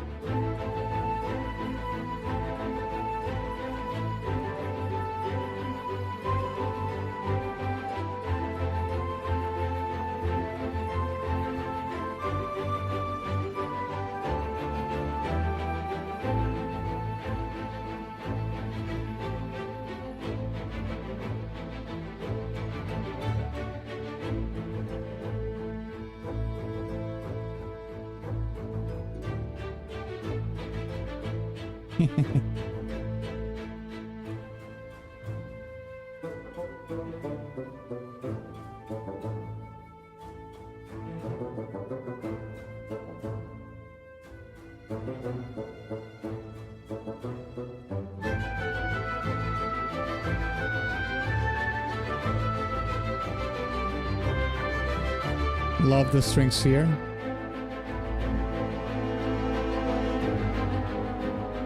Okay, that introduced an amount of tension that I haven't heard before in the song. But it just it's like a very constrained give and take.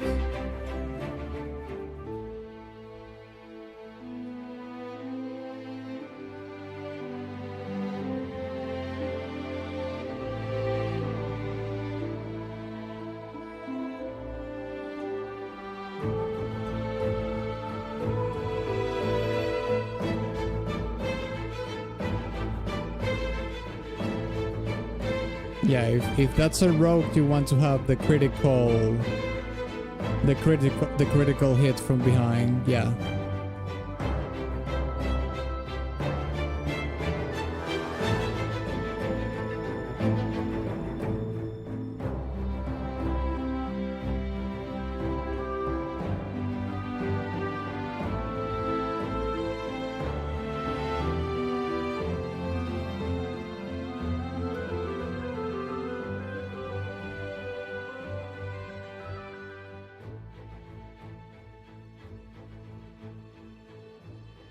I like the song. I like it. I like the arrangement in the strings, the gentle pull and back in between the tension that it introduces a little bit of a darker element in the music. I'm not gonna put it in my playlist, but it's not meat by any means. No, this is meek. This is meek. The only thing that I find kind of weird is that this is, according to Deadhead, displays in major boss fights.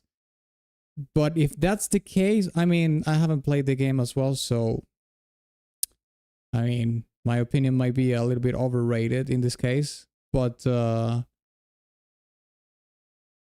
I feel like the song should have a little bit more intensity and darkness in it if it is playing in major boss fights. I think it's a little bit too gentle for those kind of scenarios. That's the only thing that I would say. It's like not congruent if that's the case. Anyways, let's listen to the next track, Combat Music 2.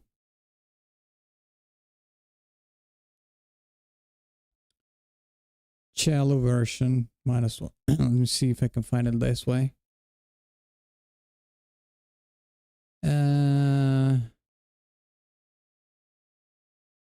Unofficial sound. Okay, well, this is an official soundtrack.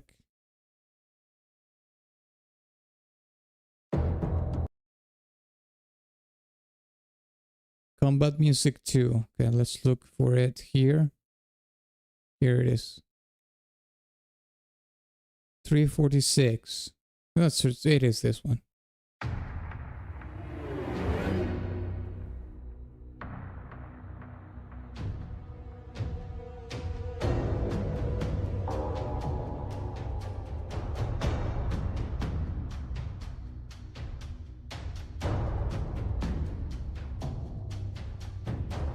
Check the, okay. Check the, oh, it's the cello version, okay. Yeah, and then it's not this one. It's probably this one then.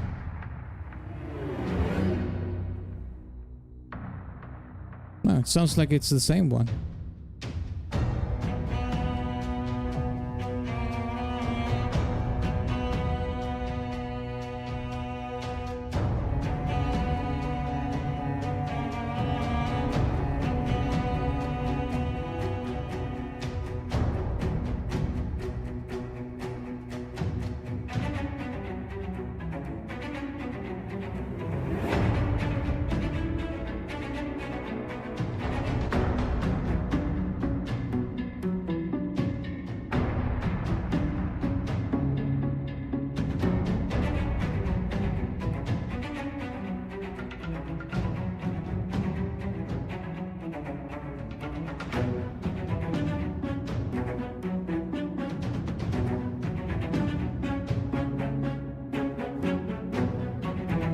This is a pretty cool arrangement in the strings, mate.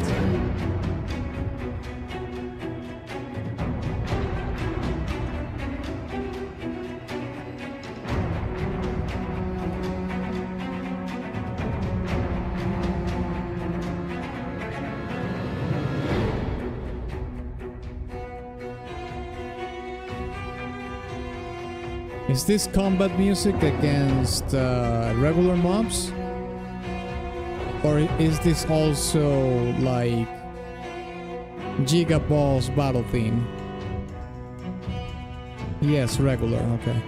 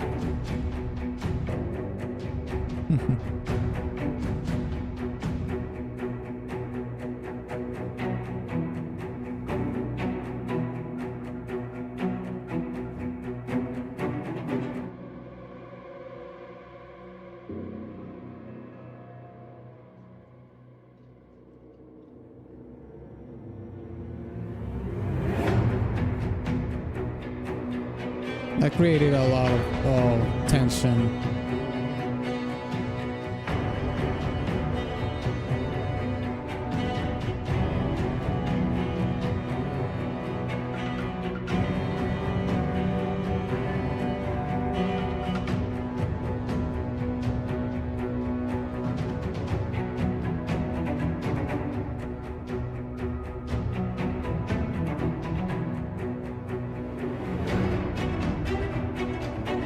I really like the attack that the strings have.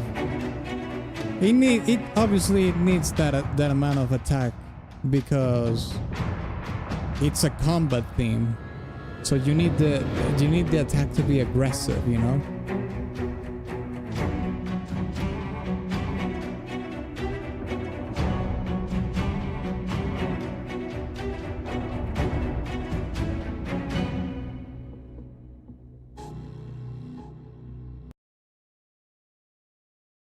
I like the song as well. Not playlist, but I mean, the strings are killing it in this song, especially here. Where is it? Sorry. This is the regular one. Cello version here.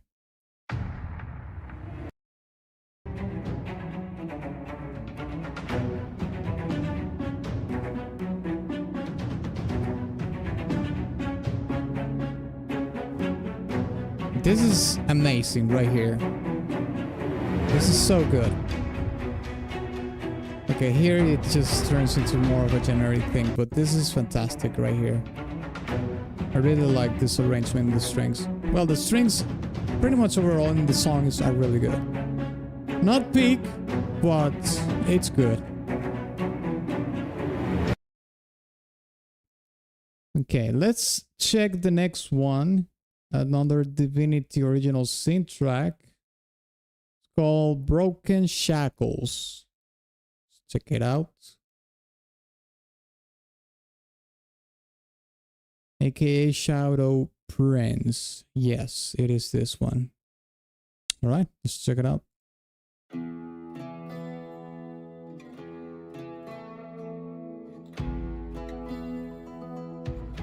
Shadow Prince boss fight. Okay, let's look it up.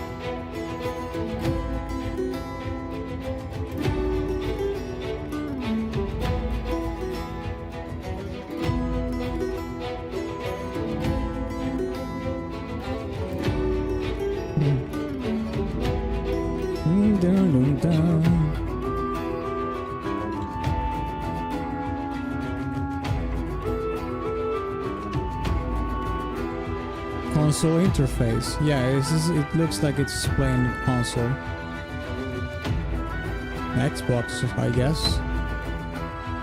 Based on the inputs.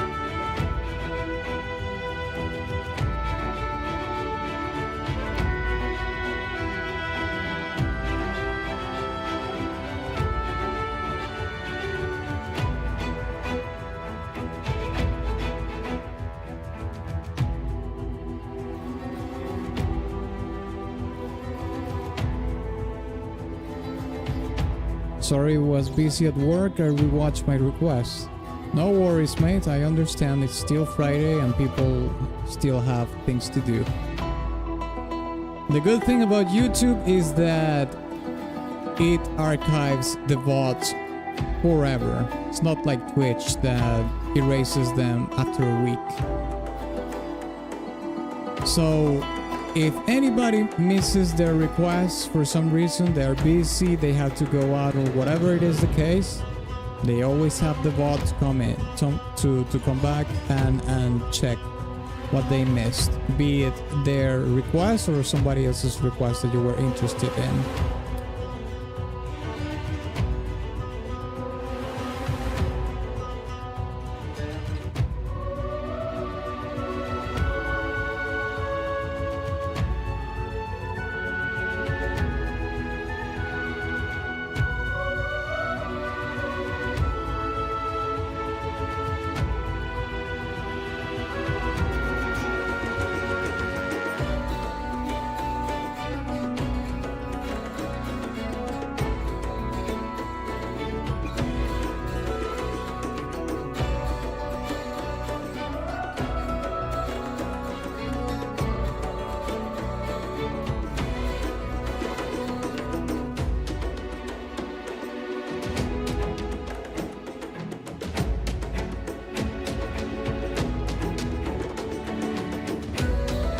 Actually, those swelling strings with the tremolos sound really good.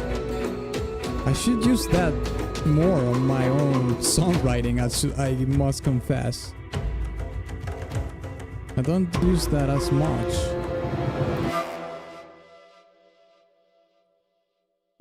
This one I don't like as much as the other ones. But there are certain elements that I do like about it. But I'm going to place this one more towards the mid than peak. For sure.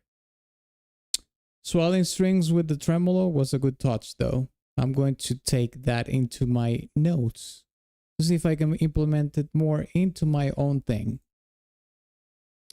Okay, let's listen to Mysterious Trails now.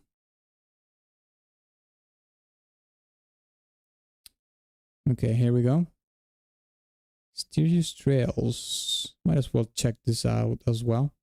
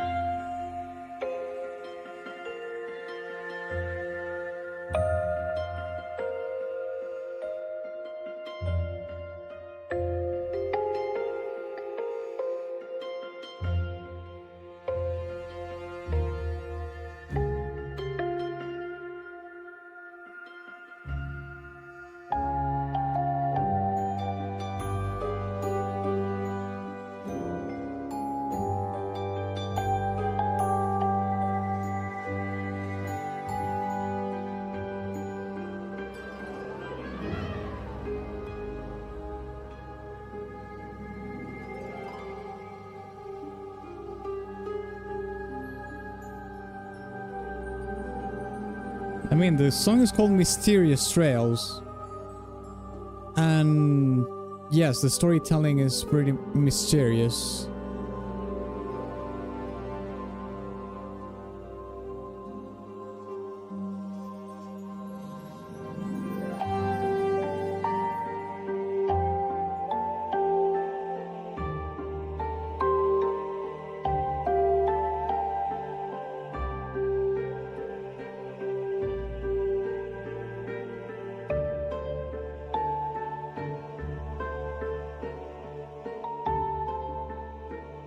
That inventory freaks me out.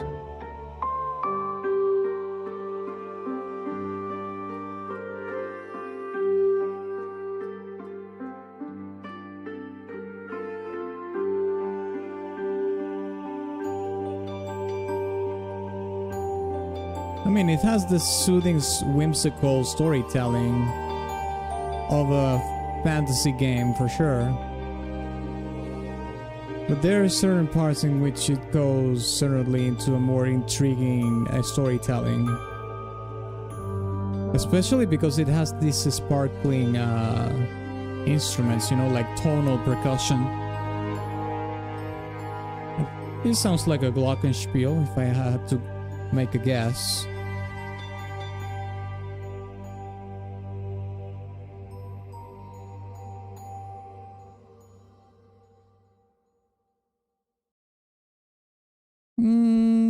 It's not mid, it's not peak, it's meek.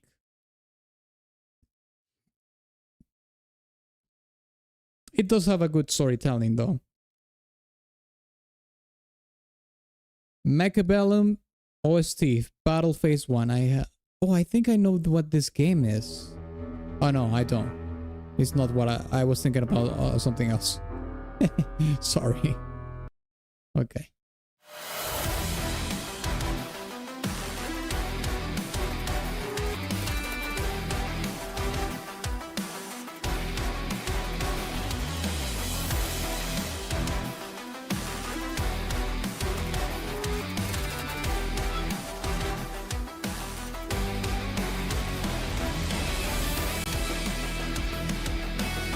No, this is an RTS.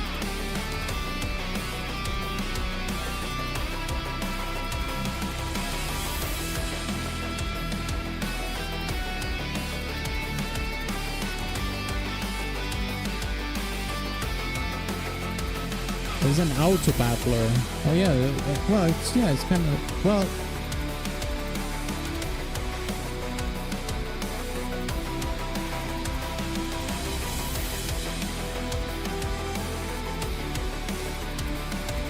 This looks like, what was the name of that game? Supreme Commander? Let me look it up. Yeah, I think it was Supreme Commander. Yeah. It looks like this game, but if you're saying this is an auto battler, then yeah, it's not like that. At least the perspective looks like it. But if it is an auto battler, it's totally different. Oh yeah, if it is an auto battler, right? Yes, it is.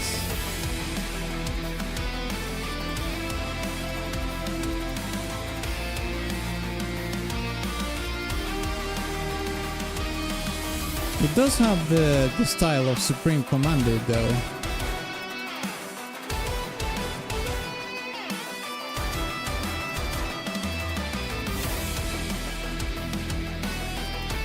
Best in genre, probably. I've never played any auto battlers ever.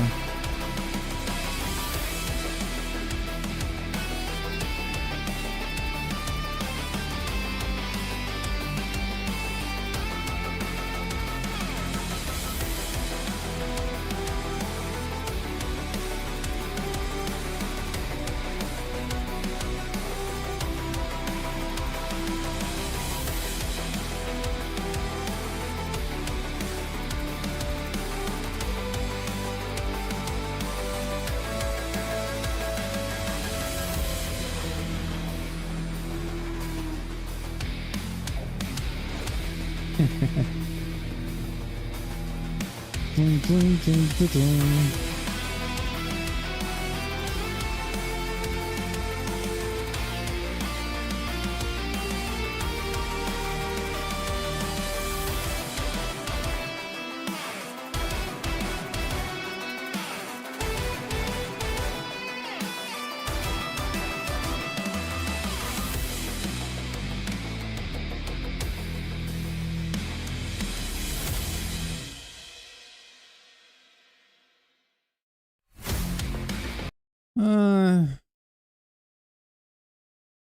It's okay. It's like an average 2010 metal song. I would say it's mid. Yeah, it's mid. Not bad, but it's mid. Okay, let's listen to the Fallout track that we have here. This is also from Deadhead. Let's check it out. The courier walks softly. Let's listen to it from the Inner... Oh, this is made by Inon Zur. Okay. This is going to be interesting. You played New Vegas? You said you didn't. No, I didn't play New Vegas. I just played the base game, the OG Fallout 3.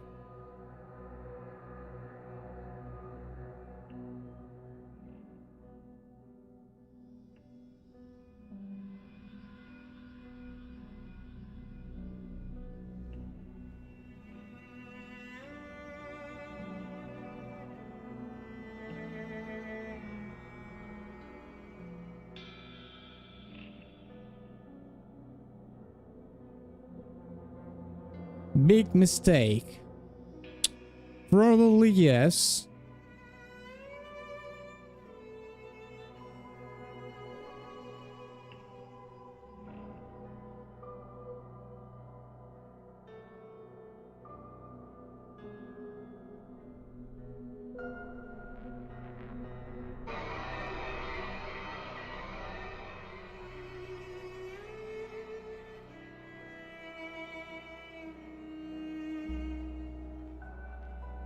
This is I think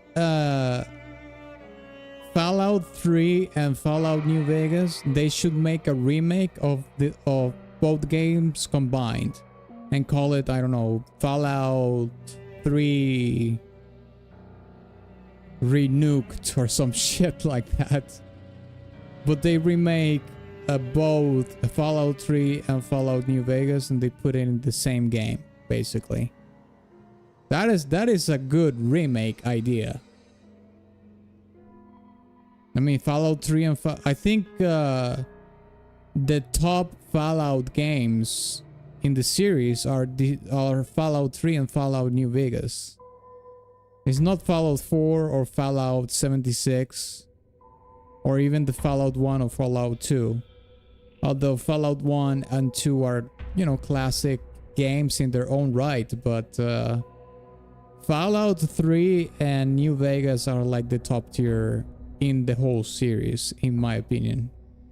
Even though I didn't play the New Vegas one, I know where it stands, and I did play Fallout 3, and it was a fantastic game.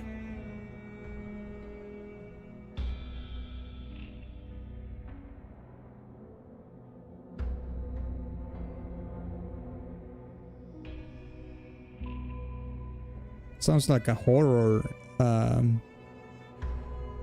track, but it's not horror as in it's like something is stalking you, like a sort of menace or threat. But it's not jump scare horror, you know what I mean? It's just more ambient, atmospheric horror.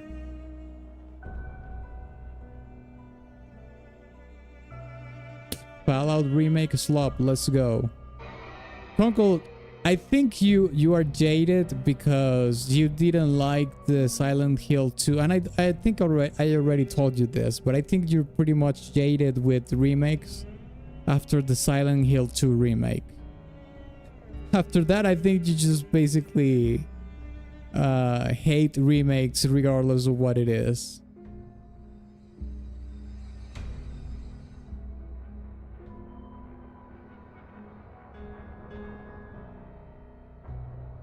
Bethesda slop. Yeah, well, you know what? What was the new game that they released? Starfield, right? Starfield. I don't know, mate. It looks so bad. And you know what? It's kind of crazy that No Man's Sky came like 10 years before Starfield, and still it's a better game than Starfield. In so many ways. But anyways, let's listen to the last track that we have for today, lads and lasses. Before we listen to the last track for today, I want to thank everybody for coming into the stream today, the people that came in early for the freebies, and also, and more importantly so, all the people that supported the stream today through the super chats, the coffee tips, and the stream element tips. Thank you so much for the support. I really appreciate it, lads.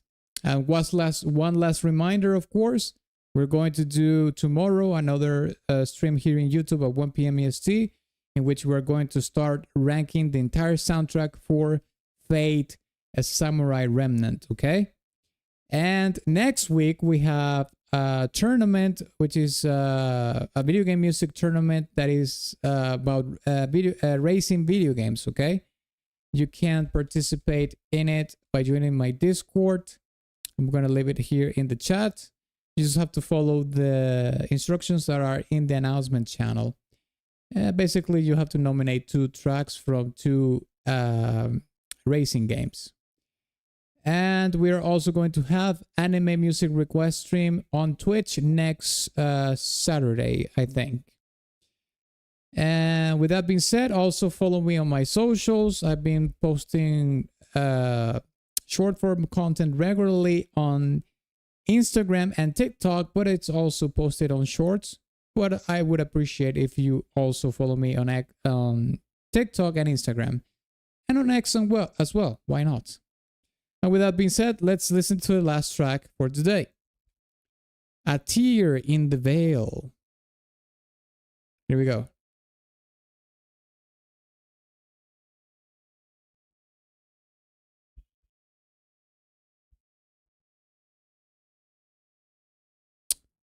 Tear in the Veil. Here it is.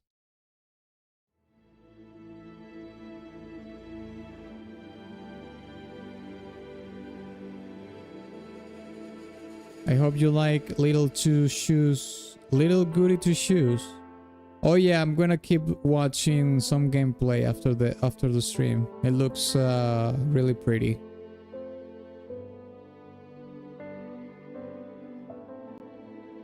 For sure, I just hate when soul is put down and generalizing and streamlining, man. Well, I you know what? It's hard for me to kind of understand why people dislike the Silent Hill 2 remake, because I didn't play the OG game. So what's going to happen more than likely is that if I play the remake, I'm just going to like it because I don't have a frame of reference with the OG Silent Hill 2.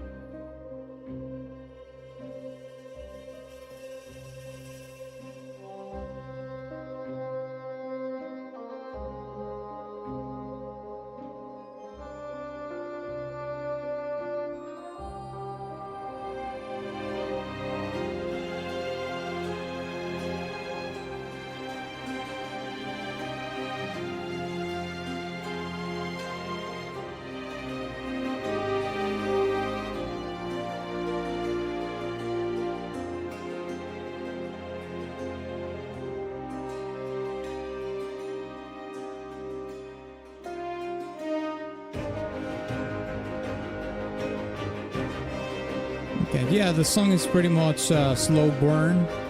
It's a slow burn. It has a fair amount of crescendo in terms of its intensity and whatnot.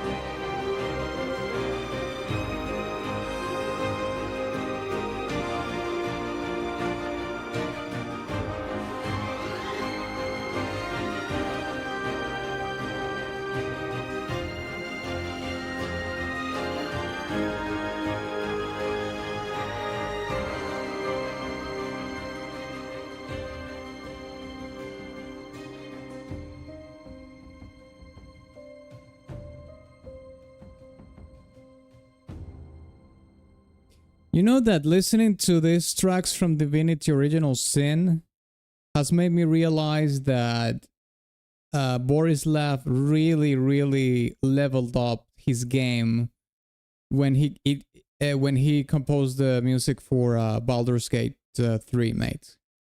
You can tell that he leveled up a lot Now, I'm not saying this.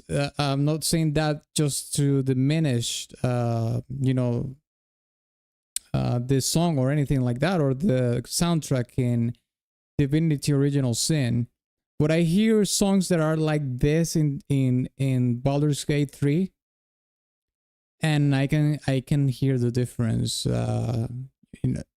in skill when it comes to songwriting in between this and a song like this in Baldur's Gate 3. You can hear the difference. The skill level is different. You can hear it, at least in my opinion. This song is meek. No, sorry about that. It's not peak. It's not mid. It's in between.